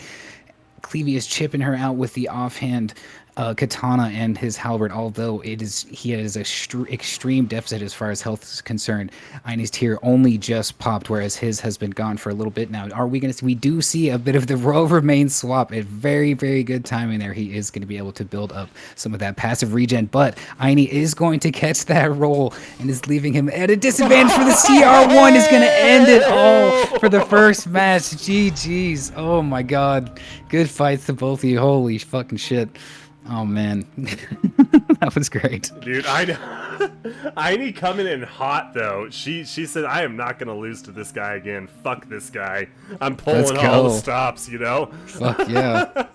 Really well played, both sides, both of you. Absolutely. Holy. I am really looking forward to this next one from them. Oh my god, is that a wild Enda the Lion in the chat? Can we get H's in chat for the Enda? Bestie! Let's get some H's in there. Huh? Alright, and we are just waiting for the sign of Clevie. I mean Clevie. Let's all call him Clevie. Let's play some psychological warfare on him. Go, Clevie! Yeah. Evil. big We're so evil. evil. You're gonna fail now. You can't even play the game. No, but Golden Oh, shit. Cleverly. Oh shit! We're seeing some what is that? The fucking shackle. Yeah, she's using the shackle on us. No one can move, or we're already in combat. Oh no! Stamina is being consumed. All right, and it looks like both combatants are ready, both on the same setups as they were before. And Reef, will you count us down? I sure will. In a 3, 2, 1, and Ale. All right, and we're seeing the physics come up from both sides as Aini buffs her Zweihander and Cleavy buffs his Halberd, both with Chilling Mist. And Cleavy's gonna take first blood. He drew first blood, but just a little bit of blood, as Aini did have the Ritual Shield on. And there we see that fantastic radial movement in animation blending from the side of Aini, as they are both kind of chilling out in neutral a little bit, you know, like really towing the line of being too passive, I would say, for being entertaining. But Aini is going to take a bit of damage off of Clevy, get rid of his Ritual Shield as well. And Clevy is going to retaliate with a bit of chip damage, not too much. So far, nothing major is going on. We're seeing another Chilling Mist from both sides as Aini, she punishes Cleavy's Chilling Mist with a jump attack, then going for the crouch, trying to get a backstab, it looks like. But holy shit, okay, and she has swapped to the Royal Greatsword yet again.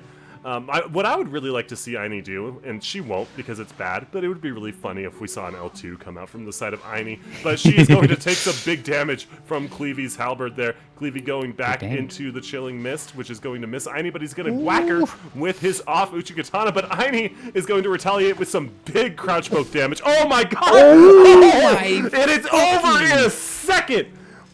One misstep, and that's all it takes to get trapped in that vortex. Damn. Holy shit. Well fucking played to both of you guys. Jesus. Aini just going demon, you know? Like demon mode. Demon Holy shit. mode on that one. Well, with the fucking Uggs. Is Uggs gonna win the tourney? What the fuck is happening? This is crazy. This is unheard of. Honestly, like in Elden Ring? What? with a player like Aini behind it, like I wouldn't be surprised to see it win. However, it is not the best setup to use against the Twin Blade.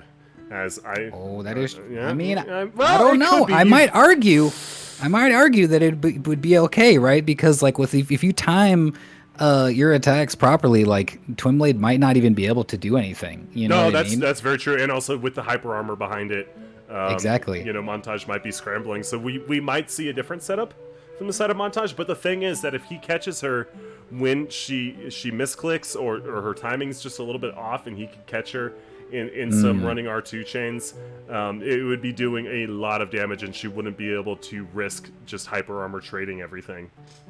That's very true. It's a very valid point. Alrighty, and let's just reset the bracket here, and I hope that Montage and Aini are both ready. And it is always also a factor to consider that Aini is doing 2 matches in a row, just like Cleavy just did. That could also have an effect. Montage has had time to recoup. He's had time to meditate. You know, so. Speaking of which, chat. You know, make sure you got all the things you need, water and all that stuff. Water, yeah. Drink water. Water is very important. It's always important. I'm to stay drinking hydrated. water right now because I forgot. Did you really forget? Mm-hmm. Well, Reef, I know. Hard to believe that Reef forgets anything, right? Don't ever forget, okay? I don't want you to die of dehydration. That would be big sad. I will try. I will try my absolute hardest. Wait, yeah, isn't Reef like 90% water? It's true. I need more. I always need more. Always more. Unable to summon. Oh no. Maybe she reset her sign. All right, we got big Montage energy here. This is a hype match. Honestly, the last time I remember watching Montage and Aini fight was in one of Montage's streams where he ran into her in arena, and she just like shamelessly pulled out PS Pikes on him, and she said, I remember her saying, Montage rolled once, light rolled once, I never forget. I never forgive.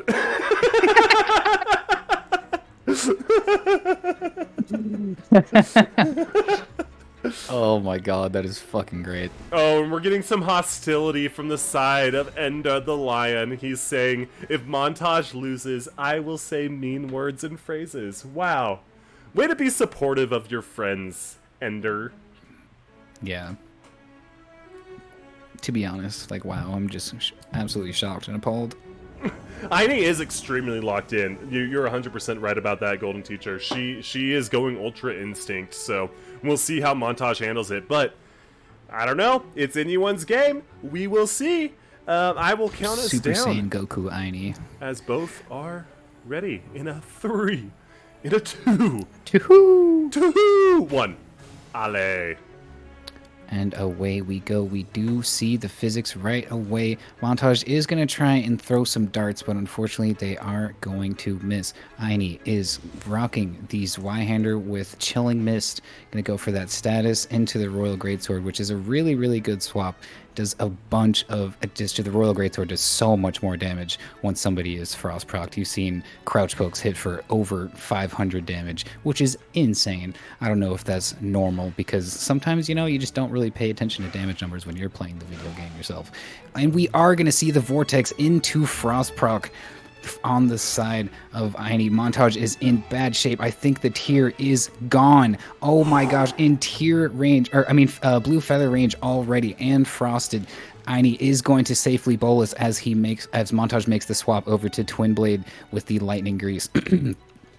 And he does have a bit more damage because he was able to get the poison proc. And we do see the L2 on the side of Aine.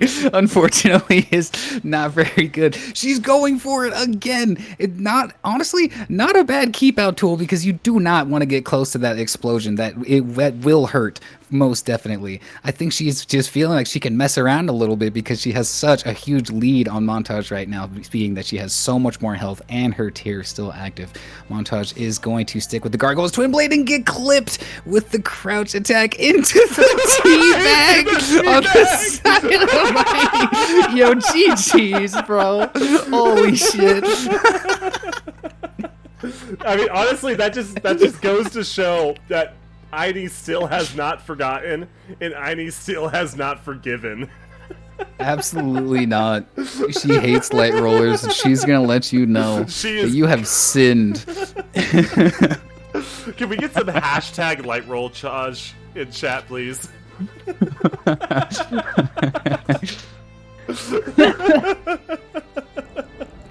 No, but well played from both sides. And Montage, he survived a very long time against the raging bull that is Ainishu. Absolutely. And you know, she let it be known. Let the record show that she did bow. Okay, so it's not disrespect. It's fine. She bowed. She did bow. No disrespect. No disrespect. You know, she still. But bowed. Also, guys, did you know that Aine also streams? And you should definitely go watch her, because she's probably better than you. And I say that because she's definitely better than me. So go watch Aine. Go watch our girl. Watch what that girl do. Without further ado, Reef, will you count us down? Absolutely. And a 3, 2, 1. Let's go. Round 2. Hell hath no fury like a woman light rolled. All right, and we're seeing the Frostproc on Aine right off the bat as Montage throws his frosty potty. And there goes Aine trying to vortex him, but he says, no, I am going to fucking hit you. I'm going to hit you with this Twin Blade. Oh, but she gets the crouch poke off, and a second one, maybe a third. No, Montage narrowly escapes, but he does still have that pesky frost proc on him as Aine spins around. Montage, maybe you should do some spins yourself. Perhaps you do have the spinny weapon. He is running in with the R1s and more R1s. Aine doing some Beyblade-ish things. Beyblade-ish, it's kind of like Freudian, but better. Oh my god, but she is going to take quite a bit of damage onto Montage, or put quite a bit of damage onto Montage. Do some sizable changes to his health bar. Maybe shrink it just a tiny bit. However, Montage is not afraid. He doesn't afraid of anything. He's running in there, and she throws out the L2, and Montage takes the opportunity to re-grease his Gargoyle Halberd, throw a Frost proc that was just a little bit too late. And she does no. another L2, and this time he gets the frost pot right on her noggin, and now she is procced. And so she will take some big damage if Montage manages to keep on swinging. Keep on swinging, boy! We see it. Oh, but she retaliates. She says, fuck you. I want damage now. And so Montage takes damage. Both tiers are popped. It is anyone's game. It's pretty much down to the next hit, I would say. If both of them are able to do their big damage moves, we will see. But Aini coming in with that crouch poke very fast. Montage, with a great reaction roll to it, is able to escape, both resetting to neutral. Montage unable to sip. Oh, shit. He wants to sip, but he rolls out of the crouch poke, throwing a frost pot. Oh, but it's too late. And Aini takes it, bringing Aini into the finals. Montage, I have to say, so Aini and Kat going into finals, right, Reef?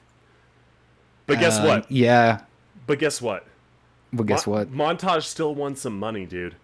This guy, That's fucking sick. this motherfucking rat right here, he just got 3rd place in a tournament, and I couldn't be prouder. Good fucking job, dude. Me too. Holy shit. He performed so fucking well, and personally, I couldn't be prouder of him. Aini as well. She is on the top of her fucking game right now.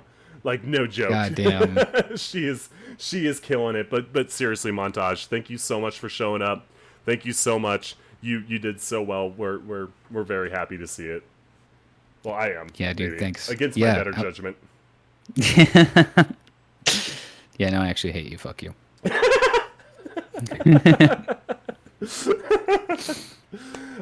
With that, before we go into the finals, because it is going to be 2 best of 5s, the loser, so Aini has to beat Kat twice in order to win. If Kat wins the next best of 5, then it goes to Kat, and Aini will get 2nd place. However, as of right now, it will be 2 best of 5s, but before we get into it, we are going to take another ad break and just kind of unwind a little bit, do what you got to do to relax, meditate, listen to some Joe Rogan. Please don't do that. I highly advise against it. It's not good for you. I don't know. I don't know. Maybe stare at yourself in the mirror for an uncomfortably long amount of time. Shit. I'm not gonna lie. I have to go to the bathroom myself, so that's what I'm gonna do. Bathroom is a good thing to do. Probably a good time for everyone to go do that. But don't you touch that dial. Don't you touch that dial. And remember to just slam your forehead into that bell icon so you always know when we're live. When we're live. Either way, thank you all so much. We love and appreciate all of you. Thank you for sticking around. I've been really enjoying these fights. Everybody has done so well. I am so excited to see Kat versus Aini. It's a matchup that I don't see often. But until then, we will be back soon. Bye-bye.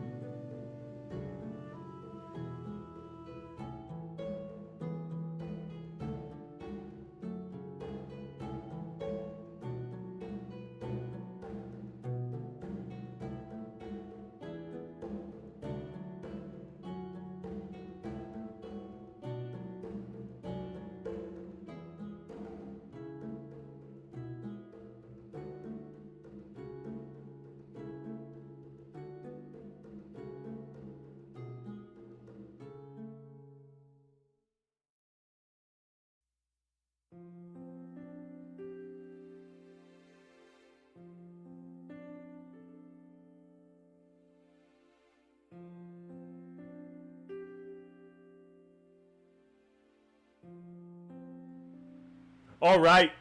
And we are back, and Reef is still muted. I will unmute him. But I am so excited for these fights. I'm not gonna lie. Cat versus Aini, hype as fuck. They've both been playing so fucking well today. Aini with the sweep of the losers bracket, Cat with the sweep of the winners bracket. It's gonna be a good show. I guarantee you. And Xenos, I hope you got that link to the Spotify playlist. This is my Talal DMCA free playlist. I hope it reminds everybody of such a legend, The real pillar. such a legend of this community. You know, the great Talal. Huge shout out to him. But either way, without further ado, let's get into these. Let's get into these final fights. What do you say, Reef? Oh, absolutely. I'm ready to go. All right, and I'm going to have to change the name on the right. I almost feel nervous like I'm playing this shit. Yeah, me too. But there has been a request for character names to be turned on during this fight, so we actually have Reef shit. XP versus cute UGS Femboy. Wow. Yo, it's me! It is you, Reef, and so I will let you cast this first one as we watch Reef versus the cute UGS Femboy. Reef is actually Cat Simon Vaughn. The cute UGS Femboy is actually Aini, so keep that in mind. But either way, it looks like both combatants are ready, and I will count us down in a 3, and a 2, and a 1. Ale. And away we go. We do have the flask up and same brain cell moment with the chilling mist. Oh my god. And the trade. Unfortunately, Aini is going to... Unfortunately for Cat, Aini's going to win the trade and get a backstab. What felt like almost out of nowhere. This amazingly fast swap onto the Royal Greatsword. Cat is going to put some damage on the board with an R1L1, but Aini's damage is absolutely insane when someone's frost-prompted. The CL1 is going to, or the CR1's going to take it. Holy fucking shit, GG's. Oh my god. Reef, your name did not lend Cat power. Oh no. And the cute UGS Femboy takes the first duel in this BO5. Cat, you can't throw with my name on your character, please. You got this, G9! bro. You got this. Lend me your power!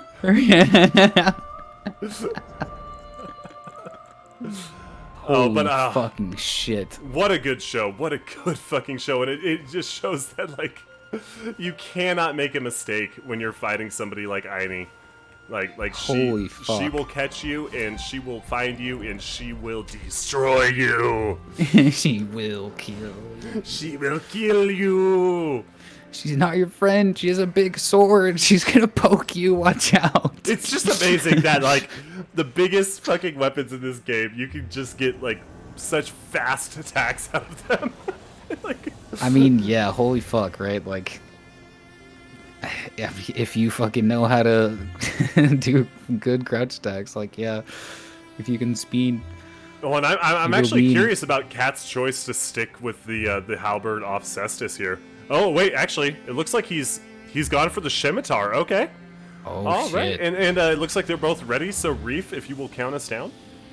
Absolutely, and a 3, 2, 1. Lay. All right, and we're seeing the physics come up from both sides as they both cast Chilling Mist. Chilling Mist really has been the star of the show today, I would say, as far as Ashes of War go. Both doing a little bit of spinny action. Aini going for that Beyblade spin, catching Cat off guard with a bit of chip damage from that crouching R1. Cat up against the wall, rolling away. Cat's roll discipline once again. Absolutely fantastic. Getting the ballast off, getting a backstab whiff, and immediately getting punished for it. But going into that jumping R1 into R1 combo, taking quite a bit of damage off of Aini. Both ritual shields are away, but Aini is going to get that Chilling Mist on Cat. Cat in the corner, getting the ballast off. Cat is just so ballsy with those ballasts. You love to see it. You love, in an arena this small, being able to get that off so fast and not get punished for it is truly incredible. Cat switching to the Cestus now.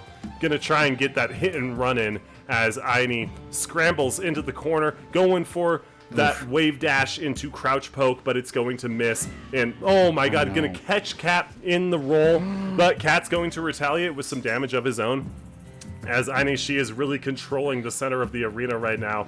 Really just trying to catch Cat into that vortex. Unable to do so, Cat punishing that whiff immediately with the running R1 on the Cestus, eating another Frostbolus, and we're gonna see Aine do another Chilling Mist as Cat buffs Halberd with Chilling Mist. Cat really going through the rotation of weapons here just to compete against Aine's mastery of the UGS. Probably, if not the best UGS player that I know of, at least, would be Aine, I would say. And Cat getting that Bolus off, running back as Aine then goes into more little Beyblade spins and going to catch Cat with the crouch poke and another one, but Cat is able to escape it, able to get out. And Aine still has her tier. Cat is tierless now, but Cat's going for the rapier, bringing out the big guns. Something that I'm actually genuinely surprised we have not seen more of in this tournament is the rapier, because it really, like, if you're able to catch them, you're able to get those roll-ins, those roll-in R1s. There's not much they could do against it, especially with a weapon like the UGS. But we do see Aine on. Oh! No way! Holy shit! Takes it for another Holy fucking duel. shit! God damn, GG's. Holy fuck. And we saw a pretty great comeback there from the side of Cat, but it was not enough as Aine gets that final crouch poke. Holy shit. What a match, what a tourney, dude. Holy fucking shit. Now remember, if Aine wins this BO5, she does have to compete in another BO5 against Cat. So Cat is not out of the game once. Right. It is only 2 matches out of possibly 10, so not gonna lie, I did big chance here. I did forget about the fact that you weren't doing best of 3 anymore. That's my bad for forgetting there, but how geez, dare you? Still, how I know. Dare you? Unprofessional. What a hack! Imagine make a mistake. Fraud you are, Cat. I just called you Cat, Reef. Hey, man. Yo, and huge shout out to Wazus and Riders Block. Thank you so much for the follows. I appreciate the fucks out of y'all. Hell yeah.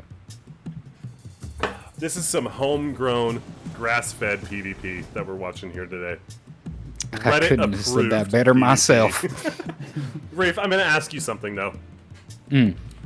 For this next duel, would you mind casting in your best impression of any one of your choosing? And let's let chat decide who you are impersonating. Let's have them guess. Is that okay? Fuck. Sure, why not? Okay, alrighty. So it looks like both combatants are ready, and I will count us down in 3, 2, 1. Ale. Jaker, I'm sorry. I just care too much about the tourney to actually do an accent, and I just want to commentate normally. We also want to thank Restless very quickly for the raid as we are going into the 3rd round of the finals against Cat and Aine here. We do see the Frost proc on the side of Aine. She's going to have to worry about taking extra damage. Both players just kind of waiting for someone to make a mistake. Aine is able to get a CR1, another CR1, and Cat is now frosted. He is going to be able to take that bolus as Aine swaps over to the Royal Greatsword. We're going to see a little bit more damage on the board for Cat as he's able to get in a couple R1s, but so is Aine with the 3-hit fucking Vortex. Oh my god. It could be anyone's game. I think her tier, there it goes. Her tier is going to pop. Both players do not have their physic any longer. It is just down to the talismans and their weapons to see how this is going to play out. Cat still on the scimitar, just kind of hanging out, trying to establish the game plan, staying not too close to that CR1 range, as it is going to be scary to get in there with a weapon that doesn't have the most range. This is why it definitely has way more range than a scimitar. Oh my god, and the frost proc. Holy fucking shit. GG's. Oh my god, and that's it. That's it for the first BO5. Aine takes it. Oh my god. In a complete sweep. Absolutely Jesus. incredible gameplay from the side of Aine. she is just performing so fucking well. And I just realized I never did update the scores for the losers bracket. The bracket. Yeah, so I'm gonna do that real quick. Okay. But Aini is just absolutely demolishing, and the fact that she has had to play so many more matches than Kat has really just like speaks to her commitment. And like, wow, I'm at a loss for words. She is just performing so well. She deserves the praise, you know. She deserves everything. Yeah. I'm not sure how much tourney experience she has, but it's really great to see out here performing so well. Absolutely, and that is not to discredit Kat's contribution, because Kat dominated the winners bracket. He is playing extremely well against her in this, and under so much pressure for it. And it's just such a hard matchup. It's hard to decide what to play into that UGS with great movement like Aini displays here, because she could take a poor performing UGS, something you don't see that often, like the Royals with its short range and stuff, and still just be able to perform so well with it. And it is her main, you know, so it really complements the way that she plays usually. However, absolutely, Kat also kind of, you know, he plays into the off meta a lot more than he plays into hard meta, and he's able to perform great with both of them. So I'm really interested in seeing how these next few matches go. As am I. All right, Reef, it looks like both contestants are ready. All right. And if you will count me in there. In a 3, and a 2, and a 1. All right. And away we go. Physics are up. Pots are thrown. Nobody's going to take any frost so far. Looks like Aini is just going to, you know, maintain the same game plan, get that frost as soon as possible, and swap over to Royal. There it is. Just trying to pressure Kat and make sure that he doesn't get that bolus off. But there, Kat is able to safely bolus. See some more. Kat is really just needing to get some more some burst damage with the frost, and there it is. He's able to secure that with I think it was a running R1. It was a bit off camera for me. Oh, I can't even see because of the frost that's in the way, the cloud of frost. Aini jumps in for running R1, is going to miss. Tries to strafe, but does catch him on the roll out with 2 CR1s. Kat is able to get out of the vortex. Kind of ducks back into the corner. As Aini is able to retaliate with another CR1. Both players kind of back off into neutral, trying to reestablish the game plan. It looks like Aini still has her tier, or I think her tier just popped. No. She still has it. Quite the advantage as Kat, as I think he is... Is he in tier range quite yet? Maybe one. Oh my god. Now he is. All Aini needs is one last hit to confirm the win here for the first, this fight. as Kat is able to swap the chess piece to the Royal Remains for just a little bit of regen, being that he's so low. He is frosted, so one hit is still gonna take it. Oh my god, and the CR1 on the side of Aini is gonna take this match. Aini just absolutely sweeping. That's another point for Aini, starting off the finals with a point to Aini. Wow. Like honestly, like I would compare it to just like being a plate in a china shop with a raging bowl in it, and just trying so hard to like get some damage in, because Aini's discipline is so good, where she's able to punish every single move that Kat makes. Yeah, it's with an Uggs, it's just like with an Uggs, dude. You have to like. There's a lot of skill expression there for sure. It's not easy to do. No, and honestly, like. And speaking from experience of fighting Kat over and over again, Kat is one of the greatest players I have ever played against. So this is truly a testament to just how committed Aini is right now. Is this the return of I Love Gugs? Absolutely. I mean, honestly, Gugs the GOAT. Aini is really putting out some GOAT energy, but it is not lost for Kat. Kat still has a lot of game left to play.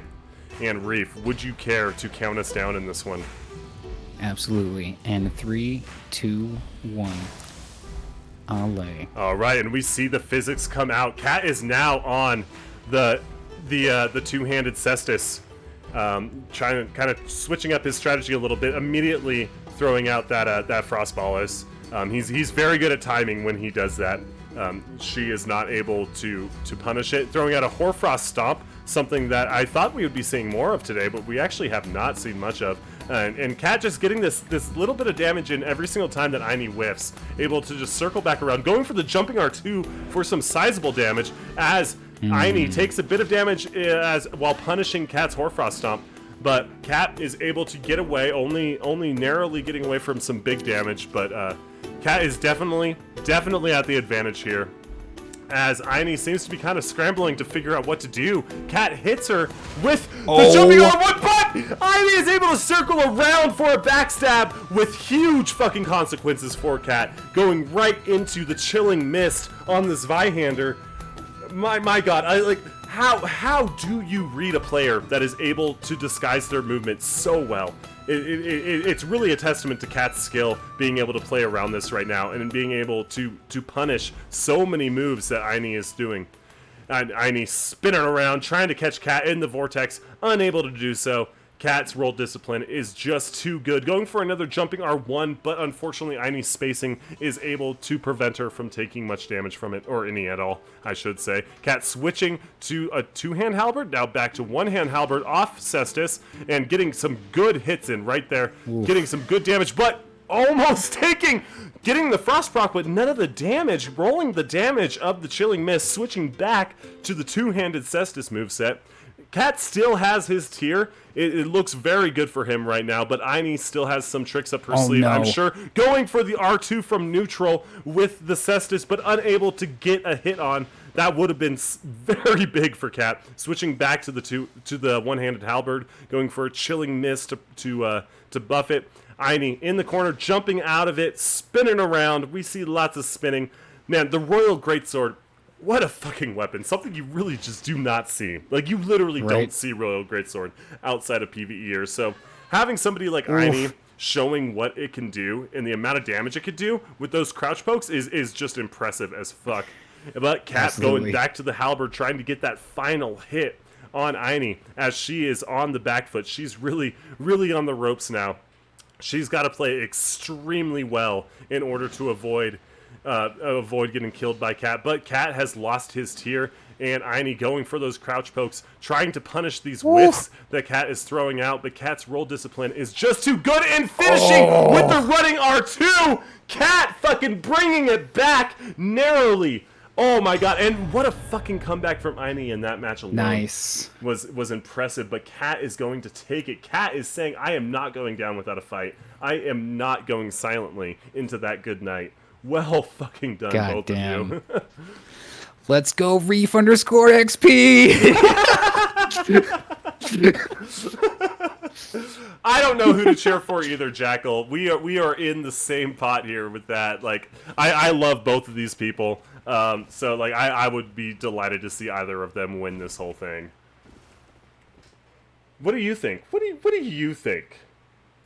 Reef? Me? Oh my god. I just like I'm damn near at a loss for words right now. Like, I really feel that it's so even. Like the playing field itself is just so even. Like, it could really go to any of these two as far as like who could win. Like, I really agree with the fact that I don't know who to root for. You know, I love both of these players so much, and it's just, I want to see them both win. So like that makes it a little hard for me as well to who I want to root for. I can't even talk. Look at me, I'm having trouble speaking. Jesus fucking Christ. Reef, your ability to commentate and play at the same time is amazing. Hey, we don't talk about that. All right? Don't bring that up here. Well, either way, both combatants are ready. I will count us in. Are you ready, Reef? As ready as I'll ever be. All right, in a 3, 2, 1, Ale. And away we go. Physics are up. The frost pot into the Chilling Mist. Oh my gosh, Cat is. Everyone just wants to get frosty. We're all just trying to chill out a little bit. Okay, I'll stop. I need to stop at the point. I'm sorry.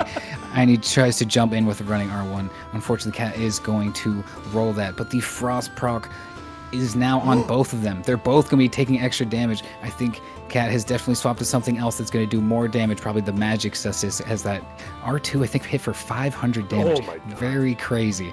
Kind of competing almost with the Royal Greatsword damage. Holy fucking shit!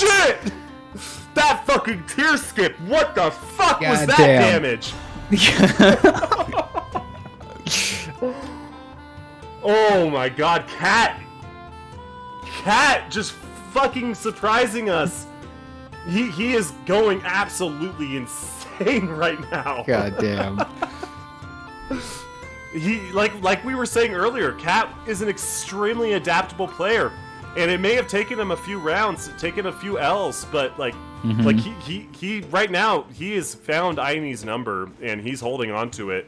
And I think that Aini is going to have to majorly switch up her gameplay style in order to actually take another stock off Cat. Yeah, I can't help but just echo what you're saying. Like definitely Cat's strong suit is his ability to adapt and just like his just overall knowledge of the game, just matchup knowledge. It can really help. He might not be able to maybe compete with a mirror with the same weapon, but he's able to counterpick and play against the weaknesses of his opponent very well. I have a question for you, Reef, and I have a question for chat. Is anybody else other than me just like pogging out of their fucking mind right now? Oh my God. I'm quite literally pogging out of my goddamn mind. Well, with that said, it looks like both combatants are ready. And in Reef, will you count us down actually? Absolutely. Let's begin in 3, 2, 1. Ale. Alright, it looks like Aini is sticking to the Zwei as Cat has decided to change back to the two-handed cestus and going to take some big damage off of Aini with that Frostpot and the Frost proc.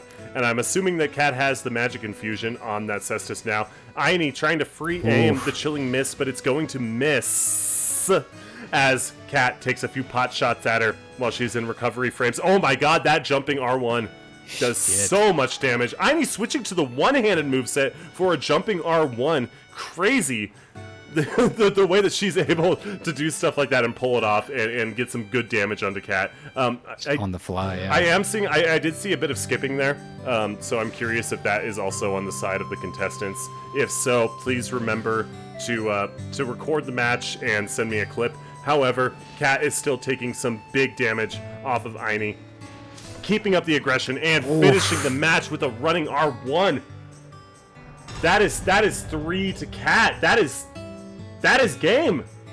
If that is uncontested, that is the tournament. That is it to Cat, finishing off in a reverse sweep on Aini. Holy shit. Damn. Do we need a reset? Or We both. Just looking at chat right now. Would you both contestants like a reset? I think that we should probably do a reset for that.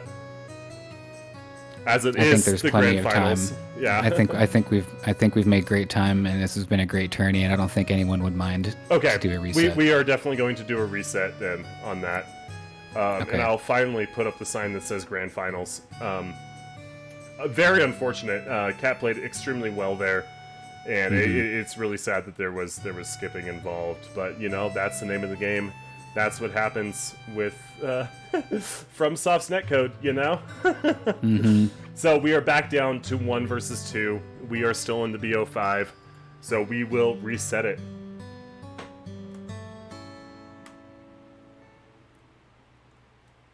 Shout out to Cat. Okay, we'll give Cat another shout out. Cat's pretty cool, I think. I guess. I don't know. Everyone follow everyone. And also, so much wholesomeness in the chat here, coming from Aini and For Kat. fucking real. You know, like being. You love to see it as a sports fan. You just fucking love to see it. Because they're in the grand finals of a tournament. They're up to lose or win a lot of money here. And they're being cordial, they're being friendly, they love each other, and I just love to see it. Me too. And Kat does have great fight clubs on some Sundays, you know, when he decides to do it, and we all love it when he does.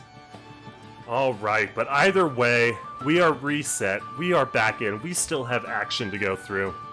Both contestants appear to be ready. I will count us down in 3, 2, 1. Ale, Reef. And away we go. And the physics are up on both players here. Sticking to the last setups we saw in the last round with Kat, sticking with the two-hand Cestus.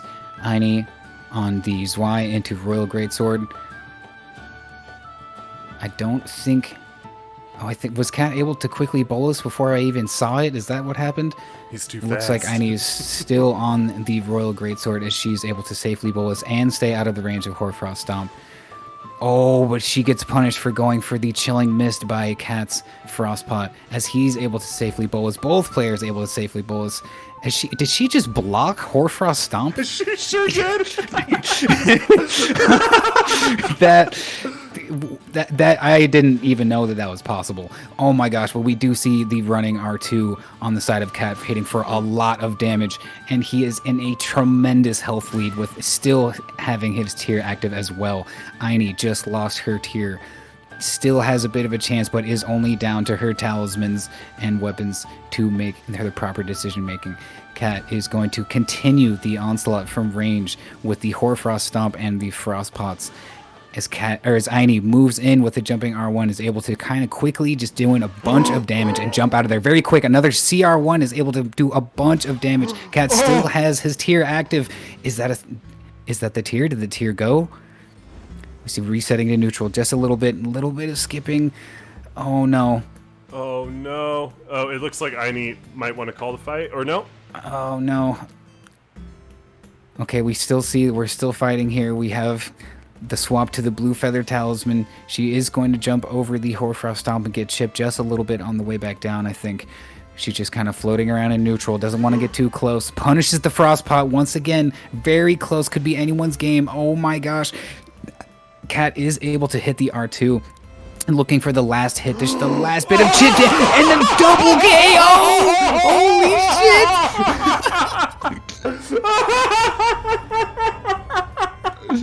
Oh my god, dude. Oh my god. And you know what? Per the rules, a draw is... That's a reset. Is a reset, so... Yeah, it's another reset. Oh.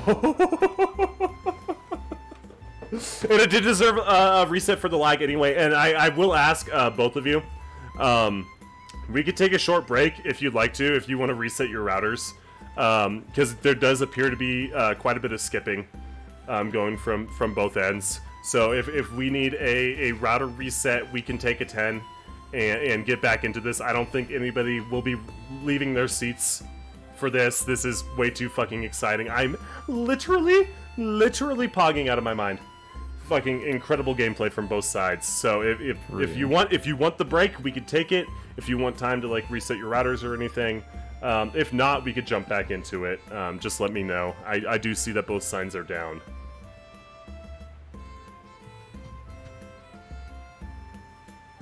Okay. Any takers? Any Looks resetting? like we taking break? Yep. Okay, we are resetting. So we will jump into another break. I am so sorry for the people that are holding on for dear life in the chat here. I know this is very excited. I'm super fucking excited for this finals. And I just want it to be completely unadulterated. I want there to be no mix-ups. And the energy is great. I love that Kat and Aini are both understanding of the fact that, you know, FromSoft's netcode isn't the best. So, yeah, we could take another Miku break if it's by popular demand, or we could take a regular break. Yeah, let's give them the choice instead of just kind of forcing them to listen to it. Instead of jumping on it. Have a Miku. I like Luke's comment. Have a Miku. You deserve it. Okay. We'll go to a Miku break. Just for Mook.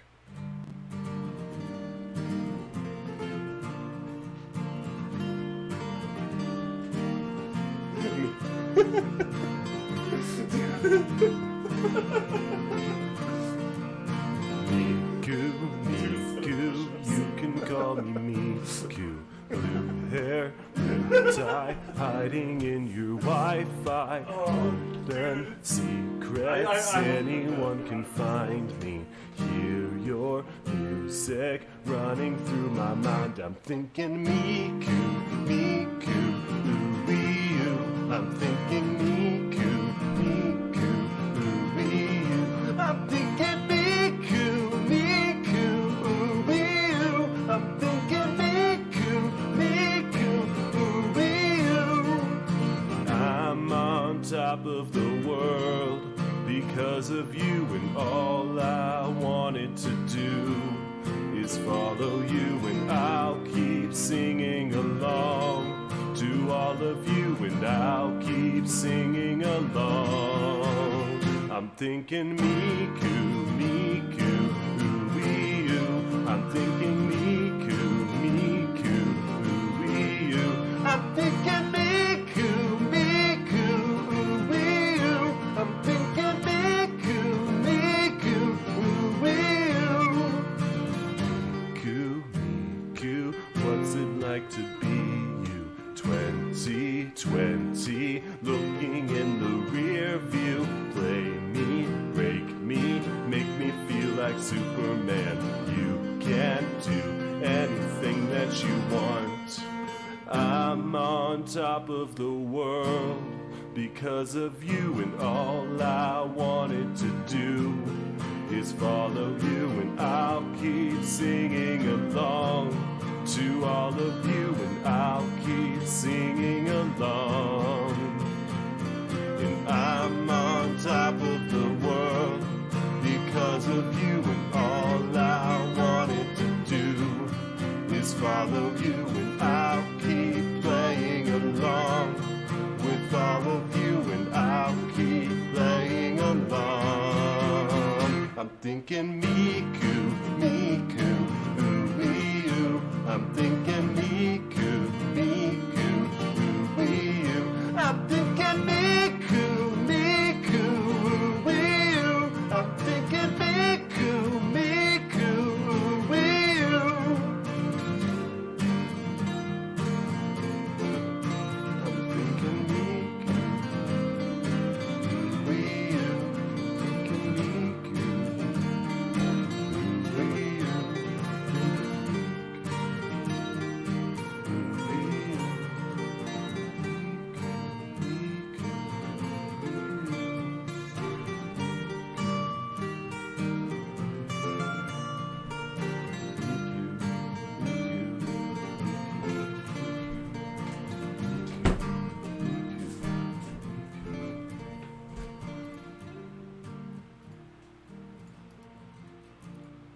All right, it looks like Kat is back. It looks like Einie's back. Kat is in a snowstorm, so if there continues to be Ligurto problems, then we can definitely postpone the finals if that's going to be an issue.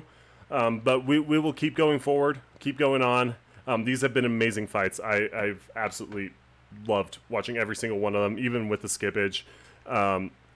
And it really is not that bad, but yes, we definitely can postpone till tomorrow if we need to, if there continues to be an issue with latency or with lag. So keep that in mind. All is not lost if that does continue to occur, but otherwise we can get back into the fights, I suppose. I hope you all enjoyed the break, and doesn't matter, Shu. You are fucking beautiful. You're so beautiful. And also, Reef, will you say it again? So beautiful. You're beautiful. Absolutely. All right, and it looks like both of them are ready now. So I will switch to the action. Reef, would you mind casting this one? Oh, Reef is muted. Sure. Now Reef is not muted. Oh. I am sorry about that. Yeah, I would love to. That'd be like super cool. Alrighty then. Without further ado, they are ready. Gear. And in 3, 2, 1. Allez. Fight. All right, and both physics are up. We do see the Hoarfrost Stomp right away, able to just chip away at the Ritual Sword Talisman. Or excuse me, I think she has sword and shield. Either way, first hit on the board. Cat, I think, has not taken a single hit yet. Do my eyes deceive me? Is this real? A Frostpot is going to miss from Cat, but he is going to continue to throw out that Hoarfrost Stomp. Chipping away is going to get the Frost proc just from being patient and just trying to slowly apply the status effect so that he's able to get some more damage. I assume that he is swapped onto the magic infused Cestus to take full advantage of the Frost proc. Look at the Frost proc. Look at that 554 damage on the R2. There goes the tier. 419, I think it was. But the backstab! Huge backstab for 700 on the Royal Greatsword on the side of Aini. Cat is able to maneuver behind her for an R2, and then a JR1 is gonna take it. Oh my god! Oh my god! And if there was no if there were no issues on the side of Aini, and if Cat was stable that whole time, that is the tournament. That is it. Damn. Oh. Holy fucking shit. Wow, Cat just pulling out all the stops at the end there. Aini saying not good net on her end. Pull me on call, Cat says. I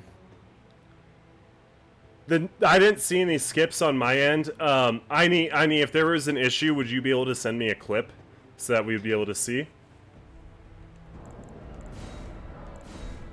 I don't know if she has sound on. I think might be talking to her. Okay. I was contemplating saying something in chat.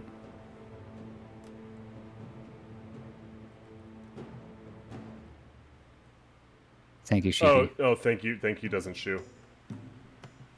Okay.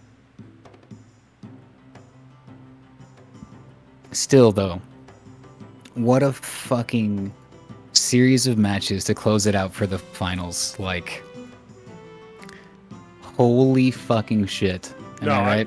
I like seriously, so well played from both sides. Like, and Cat just like bringing it back. Man. Dude, yeah, seriously, very incredibly strong comeback. Like, holy fucking shit. Just appreciate how well Aini plays with the UGS. Seriously, Dominez. Like, great point. Aini is just killing it with that. Yeah, insane movement. The predictions, the punishment, spacing. She really checks all the boxes as far as like pure fundamental play. We're just waiting to hear back from Aini on whether it is an official win or if it is contested, and if we need to review some footage. And I am so sorry these things happen. FromSoft not known for their great netcode.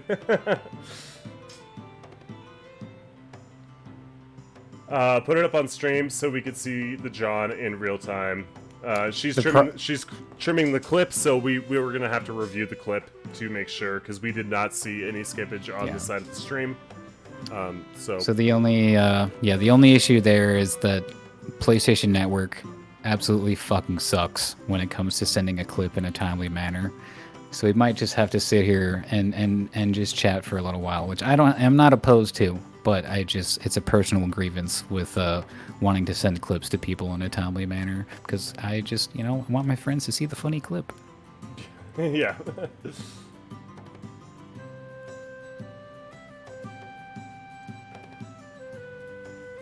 All right, and Aini is looking for me on her recent players, but I'm not appearing for some reason, which is odd because I'm pretty sure we're friends, Aini. Unless you unfriended me, which would make me very big sad. But either way, just waiting for the clip from Aini. Honestly, like, while we're here, just huge congrats to everybody who participated. You all played so well. It was so much fun watching everybody play. Yeah, it was truly a great experience to be here. Just to watch everyone play, was a great time in and of itself. Mm-hmm. So yeah, it's a big honor to be here as your co-host, Mr. Jaker. Thanks again for having me. I can't thank you enough. Aini can't see me on PSN. Let me send her a message.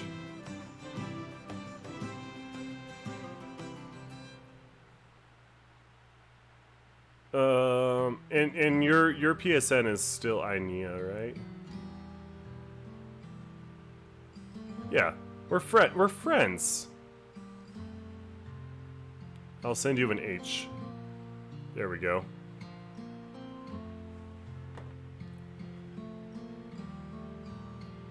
Yo, thank you so much for playing, Monkey. I'm so glad that you were able to get in. Yeah, I sent you a message, Aini.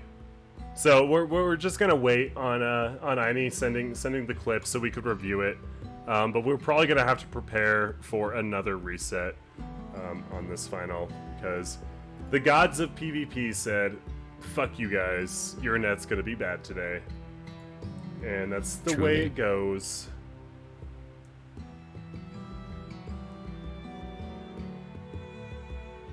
Reef. Yes. Tell me 5 good things about Dragon Halberd. God fucking damn it. First things first. It's a halberd. Which is already a pretty good start, right? So that's 1. 2.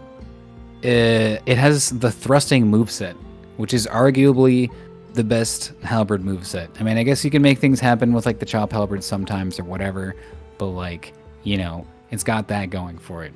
That's pretty cool.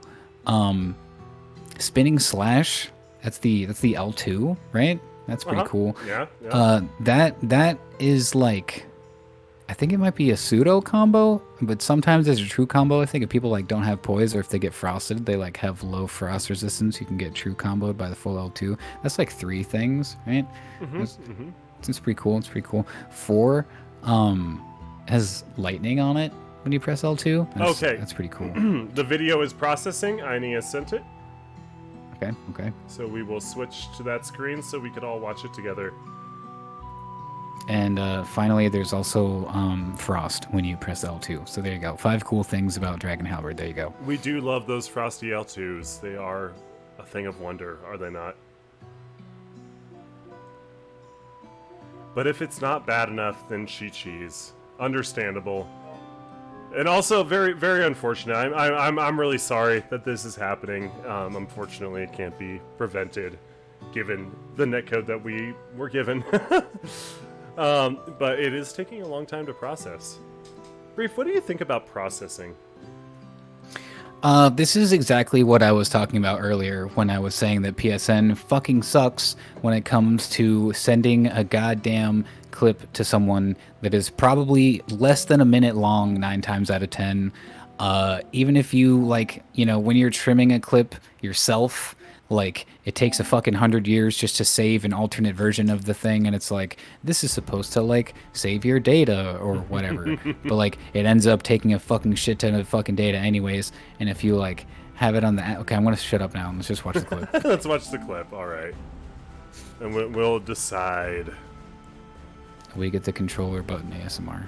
All right, so far it looks so good. No skipping, just regular latency, as to be expected. Aini's expert tally swapping and menuing. It is pretty fun seeing it from the player's perspective, too. Mm-hmm. Thank you, Sheepy. Appreciate that. So far, I'm only seeing latency. I'm not even seeing micro skips.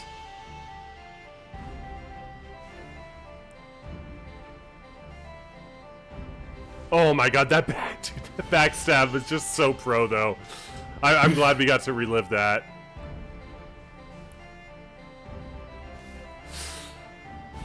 All right, you know what? I think we're gonna have to call it there for Cat. I didn't see anything overly egregious. It was mostly the latency there. To me, and I am sorry, Aini, but you did win second place. Confetti and everything, seriously. and seriously did so fucking well. Oh my god, like so hyped, and thank you so much for playing. Seriously, we love and appreciate you guys.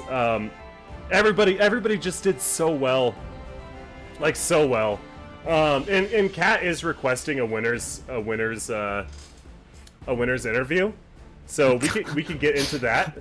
Oh God. We'll hear what he has to say about how he felt about the tournament. All right, Aini, be sure to DM me on Discord. Send me your PayPal info because you do have a sizable chunk of cash heading your way from yours truly, and also a very, very generous donation from somebody I care about deeply that I really enjoy. But I will not tell you who it is because he asked to remain anonymous. So thank you again, guys. Let's pull Kat into here. We'll go into the Reef private call. If you will follow me there, Reef. All right. Hello, winner. Hello. The chicken dinner. Yo, good evening. Congratulations, Cat7 Vaughn. Thank you. Thank you, dude. You played like so well, and thank you. I just wanted to ask, what did you do in preparation?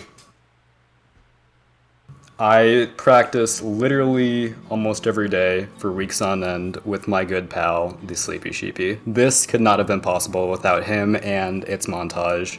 The two goats when it came to fucking practicing for this. Sheepy keeping my head level-headed and really just fucking helping me prepare for this tournament with his great off-meta choices, his asymmetrical weapons just doing a whole lot, and his montage for being really good at warming me up for the fight against Cleavy, the fight against Arrhythmic, and finally he told me some secret fucking jutsu knowledge in that final match. Because he said, every time that Aini drinks Physic, you should just throw a Frost Pot because she's always going to Chilling Mist. And so I did that and I started winning. So thanks, Montage. He also gave me the fucking powerful knowledge that our good friendo Luber suggested to Ancestus, and that is in fact what did it over. So again, love you Luber, love you Montage, love you Sleepy Sheepy. You all are fucking amazing. I'm happy to win this tournament. GG's to Aini, GG's to Montage, GG's to Arrhythmic, GG's to Cleavy, and GG's to Dusting. All of you were really fun to fight. GG's, lads. Yeah, seriously, like such good fights from all of you. Like it has been so much fun watching you guys play.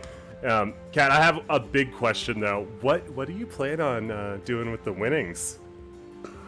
$150, probably gas money, buying Elden Ring DLC, and maybe a new controller, because this PS5 controller does have stick drift, and so I was using a PS5 or a PS4 controller the entire time during that tournament. So, yeah, GG's. Oh, that is powerful. God fucking damn. That is so powerful. It has been great to see you succeed. This has been so much fun. Reef, do you have any questions for Kat? Dude. I don't know. I just want to congratulate him. You know, it was just great to watch him play so well.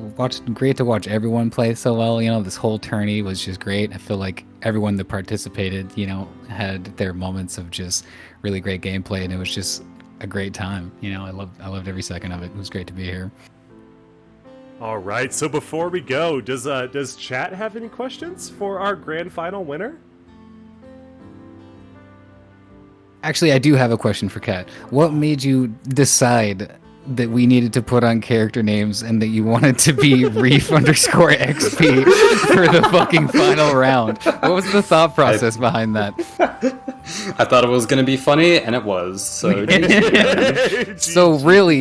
So in reality, I won the whole tournament. Get fucking scammed, all of you. Reef So coming out true. victorious. All right, guys. So we actually have been going for 5 hours and 30 minutes, which is actually a little bit less than what I expected. Not gonna lie. I'm kind of thinking. What do you guys think about rating Montage after his big third place victory? You know, I'm not necessarily opposed to it. I guess we're all pretty good pals with Mr. Montage. Um, who else is streaming that I follow that could benefit from the big boy raid? You know what? I think it just might be Montage. Yeah, let's on. let's give the light roller. You know, he performed really well, and He did. we're all very proud of him. And let's give him some love. Cat, once again, fan fucking tastic. Well done, dude. Yeah, well Thank done. you, dude. Absolutely Thanks well for hosting. played. Of Beautiful. course. All right, guys. Thank you all so much for showing up. Thank you for the new follows. Thank you for the raids. Thank you for the subscriptions. I love you all. None of this would be possible without everyone here. Seriously, just an incredible show. Incredible show. God, I can't even talk right now. Understandable. We've been going hard for a little bit now. But if you guys like Elden Ring PvP, be sure to give Montage a big ol' follow. We are going to raid him right now and show some love. But definitely give Cat7 Vaughn a follow as well, our grand finalist. And Ainishu, give her a follow because she fucking deserves it. One of the best players of this game, as we saw, just doing incredible stuff with the UGS. Thank you all so much, and let's spread that love to Montage.